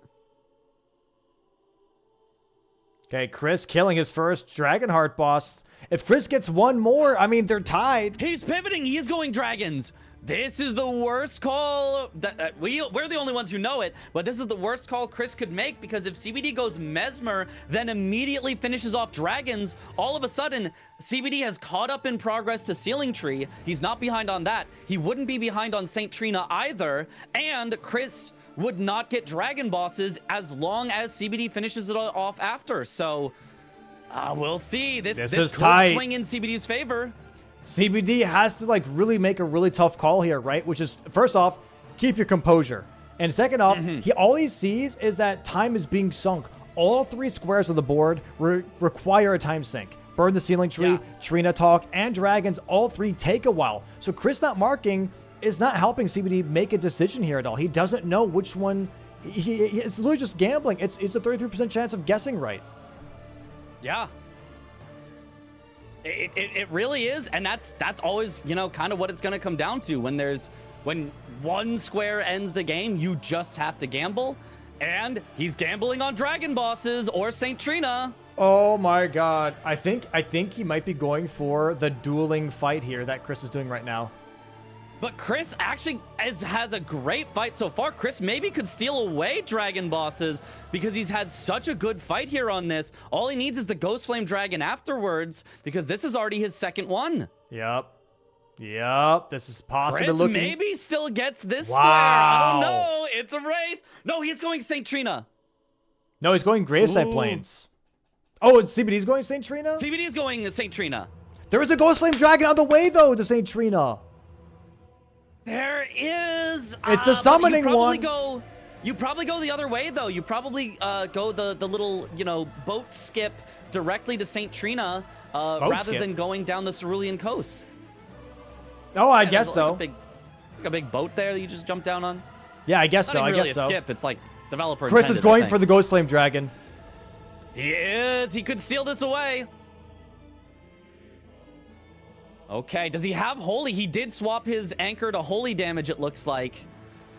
So, I mean, Pierce damage, not that great, but, like, if you've got it mixed with Holy, that's not bad. This should go down quickly. I don't think CBD has any way of getting his Ghost Flame Dragon first, because it's got more health, it summons. So I think Chris actually just wins it here. I think Chris is locking in game 2 for himself. We'll see it in just a moment here. Really nice skip here from CBD, getting into the Crimson Coast. Going to be making his way towards Carol's Hidden Grave. Going to be grabbing that Grace and jumping down here. See, Chris already getting a stagger off the rip stagger here. Oh, and big damage on that head. First riposte already, almost halfway. And we're looking at a possible game 3 here, chat. Yeah, not just possible, very probable. And, you know, will happen with just a few more hits from Chris. If he gets another stagger here, that basically ends it. My God. Jumping R2. Wow, does not get the stagger. I thought it Gets would. really good RNG here, though. Oh! But he gets hit by the flame. He's got to heal up. Gets hit again. He's going to have to heal again. This is not great messes for up Chris. the skip to Cerulean Coast. Oh, no. Oh, this is truly a bit of a disaster. Chris gets it, though. Okay, he just Chris has to heals. lock in, not get hit. Tags the foot. Air attack. Nice Stagger. dodge. Okay. Not yet. There it is. Stagger. And Chris is going to win game 2. Here Misses we the go. Savage Landscape against that Bang. one. Is bang. 13-10. Chris wins game 2. Wow. We're going to have a game 3. Holy Cinema. schmoly. Holy. Wow. Game 3 it is. Mesmer claiming another. Wow. Yeah, it really came down to that Mesmer. If CBD, you know, just had not died on low health Mesmer, he looked to be having all of the priority on everything, but it just all slipped away right there. And, you know, it's bingo. It can turn around that quickly. And in this match, it really did. Insane. Actually insane here. Chat, we're going to go for a quick 10-minute break again. Give the players some time to rest. Give the casters a moment to rest as well. We're moving into game 3. Get yourself some drinks. Get yourself some snacks. We're about to move into the highlight of the matchup. All right, we'll be right back. We'll be right back. Hold on just a second. Make sure the next screen is correct. Excuse me. We have to figure out exactly what game we're doing. Is it base game or is it DLC? And we have a nice little... Bring out the board. We got the board. We got the board, chat. What do we want to see, chat? Let me know in chat. What do you guys think? Base game or DLC? What do you guys want to see? What do you guys want to see? The board will tell us. I love seeing DLC. I kind of want to see another base game match between them. I feel like it's just always exciting. It's just always so back and forth on those base game matches between the two of them. So I don't know though. Well, let's see what the board says. A lot of DLC is what I see in chat here. A lot of DLC. Oh, well, I see lots of blue. Ooh. Base game. All right. There it is. Base game it is. Interesting. All right. All right, here we go. Here we go. And the board. Dragonkin Soldier. Okay, that's an early rush. That is, yeah. Okay, Early, but, okay. I mean, you probably do want a bit of an upgraded weapon there, so could be a very interesting one to see. There's Millicent Invader and Kaled in bottom left diagonal. That's one that people like to go for a lot. There's also a Gale with a +0 weapon on the far left. Memory of Grace with 65,000 runes in that same line are all things that, I mean, I think people could think about going early. Falling Star Beast here as well, bottom right. That's Falling Star Beast, bottom right. 2 caves or grottos as well. Ooh, Wormface also bottom right. There's a lot of stuff you can do pretty darn early here into this board. Not too much late. Oh, Raya's Hand top middle as well is one that people like to rush a lot. Imbued Soldier sword of Godric keys too. Is a cave as well. So we have bottom left Soldier of Godric bare fist only that possibly synergizes with cave or grotto. I wonder if Chris will lock himself out of Soldier of Godric first thing again in this match. We do have also 2 imbued sword keys, by the way, instead of 3. So that's just Kaled and Liurnia if you really wanted to. You know, don't have to go to Raya Lucaria at all for that imbued sword key. Yeah, definitely could. Or is there any synergy with Raya Lucaria? There is a ritual pod in there. There's bosses in Liurnia that you could potentially go for. So there might still be some reasons to do Raya Lucaria, but not necessarily a given. Ooh, also Soldier of Godric is a boss with the word God in it, so some good synergy there.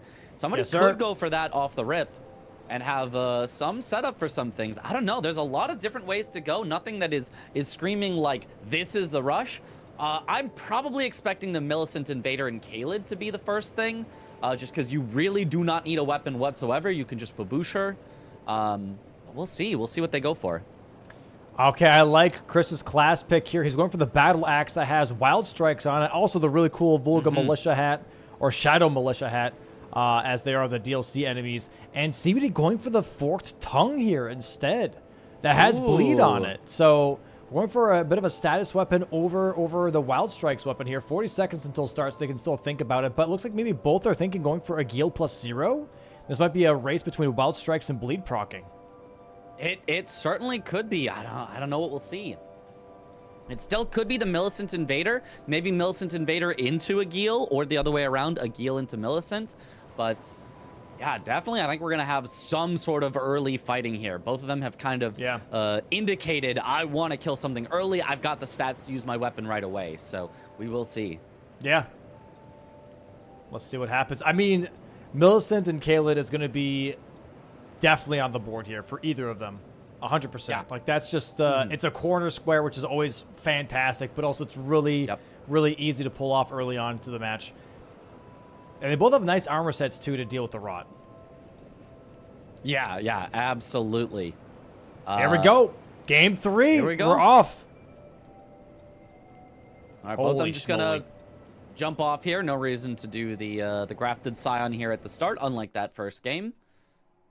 And we'll see where they head from there. It's still possible someone could go Soldier of Godric bare fist only to start, but it doesn't look like either of them is probably setting up for that. Yeah, we'll see. We will see. Currently loading in for both players. Pretty much neck and neck currently. Do we already see a Soldier of Godric? No. No. Neither of them is going for it. Neither of them is locking themselves out of bare fist only. That's nice. Definitely, I think, yeah, going for Godric with a weapon here would be probably the only thing that would not be so great to do out of the gate. But, yeah, we'll see where they head as soon as they get to the top. Are they going to head to a Gil, or are they just going to head on one of those normal paths to a Grace where they can warp out to Kaled then? I think we're going to see the Kaled. If I had to bet, I think we're seeing the Kaled race. Honestly, probably from both of them. Yeah. I could see the Kaled race 110%. CBD skipping the Tree Sentinel Grace here. Chris not skipping it. Giving CBD a little bit of a head start here for the Millicent Invader, potentially. And is this Grace even closer to a Gil? It kind of indicates that maybe Chris wants to come back to a Gil, but maybe. I think the a Gil Lake North for CBD is not that far away either. So I do like CBD's start a little bit more if he's rushing to the Millicent Invader. I'm really not sure. Yeah, I'm really not sure. Going past the good old Church of L.A. Oh, and grabbing the Grace in here. He's really wants to be set up to come back here later. Yeah, very interesting. Yeah. I mean, I guess he wants that for Caver Grotto, right? There is Bofa there. That is a Caver Grotto. So Chris may be thinking there's so much potential rush on this board. I don't need to hard commit to one of them. I can set up to a lot of them. Maybe CBD gets, you know, Millicent Invader first, but then I can get a Gil, then I can get Caver Grotto, you know, then I can get Soldier of Godric. Whatever it is that he ends up wanting, he has a much better chance at potentially in the future. All right, let's see here. CBD's sitting down, getting Torrent, getting all of those unlocked Graces as well. And for chat, whoever's curious... Oh, hold on. Oh.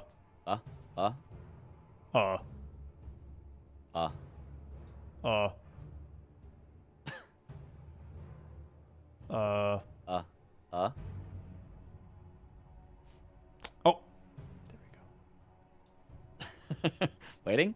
Hold on. Waiting? Oh, Chris is going a Gil. Okay, so it doesn't really matter, but still map time, map time. Map is back. Chris is going to be focusing a Gil here. CBD not going for the Agil, but going for the Millicent Invader instead. He is spawning her in right over here, as you guys can see. And then Agil for Chris. Going to be going for that instead. Very, very interesting because we expected that both would be going for Millicent here. But I guess because Chris knew that he went for the other Graces, that he would lose out on a possible race here. CBD having a little bit of a hard time with Millicent not really going into the babouches. But there we go. Nice pop here. This map is now useless because I was expecting them to race. But I'm going to keep this on the screen just for now, just so we don't miss anything. between the two players. Hold on. Oh, nice baboosh again from CBD, and there is the kill. Very nice, very quickly. Ooh, he marked too early, had to unmark, remark, but it's still his. That was within 5 seconds for sure. All right, there we go. CBD marking it on the board. And Chris here trying to go for a Gil here. Yeah, because the Gil got stuck on the cliffside would be my guess. Yeah, that's very unfortunate. That is very, very tough. Classic Agil shenanigans. So has to fully restart the fight here. So now it's already 1-0, and Chris is only just starting on Agil. So not a great start to Chris. Yeah. To be honest here. And CBD getting that Falling Star Beast potentially here. Going into Celia Crystal Tunnel right off the rip. Going to be going for that Rot Grease Tech. Going for Chris getting sucked into that riposte here for Agil. Sadly not getting the Wild Strikes off they could have gotten. Going for some more Charge Star 2s, however. Yeah, for the R1, so you got to figure. Oh, nice Wild Strikes. There we go. Bang, bang, bang. Take the riposte at the end of it. Oh, super nice. Very nice. There we go. And then Charger 2 almost does it. One more hit. He's just got to be a little careful. Really nice RNG this time around, though. Really nice RNG this time around. Not far behind whatsoever for Chris. 1 square to 1 square. This is not bad, but CBD has already gone into this Falling Star Beast tunnel, so it looks like CBD is going to get the second one, as well as you get some nice upgrade materials in here, specifically from the Falling Star Beast. I believe it's a Somber 6 that you get that players often want. Also, yeah. Somber 4. Has to be careful. Ooh. Yeah. Wow. Wait, he also has Ensha armor on, I guess. That saved him there a little bit. Somber 4 here, Somber 6. Really nice armor. Damn. Okay, yeah. Kind of crazy. I really thought that Pest Threads was going to kill him there, that second tick on Pest Threads. I did. It did, like, barely any damage. It did, like, the tiniest little bit of damage, and he did manage to live. But now, you know, he's got to do the entire fight with no heals, so he has to do this not exactly hitless, but he can only get hit probably once. 2 hits probably kills him, so this is going to be a very, very scary fight. He has committed the Rot Grease to it as well, which is, of course, is the way that you want to do it, but he's got to be super careful here. Really not bad. Really not bad. Going to be getting a possible stagger here. Very, very nice. Okay, should get a Rot Proc or 2. Yeah, there it is. Rot Proc on the Falling Star Beast. Okay, now he just has to not die here. Chris currently in Liurnia, by the way. Going to be grabbing some other stuff here. Maybe looking at Ritual Pots, Cracked Pots, I believe. On that column 2 here. Yeah, that would not be a bad play. Nice synergy there, potentially. Oh, CBD with another stagger here. CBD doing excellent here. Honestly, he's getting yellow damage out of this, despite, you know, not really upgrading his weapon yet. So this is a really, really nice kill so far for CBD. I agree. All right, Chris getting into Jarberg. Nice. Yeah, Jarberg has 3 Cracked Pots and 2 Ritual Pots, so just a really, really valuable square no matter which types of pots you're going for, and especially if you're going for both. Also has some Smithing Stone 3s there. I actually didn't know about that in Jarberg. Yeah, nice pickup. So also kind of helps with your setup, yeah. It allows you to not have to go to Shifra, because you can just grab 2 from the gazebo right after Southgate Raya Lucaria anyways. You completely avoid the travel time. Nice. Okay, CBD, the Rot Proc is going to win for him. There it is. Wow. Very nice Falling Star Beast kill for CBD. Both of them just getting good setup here. You know, taking squares that synergize with setup. This is really, really smart. This is how you go from, like, a good bingo player to a great bingo player. Is really recognizing how can I use the board to my advantage to help me get set up. And it involves this. It involves, okay, if I go here, I can get my setup done while also getting squares done. Chris really focusing Crackbots here. Already has 9 according to his his board here. There it is. Bang. There's the 10th. That's why he wanted the Grace at Kale. He wanted to come back for this as well. Nice synergy, 2-2, and he gets to go straight for a cave here as well. This is nicely done from both of them. CBD with, I'd say, the more like normal standard path of like, oh, Millicent is great, Falling Star Beast is great, and Chris finding these unique synergies here that he has used to really keep up with CBD, doing what most people would probably consider the fastest, most efficient path. Yeah, I'm really wondering. I'm assuming Chris then started with cracked pots and not stone sword keys, so old Altus Tunnel is not going to be available to him unless he buys the keys now. But yeah, there's 1K for Chris, and he's going to go ahead and now go not to Soldier of Godric. Okay, interesting. But ooh, CBD heading for that center square Dragonkin Soldier while his healer here in Shifra. Has he upgraded his weapon at all? Nope. I don't think he has, but it's still yellow damage. This is acceptable. For the charged R2s, not for the R1s. Not for the R1s. That's pretty rough for the R1s. And he literally is in one-shot range with this health. This Dragon Kid has pretty high scaling. Big bleed proc too. That's nice. This is fine. He's just sticking behind the leg. I do like this. It is. It is also a weapon check on top of that. This is a halberd weapon check. He might be able to get like a really nice weapon out of this, potentially. Golden halberd, commander standard, one of those. Yeah, definitely. If you can get a buff out of this, it's excellent. No matter what weapon you end up using, just having some sort of aura buff for yourself is always a good idea. Oh, another bleed proc and a stagger at the same time. Huge damage from CBD. The Dragonkin Soldier down to about 30% health. Very nice. Nice. Keeps the hits on the ankle there. I gotta learn that for everything I'm doing. I gotta learn that for bingo, for randomizer. This is such a nice fight from CBD. Ooh, unfortunately does get the turnaround attack. He's gonna have to try to get back into the little spot there. Nice though. Stays behind him. Just behind the knee is a nice little pocket that keeps on pushing you around. Has to be careful. Roar running attack here. Uh-oh. This should be enough to get the kill here. Oh, never mind. Nice. There it is. Nice. Wow. Early center square here. Chris nodding. Being like, okay. Yeah. All right. Banished Knight's Halberd. That's pretty bad. I really was expecting Chris to be like, damn, that's early. What did he get? What was the weapon? Banished Knight's Halberd. Okay, with spinning strikes, without? With. It looked like it had the Asher Boy there on it. Early game, that crushes. Okay. Early game, spinning strikes, halberd. Is it +8 already too? I don't know. Does that work with our weapon rando? That's a good question. I'm not too sure. It's a weird weapon. Upgrade, it shouldn't, but I actually don't know. If it has spinning strikes regardless on it, honestly, it's really good. It's really like spinning strikes is it's like wild strikes, but just has more range. Yeah, a bit. I think it's a bit lower damage per second though. Probably. So it's still solid, but I don't think it's quite, on that same tier as wild strikes. Chris going for worm face here. I like this. Nice row 5 block here potentially for Chris. And wild strikes is really good here. I mean, I've been saying this for a while, right? Let's be careful. He's in the death blight a lot there. Okay, it only ticked on him a bit. He's only at like 20% death blight, but he gets killed by worm face doing the just throw his face around everywhere. Oh, he's gonna have to go back. There is a Stake of America here, so we can try again. Doesn't lose too much time, but that is not great. You really want to get this one quick and get out.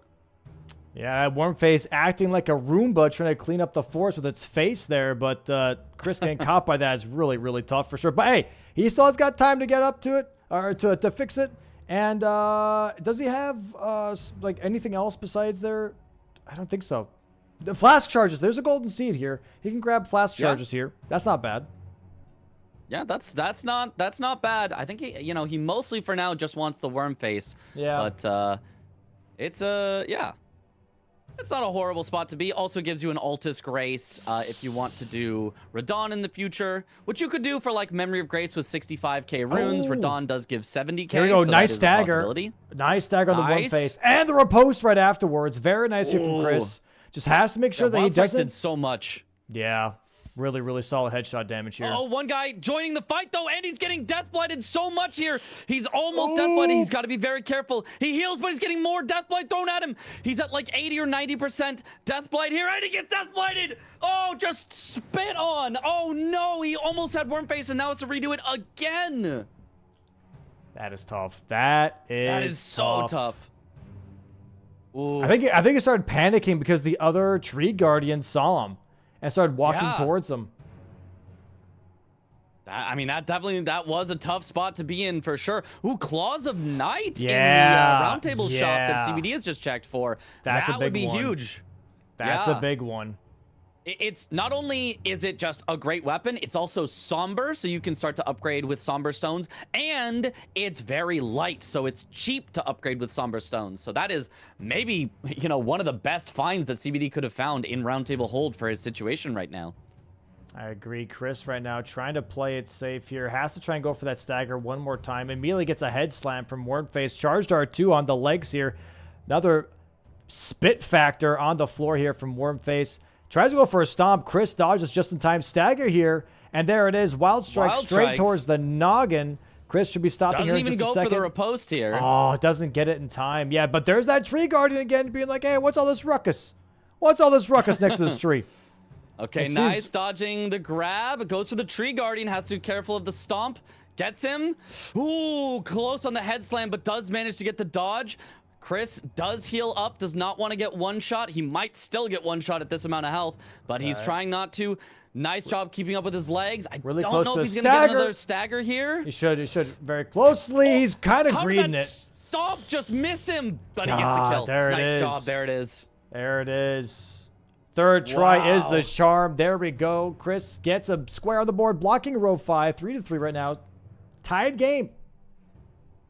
Tied game and no real lines to show for it, except for CBD does have that bottom left to top right diagonal. He's got 2 squares there, but outside of that, everyone's just kind of blocking each other's lines rather than really setting up for their own at this point. Yeah, Chris also buying those Night Claws, by the way. Really good DLC weapon. And now it looks like they were rushing caves here from CBD, going also for that Bofa that Chris Ray went for before. Ooh, interesting. I wonder if CBD is going to finish that off and just take away this progress that Chris already had. Wow, that weapon art from the Claws of Night, the scattershot throw, doing a great job. The Bofa likes to move around a lot, so he can be hard to keep up with and get attacks, but if you just throw from range, very nice damage. Does CBD go for the fisting of Rick, or does he just go for a kill? He is leveling strength, so he's gonna be barehanding Rick here. Yeah, and he should get this first. I don't think Chris is set up to go immediately for a cave or grotto. So, wow, this will be a nice pickup for CBD. Huge pickup. Yeah, this is gonna be a double up for CBD, and also already a progression towards kill 4 bosses with the word God in it. So this is setting up CBD to look really strongly here on this diagonal. And Chris, set up game right now for him. He did buy some keys. And he's going to be entering that old Altus tunnel. Going to be grabbing Somber 4, 5, and 6. Maybe even get a kill here on the Stone Digger Troll and getting 2 weapon checks. So, pretty good. Yeah. Pretty good. Yeah, that's pretty good. And, you know, I would expect him to at least attempt to finish off the Stone Digger Troll, just so that he can, you know, get out. He doesn't necessarily have to, but honestly, I think it's faster to kill the Troll than it is to Memory of Grace, because even if you Memory of Grace... if you have the Grace that's inside of this tunnel, you still have to like ride the elevator back up, and it's really slow. So we'll see what he does. It is also possible to just not take the Grace and die or Memory of Grace after you get all the stones you want. But either way, we'll see what he goes for. Giza's wheel, by the way. Yeah, that's solid. I think I do like the Claws of Night better, but it's not horrible. Okay, looks like we had 6 damage, by the way, for each tap R2. That's really good. Ooh, so if you don't level strength, it's going to be 4. But since he has 6 instead of 4, that's an extra 50% damage here on Rick. And it's yellow on top of that. So it's going to be a little bit of a quicker fight than usual. Yeah. And this is not bad at all. Yeah. Yeah. Especially for also getting the synergy with Cave or Grotto. Like, this is a really nice play from CBD. I like it.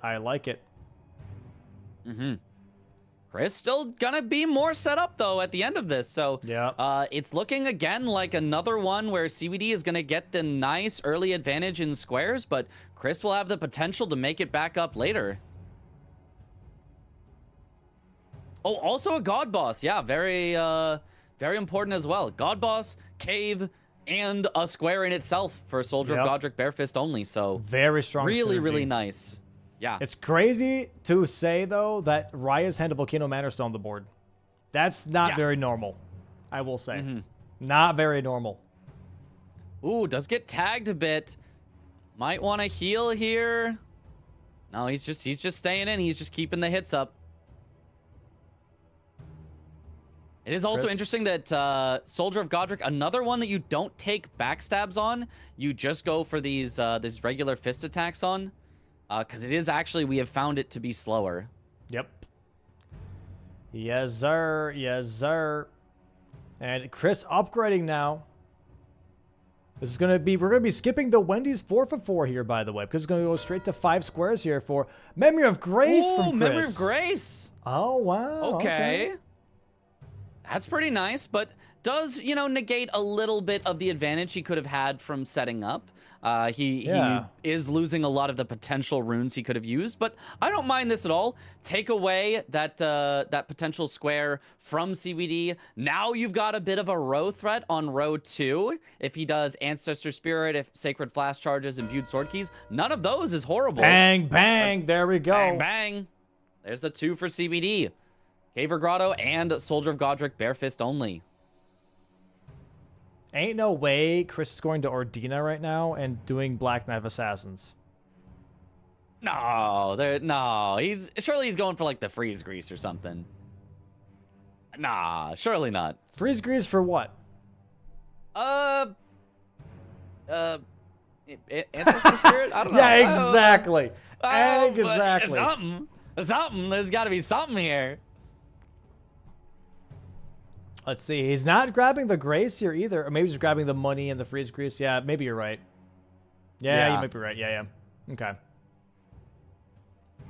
Oh, CBD dying to rats, by the way. Trying to grab some of the altars here for the Ancestor Spirit.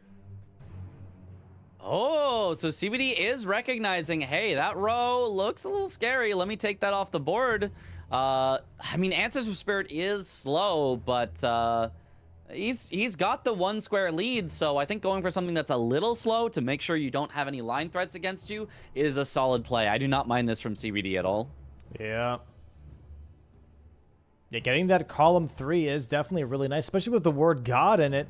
Because you look at this, by the way, as well. You have Ancestor Spirit, but taking Raya's Hand of Volcano Manor dies again. Guess what you get from that? You get Godskin Noble and you get Rykard. God Devouring Serpent. Yeah. That's 2 God bosses on top of that. So this column 3 all of a sudden looking really nice for CBD once against his Ancestor Spirit. Yeah, definitely could be. Finger Slayer Blade would be a little bit awkward for him to go for. It's a pressure point. Yeah, I really like. It's a pressure point. Yeah, it's not necessarily a thing where he's going to rush it. It's going to be like, hey, go do this thing because I don't want to do it. This is on you. I think Raya's Hand is like the big important thing for either of them to get right now, but neither of them has gone for it just yet. Chris coming back for the sacred, or the golden seed that he did not get when he was doing Wormface earlier. I think he just forgot about it. Maybe also heading up towards Windmill Village for God bosses, potentially. Yeah, looking at flask charges for sure. This could be a thing for maybe then also Chris, right? Where for CBD, column 3 looks really good.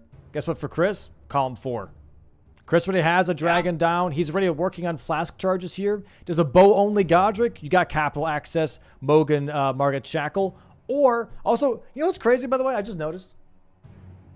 Morgot Mogue Shackle is in the exact same spot as game 1. Exact same square spot. It is, yeah. It's in that inner corner square, bottom right. That's insane. But yeah, you could have that as a pressure point as well, you know? Yeah, definitely could. I mean, yeah, he could just go for dragon bosses. He could go for sacred flask charges, which he's ahead on both. He could then go Godric with a bow, and then just say, okay, CBD, you have to get Margus and Mogue's Shackle at some point, or if you don't, you know, I'm ahead on that. So very interesting. Both of them might go for like alternate lines. Maybe they rush each other. Maybe they go to block each other. It could end up very, very interesting here. Yeah, Chris focusing flask charges right now, going for all the golden seeds and ultis, which I think is a really smart move, and it gives him capital progression. So column 4 looking kind of nice here right now, you know? And with if you're going for Night Claws, by the way, Bo also uses Dex, or at least most of them do. You know? Yeah. Good damage. Yeah, that's a good point. I don't think we've seen him pick up a bow yet for us to know whether he would have a good bow or a bad bow, but you know, that might happen. That might happen soon. He might set up for that. Pausing and a champing. Okay, he's heading down kind of the reverse way, down towards the Tree Sentinel duo in order to pick up more of the golden seeds. Ancestor if you're Spear gonna here go for flash CBD. charges, you got to do these. Yep. Let's see what the damage is Laws like. of Night, I think, are gonna shred. If he can hit with them, though, is the only thing. Those thin little moose legs. Oh, yeah, it shreds. Oh, yeah. Oh, yeah, it shreds. Yeah, okay, just fire off the projectiles. I really like that. It's a big enough body where you're not having to try to hit the legs. Yeah, that's nice damage. I wonder, the moose does bleed proc, by the way. What is the upgrade, though, on these Night Claws? It's not super high, is it? I don't think it's super high. I'd guess maybe around 4 plus 4. Around there, yeah. I don't think he's gone for the full, 5. He does have the Somber 6 in his inventory. I don't think he's gone for the 5 yet, that I can recall. No stagger yet. It's a little crazy, especially with a scatter shot throw from the Night Claws. Normally deal a good amount of poise, I want to say. Mm-hmm. All right, getting a stomp and this is not here. the one that heals, so there it easy is. Kill there. 6-4 in CBD's favor and sets up that column.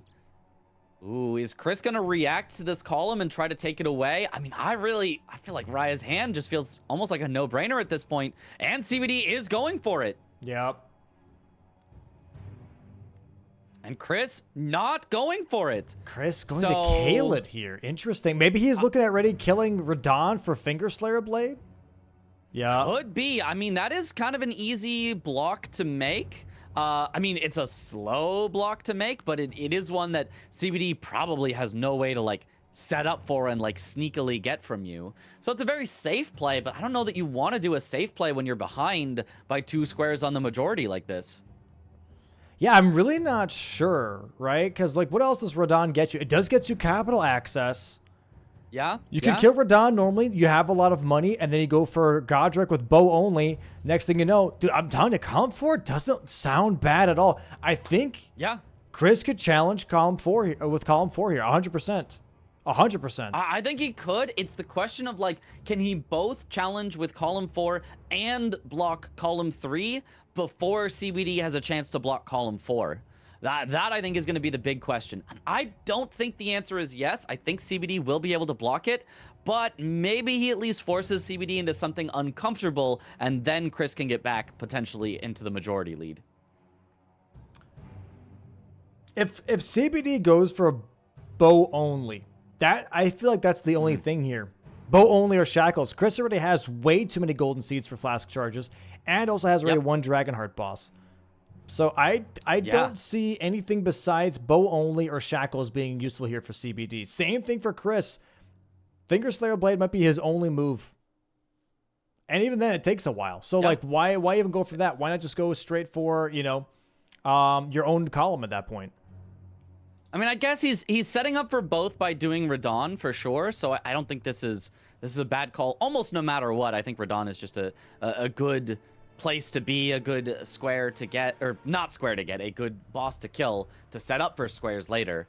But yeah, I mean, it's in a weird spot. It's something where Chris can pressure, but if Chris has to go out of his way for Finger Slayer Blade to block, and CBD has to go out of his way for Margot's and Mohg's Shackle to block, it just gets really, really messy with both of them trying to block. Or they could instead both rush their own lines instead, and then it just comes down to whose is faster. And, like, at that point, I don't know. But CBD is taking Raya's hand.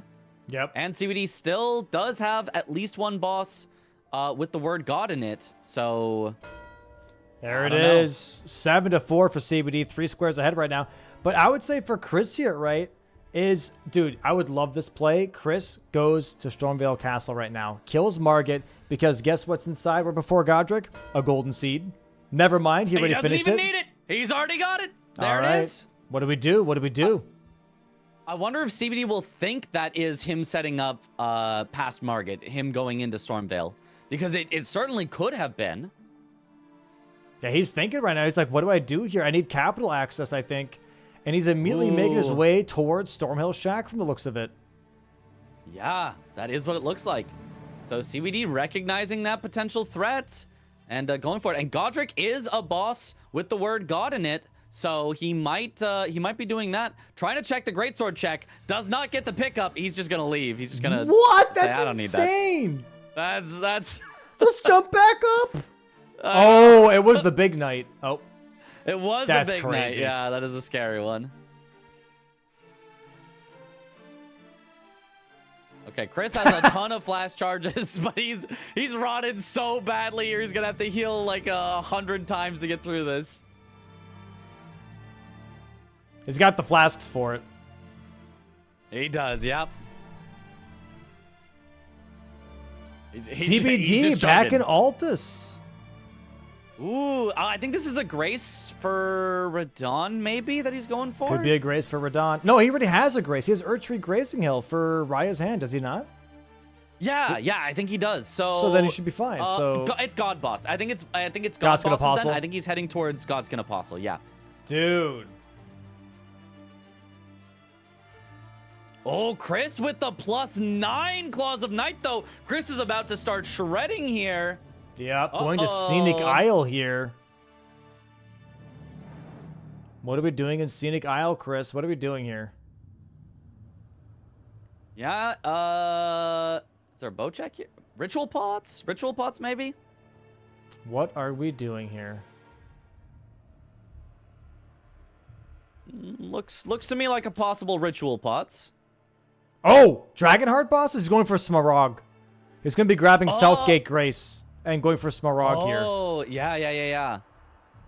Oh, that makes sense. Yep.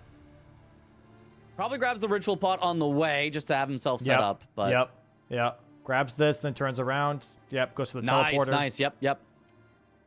Good call. All right. Yeah, we might have a race off here. Column 3 versus column 4. And if I'm being honest, man, if I'm looking at the times, I think Chris, column 4 might be actually faster because God Bosses, he still has to get 3 more. And on top of that, Finger Slayer Blade, you have to do Blue Loretta, start the quest line with Ronnie, and go Radon, and then go all the way down. That's a lot of time. It is a lot of time, but I mean, Morgot's and Mohg's Shackle is also a good bit of time, but it does synergize with Remembrance Boss Bow only. Chris so already did Golden Seeds, though. He has the Graces in Altus. He's like right next to DTS pretty much with all the Golden Seeds that he picked up. That's true. Yeah, he is very, very close. I think you're right, but I don't know that it is super clear cut. It's a long distance call. I get that. It's a long distance call either way for sure. And if either of them is like, no, I want to split and set up for majority as well, that could absolutely change the outcome here. So if both of them rush, I think I agree. I think Chris is ahead. But if either of them pivots, if either of them goes to block instead, it's going to get real messy real quickly. And I have no idea how this is going to shake out. Yeah. Very nice damage on the Godskin Apostle here from CBD. These Claws of Night are shredding, but he gets hit and dies. Just gets completely one-shot. He was behind Apostle. That's usually the safe spot. He was not behind enough. Tagged. Wasn't behind enough. Slightly to the side. He got stuck on that left ankle, man. That's the dangerous spot, man. Left ankle. Yeah. Also known as the Achilles heel. Oh, the claws just doing ridiculous damage on Chris's side. Just hit him in the face. Bang! Nice second Dragon Boss for Chris. Wow. Fast fight, these +9 claws are absolutely shredding. I think CBDs are still only maybe around like +6-ish. Maybe. Yeah, +4, +6 somewhere. Ooh, gets tagged again. Oh, wow. no. This is really not going CBD's way. He's laughing it off here, but behind that laughter, there might be some pain, because this is not great for him. That was insane. Yeah. The Apostle was like, dude, that's like that 1-1-2 that is really hard to deal with because it's so fast. Chris grabbing one imbued sword key here, by the way, also in Liurnia. Not immediately committing to that column 4, which I think is crazy. But I get it. I mean, yeah, I get it. I get it. It is, you know, it is one of those, everyone wants to play a little safe. Everyone wants to have a little bit of what if? You know, what if this goes to majority? I don't want to give up this super fast square just in case it goes to majority. Right. So I think this does make sense. He's not way far behind in majority either. It's 2 squares down, and if he gets the imbued keys, that's 1 square down. CBD is stressing me out with some of these dodges here. Tries to get to phase 2. Gets the spin of death. Gets out of it just in time. Gets out. He's going to need to get a good dodge here. Oh, not quite well timed. Rolls through. He's going to have a chance to heal up. No, he goes for some more damage instead. Yep. Bleed proc. Spin. Now heals up. Chris focusing on nice. sword That's a good keys. move to see. Yeah, Chris is going to get these imbued keys here. And Maybe CBD is still going to need 2 more god bosses after this. I wonder if CBD is actually going to hide progress and go Radon next in order to start trying to sneak both god bosses and Fingerslayer Blade. Could be. Chris, yeah, I think trying to throw CBD off the trail, being like, oh, I'm not doing called for. I'm going for these like easy squares. Yeah, but this is what I said where, you know, you think, oh, Chris has maybe got the faster line, but if he tries to do these pivoting and keep majority plays, now all of a sudden, I don't know that he's faster on this line. Okay, nice job, CBD. Finishes off the Apostle. Very, very nice kill here. That's his second boss with the word God in it. And where's he headed to? Volcano Manor. Looks like Godskin Noble. I don't think he's going to do Rykard, God Devouring Serpent. I think he'd rather go Godric for that. But he could, maybe. I don't know. I think he just fully commits to the God bosses here. Could be. It would leave Godric open for himself later if he wants to come back and do it bow only. So, yeah, it could work. It could make sense. Dude, dude, look at his health, though. Yeah. Look at his health. Look at his health, man. Yeah. Not sure I like the health here. Just low health on both of them. Chris kind of setting up shackles here, already grabbing the Grace near Patches. Still has to find a bow, though. Could go do the Shifra bow check. Yep. I think he's already been through Shifra. I wonder if he grabbed one on the way and we just haven't seen it yet. Where's it going? Where is it? I don't know. Where is he going? Is he going for invaders here? Anastasia? I mean, if so, he passed by one that would be outside of Patches, which also would have set him up for Margot's and Mohg's shackles. So, I don't know. What are we doing here? He's grabbing... No, not grabbing anything here. The face. Looking. I'm not sure. I really don't know. Is he going for Grail for his 3rd dragon boss? He could, I guess. That's... I mean, I guess what else would you do as a Dragon Heart boss? Magma Worm. Well, actually, Grail is not a Dragon Heart boss. Grail... I mean, I guess Grail. No, Grail, not Grail. Grail. Okay. Grail. Okay. The other one. Yes. Yeah, okay. I mean, that's with God damn it, Miyazaki. Dragon Barrow scaling. Yeah, thank you, Miyazaki. That's tough. No, he's plus not going 9 for it. claws. I mean, yeah, he's going for. Yeah. He's going for invaders here. Invaders. I don't get it. Yeah. I don't think he wants the lines, but he's also not setting himself up to block CBD's line. So I think Chris is going for Chris is going for majority here. I think he's dabbing. Not dabbling. He's dabbling into. He's dabbing into every square. into every square. Yeah, he's dibble dabbling into every square here to try and win majority. Yeah, I mean, that's the idea here. It makes some sense, but he still needs to get Finger Slayer Blade at some point then. So without setting up for that, if CBD sets up for that immediately, CBD could be ahead on that. Yeah. Noble. Yeah, he still has low upgrades for sure. You can tell.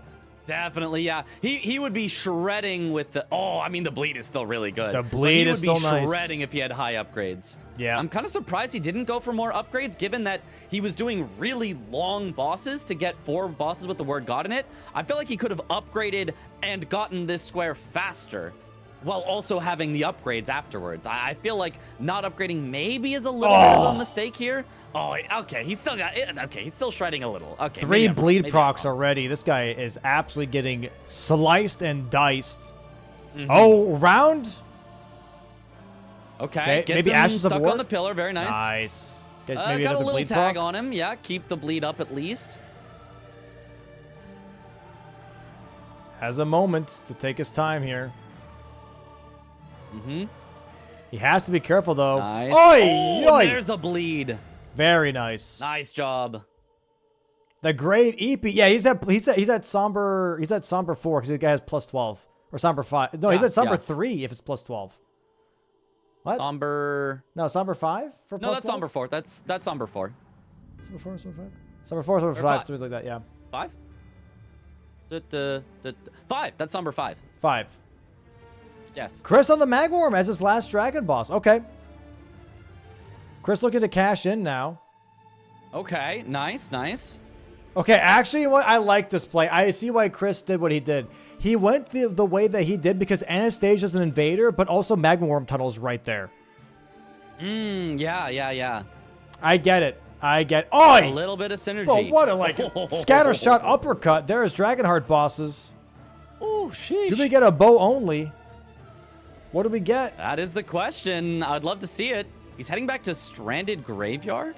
Oh, he's going for bosses with the word God in it. He's going for Rick. He is going to be way too late here because CBD is doing Godric.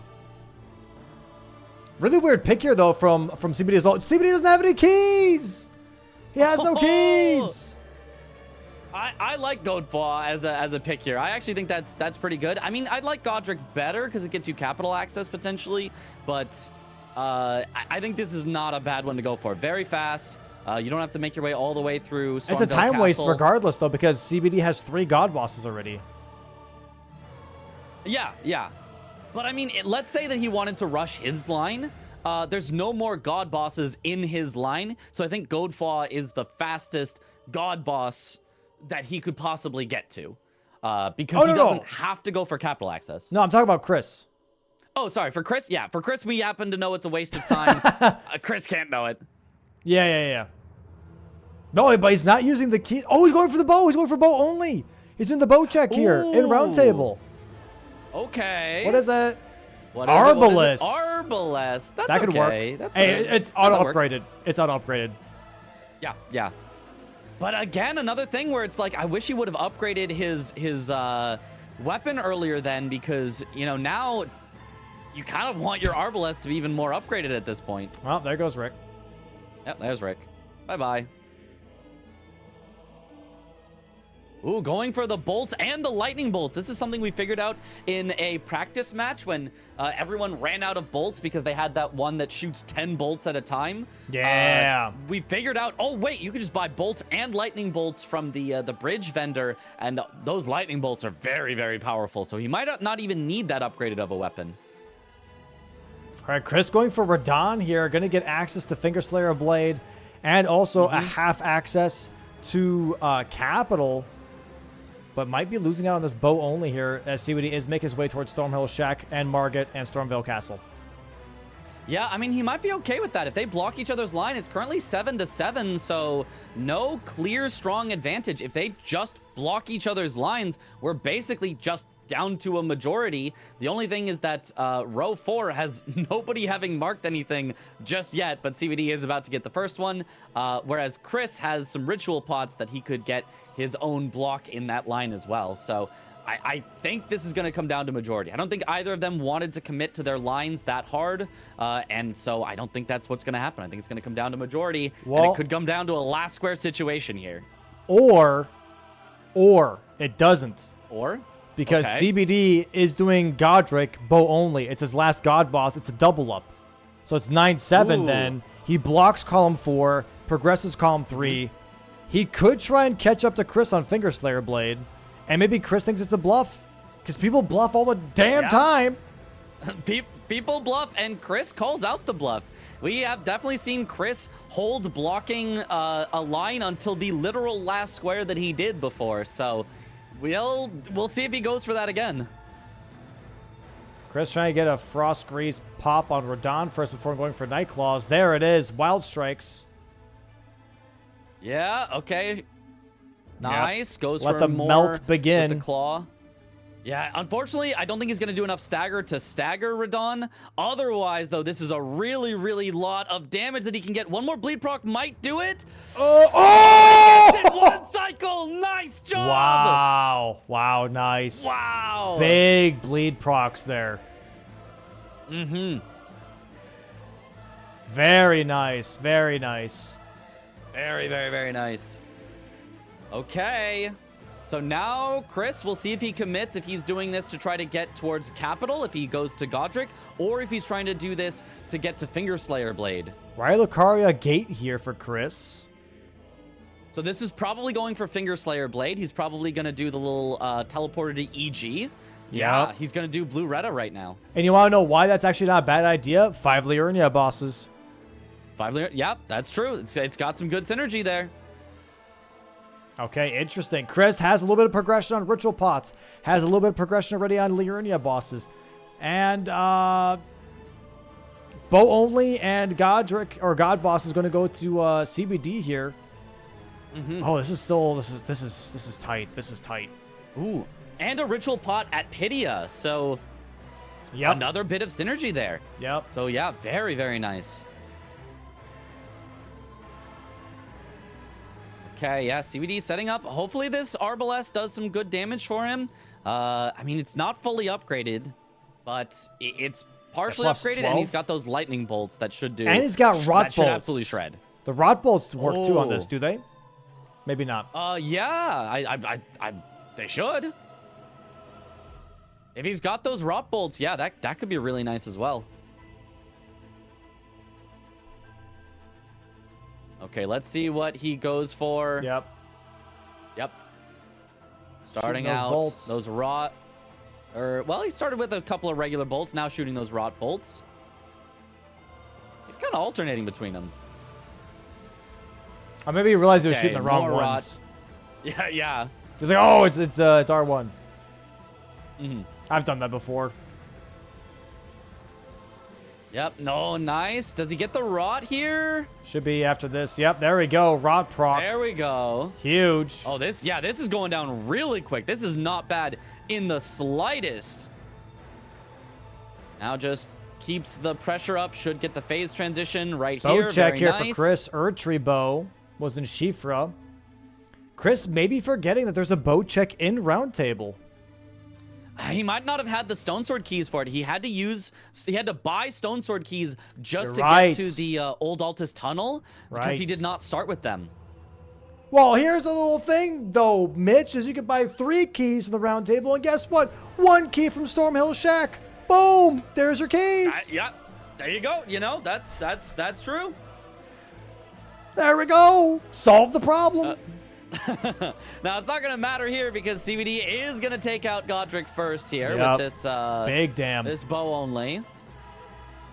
Yep, big damage. Does not get him fully to capital access yet, but Chris is not really going to have a way to know whether he does or not. And waiting for the double bang bang. CBD will be ahead 9-7. Just a moment here. Just a moment. Bang, bang. Bang, bang. There it is. Chris making a face, being like, that was a little bit sooner than I thought. Oopsie poopsie. He's got to go for Finger Slayer Blade. He was already heading here, so this is not like a disaster for Chris, but Chris's plan of winning by majority, that's a bit harder when CBD gets a 2-for-1. Definitely a little bit of a doozy. Mm-hmm. All right, Chris still just making his way through here as, CBD is going for Radon to give himself capital access for Shackles later, as well as underground access for Fingerslayer Blade. Now, Chris is way ahead on Fingerslayer Blade. If CBD chases on Fingerslayer Blade, this is a great way for Chris to potentially just catch up because CBD will just be behind him and just get sniped. We'll see. Yep. Because CBD may be thinking, oh, Chris is going to leave this. Chris always leaves lines. He never goes to block them first thing. But this is a case where Chris, you know, he kind of shakes up what he does. Some games he leaves it for last. Some games he does it right away. And this game he's doing it right away, which could catch CBD off guard. Watching this, by the way, as well, this is another case from DLC, right? Whoever gets Fingerslayer Blade really sets the tone for the rest of the match. Because if CBD gets this, obviously it's GG's. It's a bingo line. It's GG, But for Chris, if he gets this, he has so many other progressions on the other squares. This could be another flip. This could be another flip. 100%. It certainly could. Chris has some good progress on other squares. CBD would still maintain the majority lead. But yeah, it's a big question mark. Yep. For sure. All right, nice kill by Chris. I mean, I really love that Chris committed to the full +9 early. I think this is working out really, really, really well for him. Oh, heading to Rot View Balcony. Has 2 Liurnia bosses now. Maybe grabbing... He is going for Invader here, I think. Oh, I think he also wants to block row 1. He says, CBD's kind of setting up on row 1. I need to block that as well, I think is what he's thinking. So he might go NPC invaders into Fingerslayer Blade. That might give CBD time to catch up. I think Chris can still get both first. Yeah. I don't know. It's tough. This is really close. I don't know how I feel about this. It certainly is close. Here goes Anastasia. Chris. Yeah, I mean, should take her out easily. Yeah, there we go. I mean, yeah. There you go. Wild strikes. Radon here for CBD. Okay, now is heading towards Nereus in front of Patch's Cave. So this is a nice one next as well. He could, after that, do the Millicent Invader in Kaled. That's a nice one. CBD needs to still upgrade at some point. His damage is still... It's all right, but he really could be shredding these bosses if he really could. Need to. Yeah, Chris got a nice 1 cycle. I don't think there's any chance that CBD is getting a 1 cycle here. Nah, it does. Insane bleed procs, though, I will say. Insane bleed procs. Yeah, really, really, really nice. But I will say, if CBD sees NPC invaders at some point, bro, like... Yeah, I guess even it still doesn't matter because he has to do everything that Chris just did with Loretta, right? And he doesn't know that Loretta has been done. Ooh, this is tough.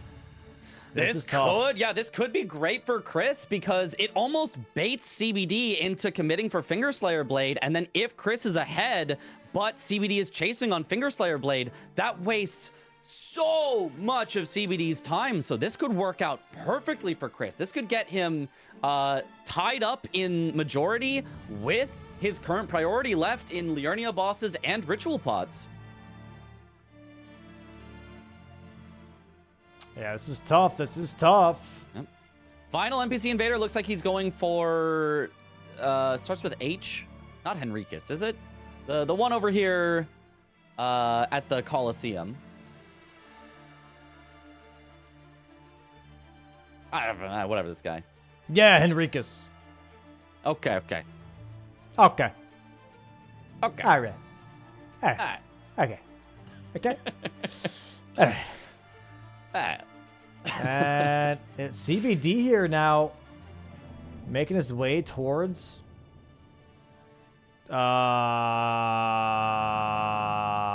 invaders. Invaders. He's chasing on invaders. Shots. Wow, this is gonna work out so well for Chris. Wow. CBD setting himself up to from time sync to time sync. Time sync, yeah, snipe to snipe. It's all gonna go Chris's way here, it looks like. This should be the fourth one. Nope. That's the third one? Yep. Fourth one's round table. Oh, he needs to do Millicent. Yeah, yeah. Or he needs to do round table hold. Here it is. Okay. Yep. I miscounted. I just counted him as having Millicent. No. CBD had Millicent. Yeah, he's got it right. This is tough. This is tough for CBD. Going to be losing out on NPCs here in just a moment. Gets his second kill on Nereus, but Albrecht is here with that mad tongue about to talk some mad shit.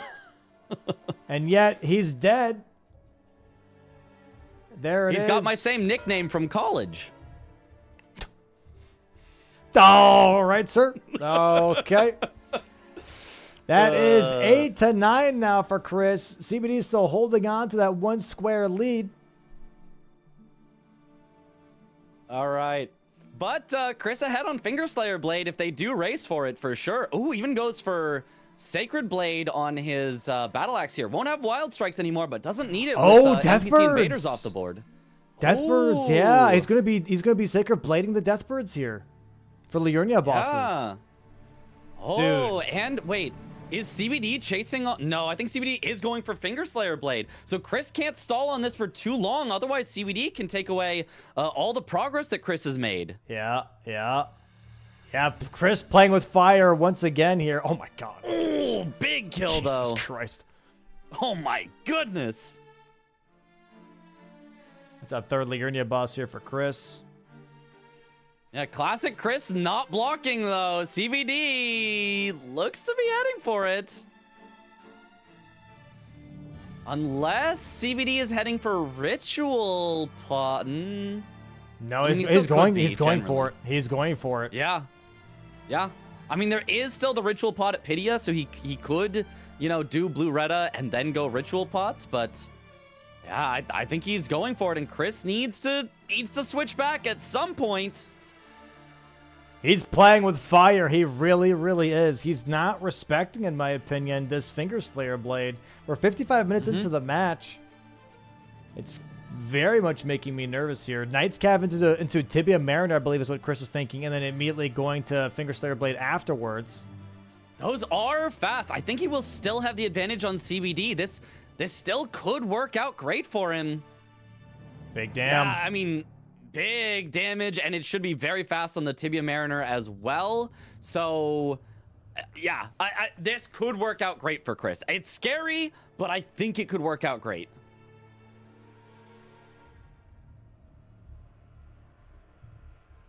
All right, heading for that last Liurnia boss in the Tibia Mariner here. Yeah, Battle Axe time.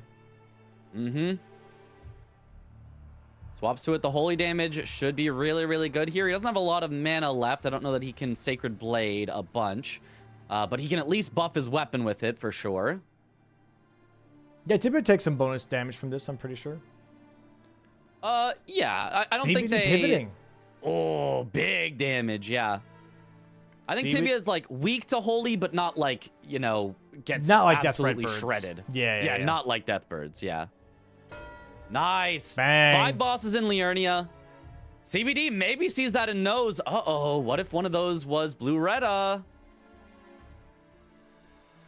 What is CBD trying to do here? Was he looking at Liurnia bosses himself, or... I'm not sure. Oh, Bellbang Hunters with the Church of Vows.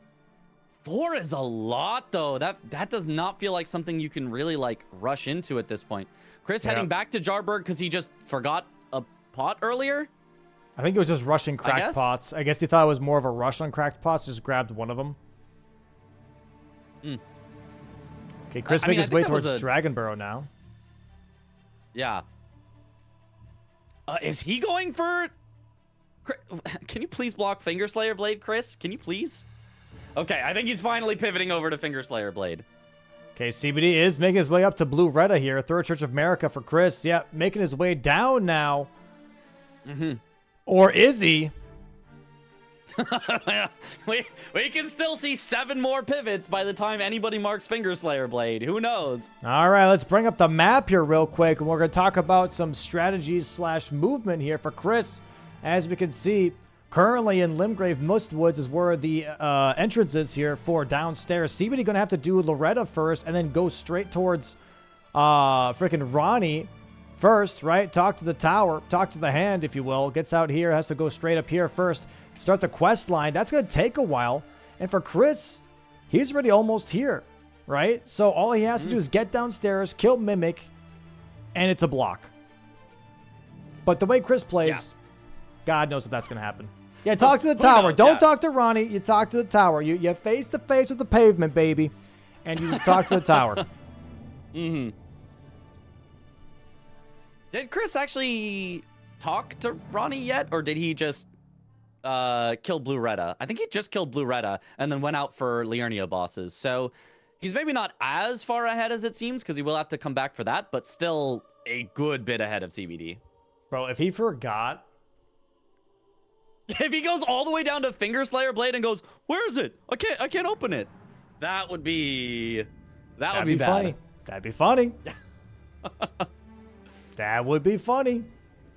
It would also be tragic. Well, very tragic. It would be a combination of the two. That feels like every Chris game. A little bit of comedy, a little bit of tragedy. He's a Shakespeare play. All right, making our way here through Necron now. CBD already at Blue Retta now as well. Going to have maybe a somewhat slower fight as he still doesn't have the same upgrade level that Chris does. But this might be the last fight that he needs to lock in Game 3. Currently tied 9-9. One very strong line on the board here for CBD. Chris blocked out of every single bingo line, however, has his fingers in multiple squares ready to lock in majority as soon as he gets rid of this line.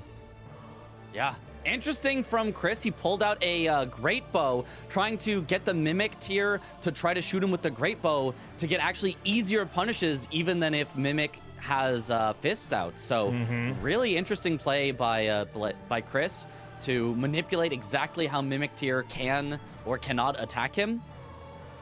Yeah, and CBD is going to get sniped here. Has spent all this time trying to set up Finger Slayer Blade. Thinks, there's no way Chris is going to block. But this being one of the rare times that Chris is absolutely going to respect it, absolutely going to block it, and is going to be ahead a little bit once this comes out. He'll be ahead 10-9 with better progress on ritual pots.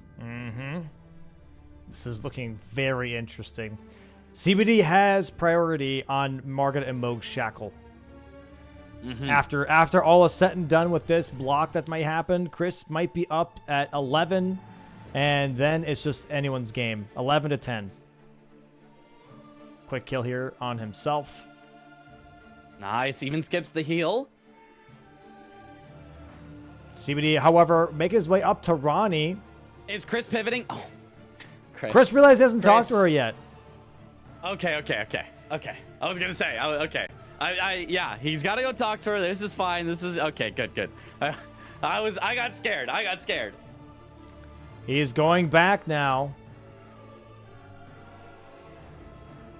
Yeah, because CBD's last mark was 13 minutes ago, so Chris has to know something is up. It has been way too long that CBD has not marked anything. So yeah, I think respecting this square is an excellent idea.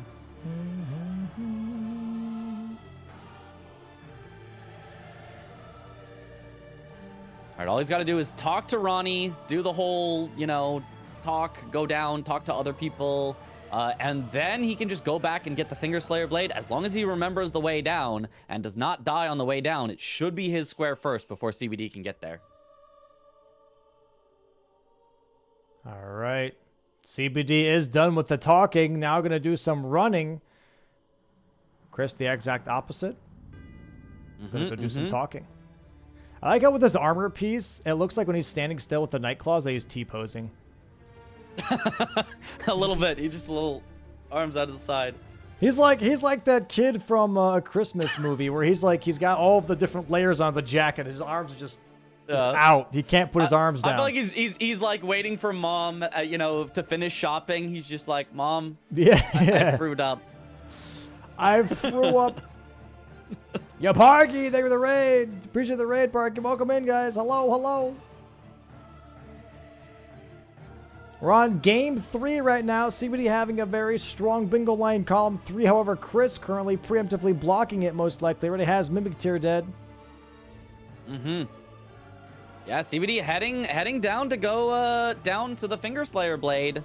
Definitely just making his way through Liurnia or Limgrave for exactly that purpose, but way far behind. There is no way he gets this first without some sort of extreme incident from Chris. This is a big time sink from CBD.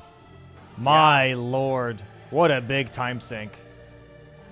Yeah, I mean, it's basically been all the time since he killed bosses with the word God in it. He has basically only spent setting up Finger Slayer Blade. Yep. And so to lose this square and lose all of that time is devastating. Like, this could not have gone worse for CBD. He was in a great spot the whole game. Literally from you know, almost minute 1 when he got Millicent Invader first before Chris got Agil. He was in the driver's seat, but for the first time in the match, Chris is about to take over that majority lead, and CBD doesn't really have much to show for it.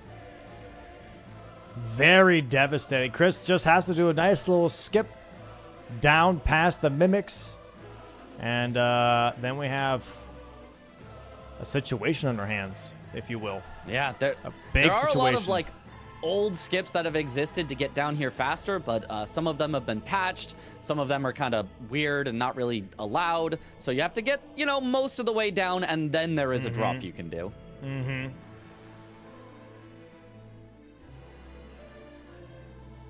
So let's see if he knows it. Even if he doesn't, he could go the normal way and still get down there not too bad, but it looks like he knows it. Punch. Okay, nice. Good job. Very nice from Chris. We'll see what happens with CBD, what he pivots to, what he reacts with. Cause yeah, he's just losing all this time. There's nothing else really down here that he wants. Yeah. Hot water. This is tough. There it is. Bang. CBD sees it. Not surprised, it looks like. He's just quitting out, pivoting out. So you gotta keep your composure. Yeah, it is not over yet. 1 square lead at this point is nice. It is not a 1 game. You still have to get 3 more squares, and most of them are anyone's squares. Yeah, like Chris working on Bellbearing Hunters. Neither of them has any Black Knife Assassins. Chris has CBD has a little bit on Bellbearing Hunters. Neither of them has Putrid Crystallian Trio. Neither of them has Vike set up. CBD has a little bit better on Morgots and Mogs because he's killed 2 of the Great Rune bosses, but I mean, Chris could catch up on that pretty Chris is doing easily. Bellbearing Hunters right now. Yeah, Chris is doing Bellbearing Hunters right now, which it looks like CBD is going for Ritual Pots instead. So they're kind of trading the things that each other had progress on. Yep. Very interesting. All right. Oh, Bellbearing Hunter not spawning. Celebrant's hammer, though. Skull. I like that weapon. Did he set it to night here? There we go. There it is. Yeah, big damage here. Oh, big damage. Has CBD still not upgraded to +9? Nope. Oh, my goodness. All of that time for Finger Slayer Blade. More and more advantage. Yep. Yeah. The more bosses that they are fighting on, the more advantage Chris gains just because he upgraded much earlier than CBD. Oh, man. Yeah, heading for Bellbearing Hunters. CBD heading for those Ritual Pots. I mean, this might be kind of good for CBD. I think he can get the Ritual Pots first.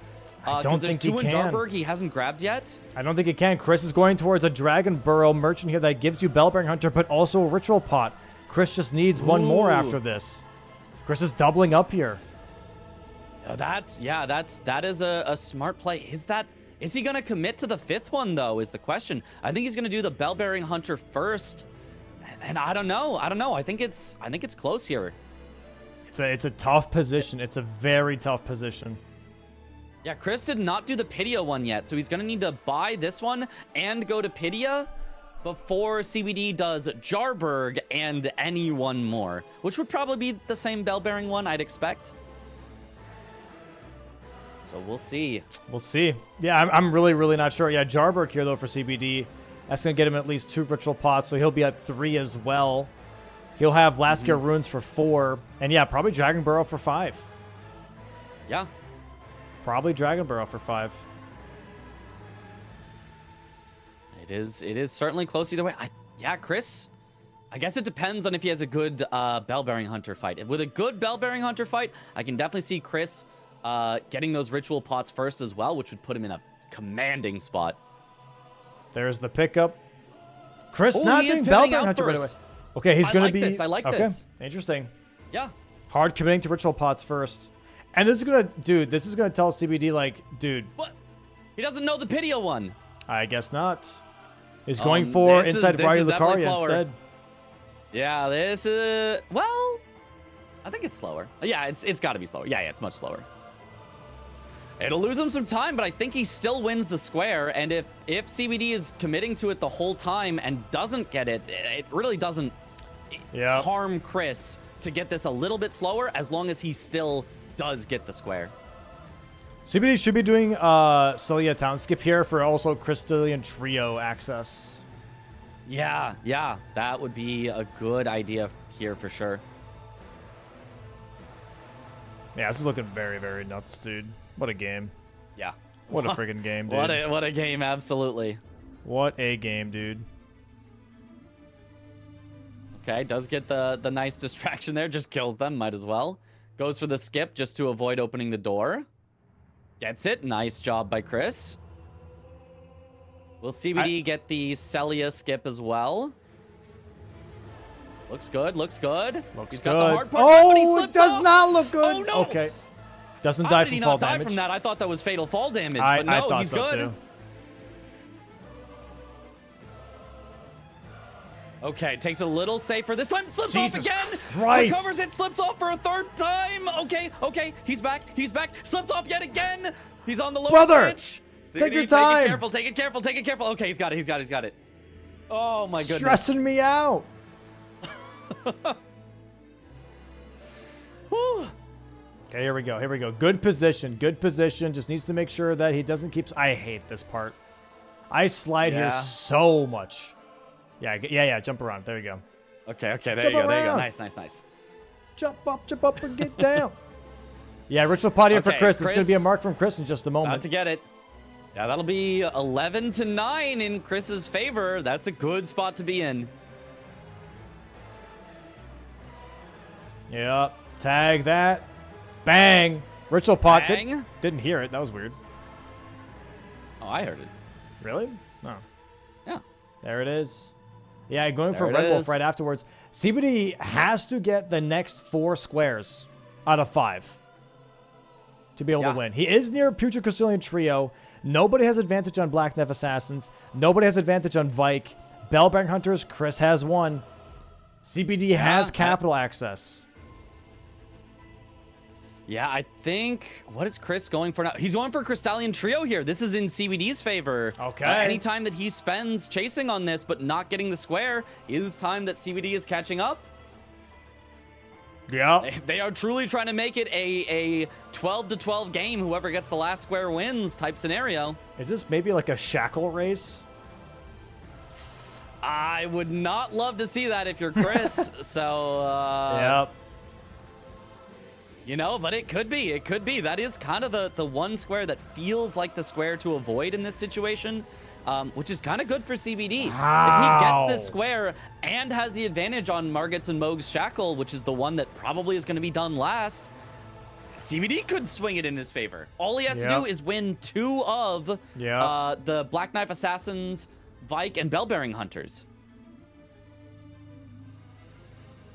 Dude, what an interesting... Battle made huge. Huge is like, no one shall pass. Blasts him. Oh, man. Hits him with that cannon of Haima. Actually insane. Yeah.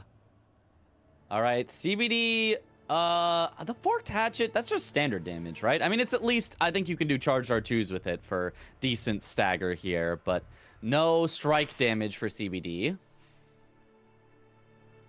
Wow, dude. Yeah, I wonder if this is better than Claws. It might be. You can do charged R2s with this. For staggers, it certainly is. Claws do very little stagger, so I think this is the right call for trying to get this. He might swap to claws once they're broken just to take him out faster there, but you don't really need to. Dude. Ooh, almost gets rotted too there. CBD does have to be careful, dude. Yeah, if he gets rotted, this would not go great. Okay, does swap to the claws, takes the riposte. Has to be a little careful here, but good damage. Okay, Mike attacked her. Don't get greedy. Oh, okay. Good rolls, good rolls. All right. Oh, misses with the attack. Okay, takes out the first one. That's usually the scariest, is when all three are up.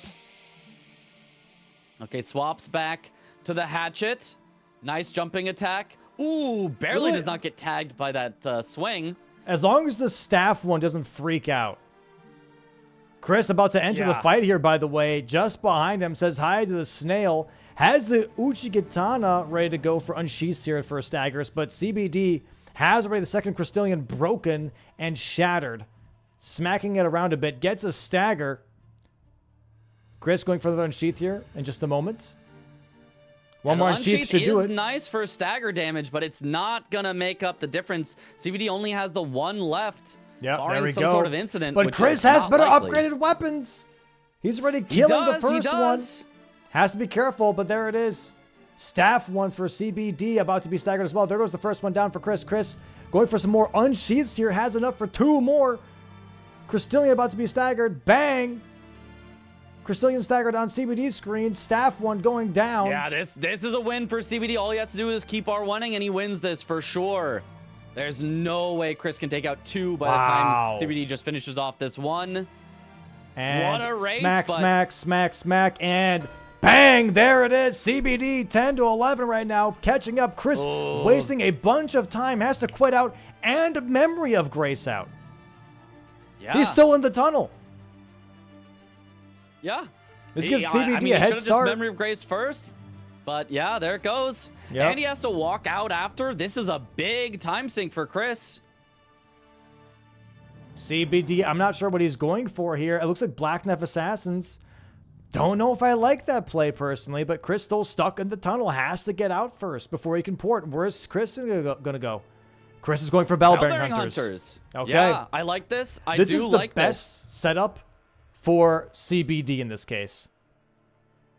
Chris wasting time on Bell-Bearing Hunters is CBD's best setup because he could take time going for Black Knife Assassins and get more capital access, or even go for Vike and push Chris into chasing him into capital. Whereas Chris really wants CBD to chase him on Bell-Bearing Hunters. Yeah, absolutely, absolutely. I mean, it also, I think it's going to come down to Vike. I think Vike is going to be just the deciding factor. Whoever pivots into Vike first, I think is going to be the person who wins. So if Chris gets Bell-Bearing Hunters while CBD is still going for Black Knife Assassins. Oh, this is great for Chris. This is huge for Chris. Yep. As long as he commits to it. Okay, prediction. Chris is going to get Bell-Bearing Hunters. They're both going to pivot to Vike. CBD gets Vike. Yeah. They both rush to Ordina. CBD gets Ordina. Shackle race. Oh my goodness. You absolutely could be right. I think that's a very likely line here. Uh-oh. You can't leak the script this early. There's still so much match to play. Insane. Absolutely insane, dude. Nice fight from Chris here on this Bell-Bearing Hunter. Does take out a second. CBD got the first one very nicely, but I mean, again, it's just Chris has better upgrades. Like, CBD just has not, in an hour and 17 minutes, taken the time to fully upgrade his weapon yet. Yep. We are in a pickle here for CBD, but Chris pretty much moving as fast as he can through these squares, really getting all the upgrades that he can early on. Set him up for late game so well. So well. Yeah. It has been great for him. So, yeah, Chris definitely with a little bit of a driver's seat privilege here of gets to go more where he wants with these better upgrades and with the one square lead, but it could all vanish very, very quickly. Yep, CBD rushing for Dragon Burrow Bell-Bearing Hunter. Does Chris know how to activate this Bell-Bearing Hunter? Is the $1 million question. He's got it. You talk, you go all the way through. Pausing and you champing. ask all the things about Radagon, I think is Chris is just doing every single option. Yeah. Is it this one? Do I have to buy this? No, it's not once, Chris. No, you need more. I think. Isn't it? Bro, imagine you run up to Muriel, you just like throw coins. Talk to me. Run away. Talk just to me. sprint.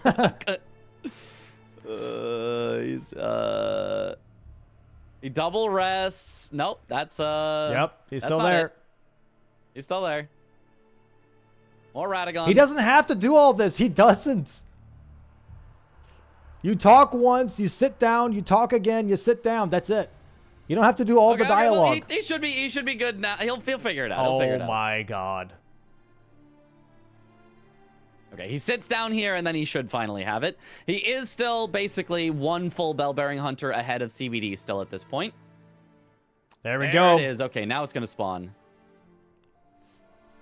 Oh, big damage too. Very big, very big. CBD does have this bell-bearing hunter kind of set up already with this Grace, but Chris has the Altus Grace. He can go for the other Altus bell-bearing hunter like very quickly here because of the golden seeds that he started out with.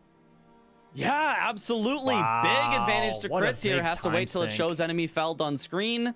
Otherwise, he would not get credit for it. Wait, instead of bell-bearing hunters, instead of after bell-bearing hunters, they're going to go for a Vike race.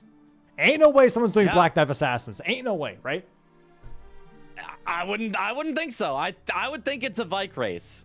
I would think as soon as we see bell-bearing hunters marked, it's a Vike race. Oh my god. This is where the setup CBD shines, wins man. a Vike race, then he gets to just go for a Black Knife Assassins race. He could win that, and then it's a Shackle race, and he absolutely wins that. So even if Chris wins bell-bearing hunters, it is not over. It's just down to races. Yeah, it's a tough position. Tough position. Number 2 here down for CBD. Chris has 3 down. Talking to the merchant, buying the Moonveil. You gotta buy Moonveil. Oh my god, it's Moonveil. Sadly, not double damage because it's not Moonveil Monday.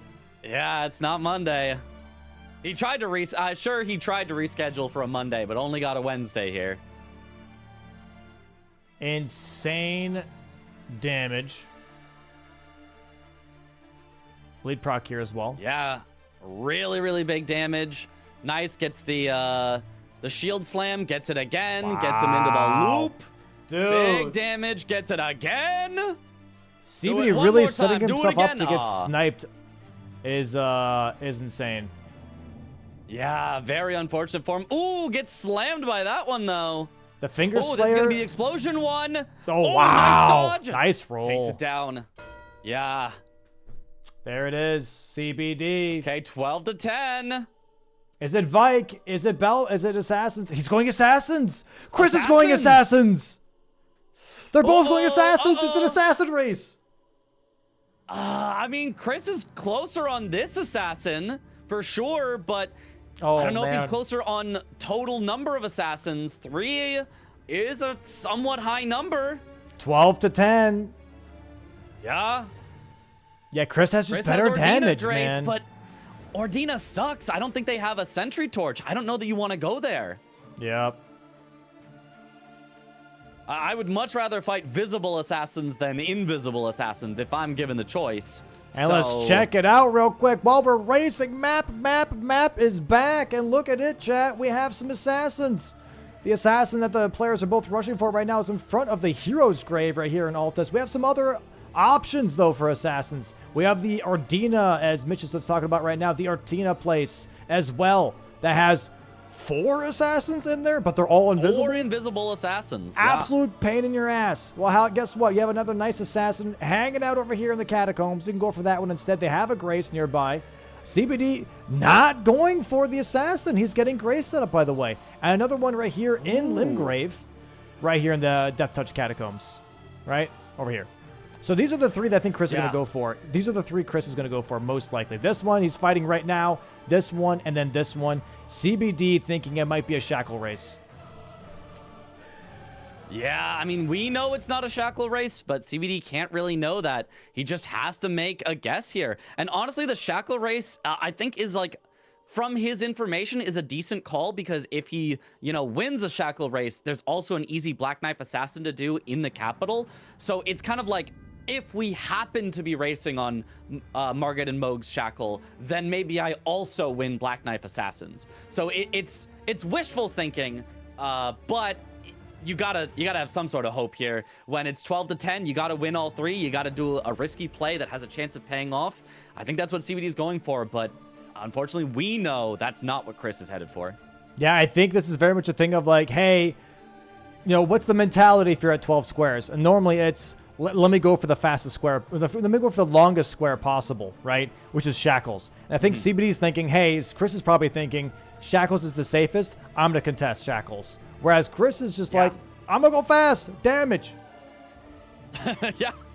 That's it. Big damage difference. And yeah, barring any weird incidents of Chris pivoting out to Vike and losing 30 minutes dying to Vike over and over, it looks like this is Chris's game to win. Yep. Chris maybe splits progress here, gets 2 assassins, and then pivots to Vike. I'm not sure.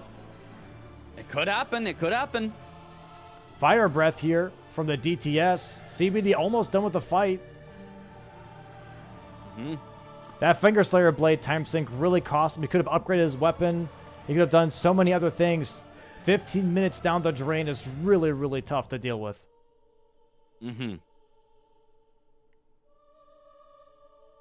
All right. Lightning He's doing strike. well on this Draconic Tree Sentinel. I'm a little surprised he doesn't use the claws. I feel like the claws would do great damage as well, but honestly, he's doing just fine here, getting some big staggers with this hatchet. So it's going decently here. Should have the Draconic Tree Sentinel down with one more charge or two. Bang! Nice. All right. Yeah, here is the Black Knife Assassin for Chris. Big damage. 2 unsheaths should do it.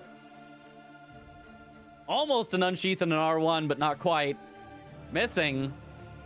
There we go. Nice kill. 2 assassins.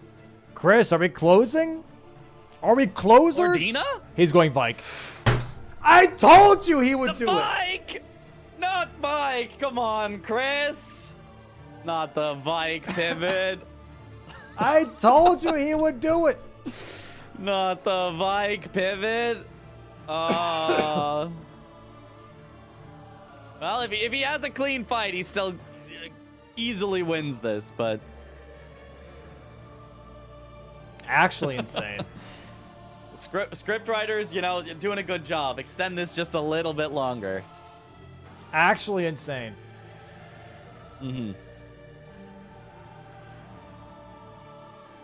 Splitting to the very end. Uchigatana. We're not battle axing versus Vike? Okay. I don't think Wild Strikes works very well against Vike. He's too good at rolling out, and then his reach is long enough that he can roll out and poke you. So I don't think it's that great. The Uchi can work. I don't actually know how good claws are against him either. No, you want a heavy weapon for sure. Claws are going to be... Could use Giza's wheel as well, maybe? I don't know. You could do that. I don't know if he's got the stats for it, but you definitely could do that. Yeah. The Uchi should work out fine. It's just slightly awkward to hit NPCs with the unsheath sometimes. Ooh, okay. Nice damage. That's good damage. Yeah, because he's been leveling Dex for the Ninth Claws. He's got a lot of health to play with, too. 10 flasks. Not if he just takes 2 stabs in a row, though, because his flasks don't heal for anything. It's only +1. Yeah. So Vike buffing. Oh, gets canceled. Nice. If you can keep canceling Vike's buff so that he never gets the opportunity, misses it that time, then you can have a lot easier time because Vike will keep trying to buff. So the more you interrupt him, the more free hits you get. But unfortunately, does not interrupt it. Oh, nice man. job. I do like the running R2s with katanas is a great way to deal with NPCs. Yep. You see that a lot in the DLC as well. Just running R2, run away, running R2, run away. And it's working great for him. He's going to even maybe try to cancel Vike's heal. Unfortunately, does not get it. Big heal, too. Very big heal. Nice capital skip here from CBD, by the way. Jumps down, trying to get to the sewers here. That is the CBD special version of the capital skip there. Yeah, the only one that I see, at least in bingo, do it. Looking like a square for Chris right now. Vike down to almost half health. Flask already consumed. Buff wearing out in just a moment here as well. Oh, barely misses that one, though. Okay. Gets a free hit as Vike tries to heal. Very nice. Okay, Unsheath is great. Cancels the buff.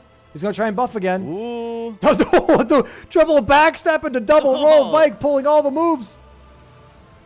Oh, big stab. Gets absolutely tagged. Okay, good. Does back off. Does not get comboed by that whirlwind move. Cancels the buff again. Vike is going to buff after this, I bet. Oh, he didn't. Oh, here we go. Okay, Chris, one more Unsheath should do it. Oh, he's trying to create it. Vike's like, no. There it is. There it is. Chris wins and the set. Bang. GG's, Chris. 13-10. 2 games to 1. That is game, set, and match for Chris. Very, very nice. Came back. Wow. Okay, Chris, you don't have to disrespectful Fortnite dance there or something. Insane. Actually insane. Knocking CBD out of the preseason 6 tournament bracket. There we go. Chris moving on into the losers finals. Going to be facing whoever loses in NPT versus Blanks. And we have ourselves a very interesting situation now. Yo, GG's, Chris. Yo, GG's, guys. Insane series. Lots happening. Lot is happening. How do you feel? That was a crazy series. I feel like I played well, except for game 1 dying to DTS. And when I think that very much mattered. I think I don't know, his damage game 1 was crazy. We can talk about it later, but yeah.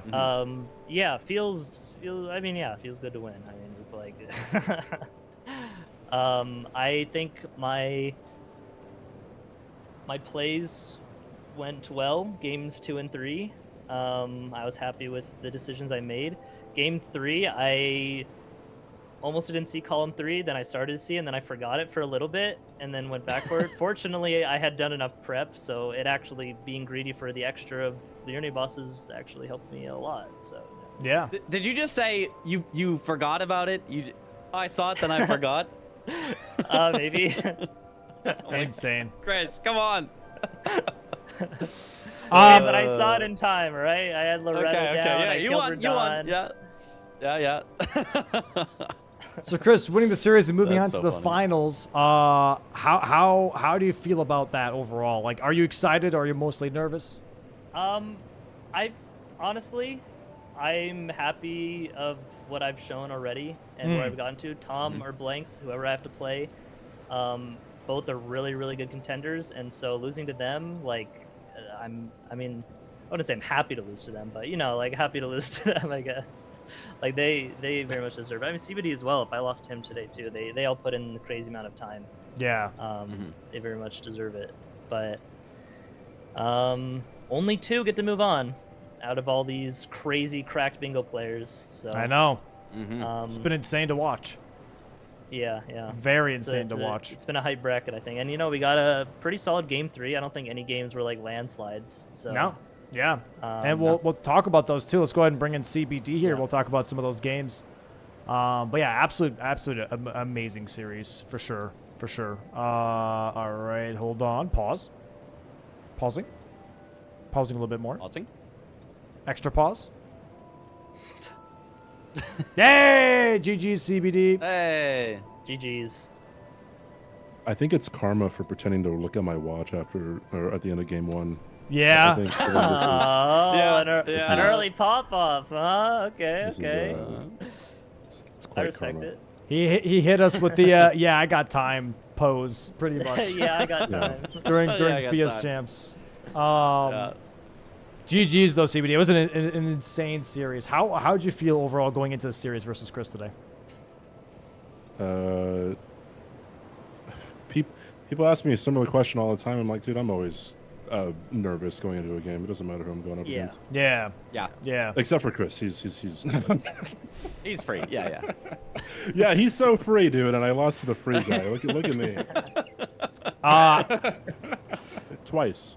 Taking the base game here in the series, how did that set you up mentally for the rest of the series, though, CBD? Like, did you feel pretty confident going into game 2, or was it still very much like, oh, it's still anyone's game type of situation? It's always anyone's game. I mean, I feel like there's no real pattern to like, people say like, oh, so and so has the momentum. I haven't really seen that. Well, no, I'm not talking season, factually. so. I'm talking emotionally. How did you feel going in? Oh, I mean, like it still ties in, right? You know, 'cause Sure. I mean, I'm always feeling at the start of each game, it's all pretty much the same, no matter if I win or lose. Like I might be really hyped at the end if I win, and really down at the end if I lose. But then by the beginning of the next game, it's whatever. Yeah. Fair. I have game 1 up on screen here. Let me show you guys as well. Okay. I'll put it into the matches chat here.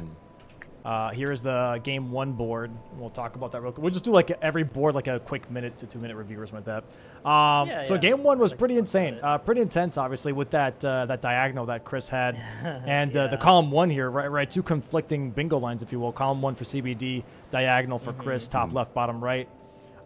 When it came to seeing the board without any squares obviously being marked, were those the lines you guys liked from the beginning, or was it something that developed over time?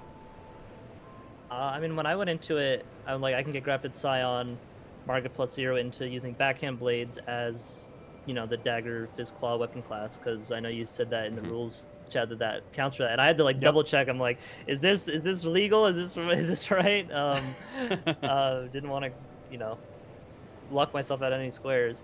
Yeah. And so yeah, I did that, and that sets up the diagonal, and it gives you advantage on the Hyeta grapes, which I was kind of setting up as I was going on, and then like CBD was marking other stuff, so I was able to like take time to set up my weapon before I like fully got Hyeta grapes. Yeah. And I was setting up the grace near patches a bit, but I think what cost me is one, CBD's damage was fucking insane compared to mine, just from what I could tell. Like, what weapon were you using? Falcons and backhand blades. Yeah. Okay. Well, I get. Did you plus 10 it then? The Falcons? It was plus 8. It was plus 8. Oh, wow. It was plus 8, but also I also will plus say 8. that he That's spent a crazy. lot more of his money on dex levels than on Dex health. was- Oh, was sure. level one. Yeah. You played really well game 1. Like, And he had Ritual Sword Talisman. There's a time. Yeah, okay, that makes sense too. There was a moment where you marked a square and then marked Tree Spirit's like a minute after. I'm like, he killed the fucking Tree Spirit and like that fast. Goddamn. Yeah. So I figured maybe you got like, you know, fully upgraded Falx or like Death's Poker from the Great Sword Chest or something. But yeah, I think what cost me, I don't know where you were when I was fighting DTS. I'm sure commentators know, but like I died to DTS like when he's at like 1 HP. And then kind was of it 1 wasn't HP? able It to. was more like 40%. I looked at the VOD. Oh, okay. 'Cause Yeah. I think I got to DTS slightly before you. Yeah. and Okay, so I you did- probably would have beat me to it then. I did not Yeah. I did not use Falx or backhand blades. I used the Flamberge because slash sucks. And then Yeah, but the Yeah. bleed procs go crazy on that thing. The I Flamberge did definitely was too. better over time with the longer Flamberge. fight because of the charge dart. Yeah, you twos. probably get a bleed proc still by the end of it. Yeah. I had yeah. one. Yeah. And also just like the So stagger that's- damage from that's it, which is valuable. nice. Yeah. No, Um, I was thinking about that too, but I was just like, Falx. So yeah, what over for you, CBD? Was column 1 something you had kind of like already there, or was it something over time that you were kind of looking at? No. I don't really go into this like really worried about lines or like focusing on my own lines here. I guess it's only after someone marks a square or two, then it's like you kind of got to block it or develop your own stuff. From like from ground zero, you can't really just like yeah. try and I, get a line. Yeah. I think when it came to the plan, I did want to use Blackhand Blades on Radon, but I wanted to get set up first. I don't know if Chris got set up before Godric, but I was on the elevator really. going. Not really, no. Okay, so that was a play, but then I just realized on this board like there's so much like that you have to kill and not have dog shit damage. So like, Yeah. so when he marked Dagger Solid Fist, I mean, my plan was to like get Rodon with the backhand blades and then go instantly to Tree Sentinel. So once, he got the Godric, I just instantly went to Tree Sentinel Duo and then tried to what did I do after that? I think I got the Altus bosses or something. I don't know. But then like I realized that I needed to just be strong pretty early to try to get blocks. So. Yeah. Fair. Yeah. Fair. Yeah, and just overall momentum paid off, obviously, on this board with that damage, right? And playing around with that Morgot claim, I think, was really cool. And also, I loved it, and I'm glad you've realized it as well, by the way, CBD, is that because you killed Morgot, you could just go for Fios champs through Deep Root Depths with Moog Sewers, rather than having to... Yeah. I thought that was awesome. That was a really cool pickup as well, as a nice ender to that. For match 2 now, that was a very intense match, right, between the two of you. Here, let me pull it up for you guys. Hold on. Yeah. My chat is tired of me complaining about my one death in this match. Yep. Yeah. It was a big swing. It was a really big swing. It was a singular square, dude. Yep. That's fair. What happened? He died to Mesmer. He did big Omega snake attack, and then I was right in front of him. But it was the second time he did it. It wasn't the first time, so 1% chance, and I didn't roll the bad hitbox snake correctly, and then it was just it was just GG's after that. The damage was a little tough, so the second time he did it twice, pretty much the roar attack or transitional attack, whatever you want to call it. Yeah. So overall, match 2 was going very interestingly because immediately, obviously, Mitch and I picked up on the Mesmer Golden Hippo combo with Hitless and Memory of Grace, right, and Burning Sealing Tree. Like that was a very strong start, but neither of you guys fully rushed it and kind of danced around it to prep for it. Was there ever an inclination to just actually fully rush it from the very beginning, and you're like, maybe that's too risky, maybe the other person's doing it, and so I'm gonna go for Ancient Dragonman, for example, or go for Hippo first and see like what else is being marked? Yeah, I mean that's kind of why I rushed ADM. I was like, oh, let me get ADM because diagonal, and then also there's just a lot behind it with there's a bell bearing near there, but mostly the Painted War transformations, dragon bosses, just gets me some money, and like all that. And then I was gonna go to Hippo, burn 300k, but kind of as I was on the way, CBD marked it.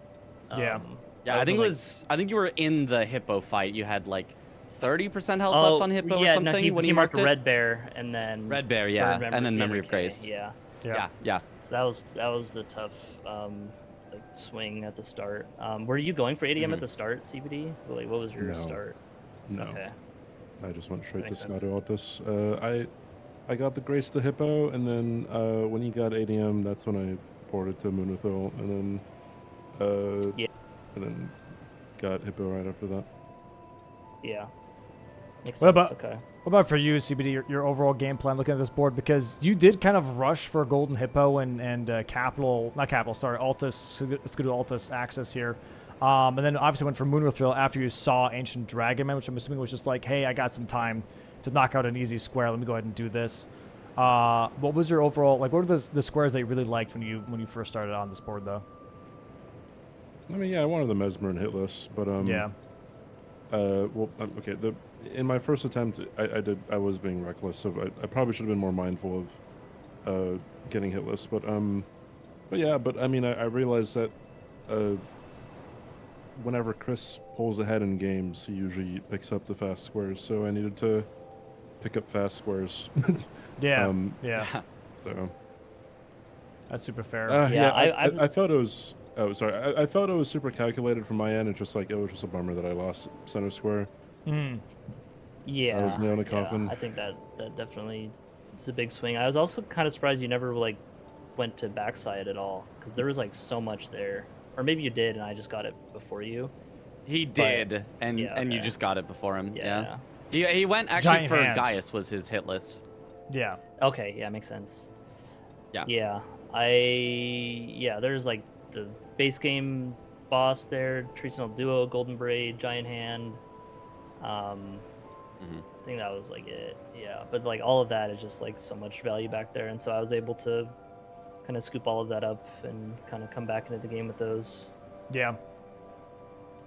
Yeah, because the diagonal obviously was looking really, really, or not. Sorry, not the diagonal. The what was it? There was something that was looking really, really strong in that moment. Column 4-ish? Row 3, I guess. In that case, once he got legendary ashes, the Mesmer hit list looked really, nice because all he had left was hefty pots, pretty much, to deal with. Yeah.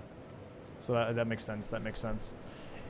And then just an insane late game, obviously, right? With the just like trying to get round once that Mesmer square was taken was insane to watch. But yeah, that brings us then to game 3, obviously, right, guys? Which also, again, you guys going completely different ways, which I thought was really, really cool. With Chris not even going for Millicent Invader, by the way, just going for a Gale +0 off the rip.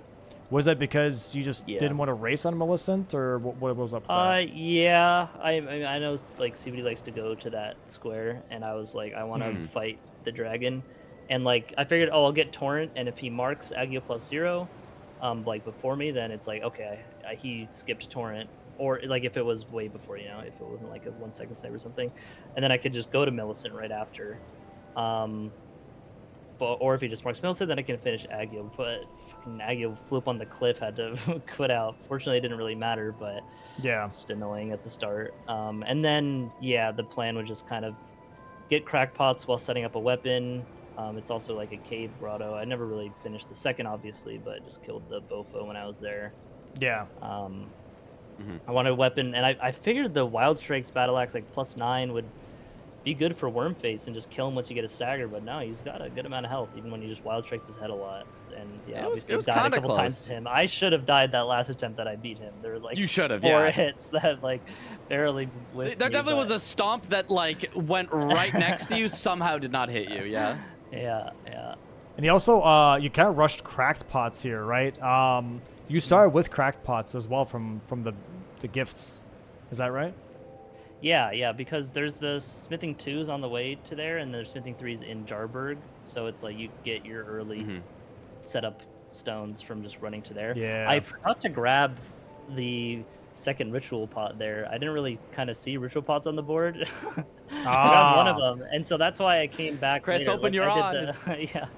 I did some Liurnia bosses on the way there with the Deathbird and the Knight's Cavern and Tibia Mariner. And then I was back there again, and I was like, let me just grab this pot. And then that was when I realized, like, oh yeah, I need to still get Fingerslayer Blade.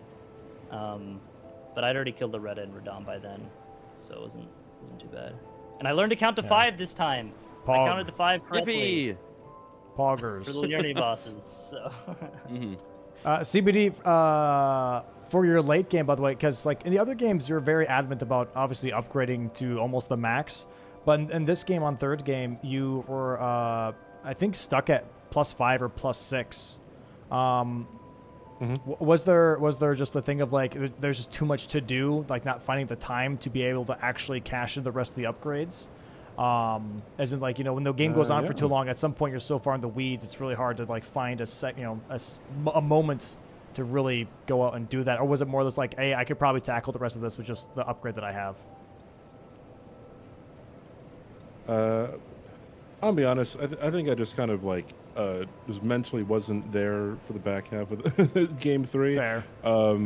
So yeah, a lot of things I think that I typically would do, I just didn't. And who knows if it would have been better or worse. That's fair. Yeah, I was just curious. Yeah. It's always a tough call, right? When you're in a 3-game series and you're trying to be as efficient as possible. After a while, it definitely gets pretty draining. Mitch, I'm not sure if you have any questions. Obviously, throw some in if you have any at all. That was the biggest one. Was about the upgrades, because it felt like once it started to get close, the upgrade difference really is just kind of almost the only thing that Chris pulled away with. So yeah, that was my big one. Other than that, wait, which square? I don't know. Yeah, I zoned out. No square, just upgrades. Just upgrades. Oh, okay. Yeah, because CBD was around +6 while you were at the +9, and the damage difference was pretty noticeable. Yeah. I mean, Chris, for you, with the memory of grace here, do you think that was still, like, was that a big debuff for you in that moment? Because it was obviously using the Haligtree runes, and you just got your weapon set up, kind of. Yeah, I mean, like, yeah, it definitely hurts a little bit, but like, I went there because like, mainly for the Somber 9, I'm like, oh, I can just also burn all the runes too. Yeah. Get the 65k. It's not like it's not like you're dumping levels into you like the 30 int Faith Arcane, right? Right. So you can Yeah. you still getting another chunk of money is still a lot of value. So I just went to Ordina, was like, hey, I'll grab the golden tree here and grab the grace maybe in case Black Knife's it matters. That's what I was gonna if Vike got sniped in the end there, I would have just gone there for my third. Which I was not really looking forward to it, but I feel like Uchikatana could have got the job done. Yeah. Like the crouching are ones that like go like a sideways good against the invis. But yeah, I don't think the 65k really it slowed like a little bit, but I just went to Ordina to get some more money, and that was fine. There wasn't really anything until later that needed a lot of health, and I know I could just level health as I go, and especially with killing Radon, then I was just like, yeah. Gets you back that 70k right there just from Radon. So, do you have any questions for each other at all? Were you splitting stuff when you were setting up Fingerslayer Blade, or were you just like kind of rushing that? Like when I was marking. I was NPC primarily and rushing it. okay. I killed Nereus, got the Patches Cave. You got NPC invaders. I got Turtle Pope Grace, and I just sent it. I said to myself, like, yo, if you killed Radon, then GG's. Bit of a self-sacrifice, I guess, or self-sabotage, but I mean, like I said, I don't think I was completely here, so. Yeah, I mean, when you're behind you just kind of have to make, like, hope plays like that, I guess. Yeah, it's kind of interesting. When you're behind, actually, when you're very much in the lead, you split progress, but also when you're behind, you kind of do the same thing, right? Because you're trying to, like, wheedle your way back into an even game where you can go square for square. It's hard. I It's had a lot tough. of like map value from like the Sacred Flask charges and stuff towards like the Western Kaled kind of stuff. So that kind of helped me a lot getting to like the Bellbring Hunters and the Invaders and stuff later. Yeah, makes sense. yeah, Sacred Flask worked out a lot better than I thought. 10 felt like a lot, but it got you a lot of map progress that you needed for later. Yeah, so exactly. Yeah. And also, I mean, I didn't end up going for God bosses, but the God's Gonna Apostle Grace there as well. Yep. Yeah. And, well, GG's to both of you guys, man. Insane series. If you guys want to watch it back, I'd highly recommend it, obviously. It was a really fun watch. Lots of great calls being made from both of you guys. So you should be proud of yourselves. GG's to Chris for moving on into the bracket for the finals here. And CBD, sadly stepping out on the tournament bracket here. But CBD, where can people find you? And, like, what are you working on next, man? Like, what are you doing? Well, I upload a YouTube video every like forever in 10 years. Also, Nice. I'm trying to Poggers. yeah. Also, I'm trying to no-hit all the base game remembrances with Elon Musk's build that he posted on Twitter 4 years ago. Nice. So catch that, Nice. I guess. Yeah. My PB is like 5 or something, 3, whatever it is. It's dog shit. Very nice. Very nice. Sounds good, Yeah, man. the Sounds heavy good. load is tough. yeah. All right, and with that, please, chat, go check out all of the players. Go check out the website. Give everyone a follow. They're very much appreciated. And with that, Chris and CBD, hope you guys have a great rest of your Wednesday. Thanks so much for playing today. I do appreciate you. Chris, we'll see you next week. CBD, we'll see you next time. What? What about Yeah, I mean, I'm out of town. I don't know when we're doing in the match. We'll figure it out. We'll That's figure why I it said out. next week rather than this weekend. Yeah, I guess. Yeah. Yeah. We'll figure it out.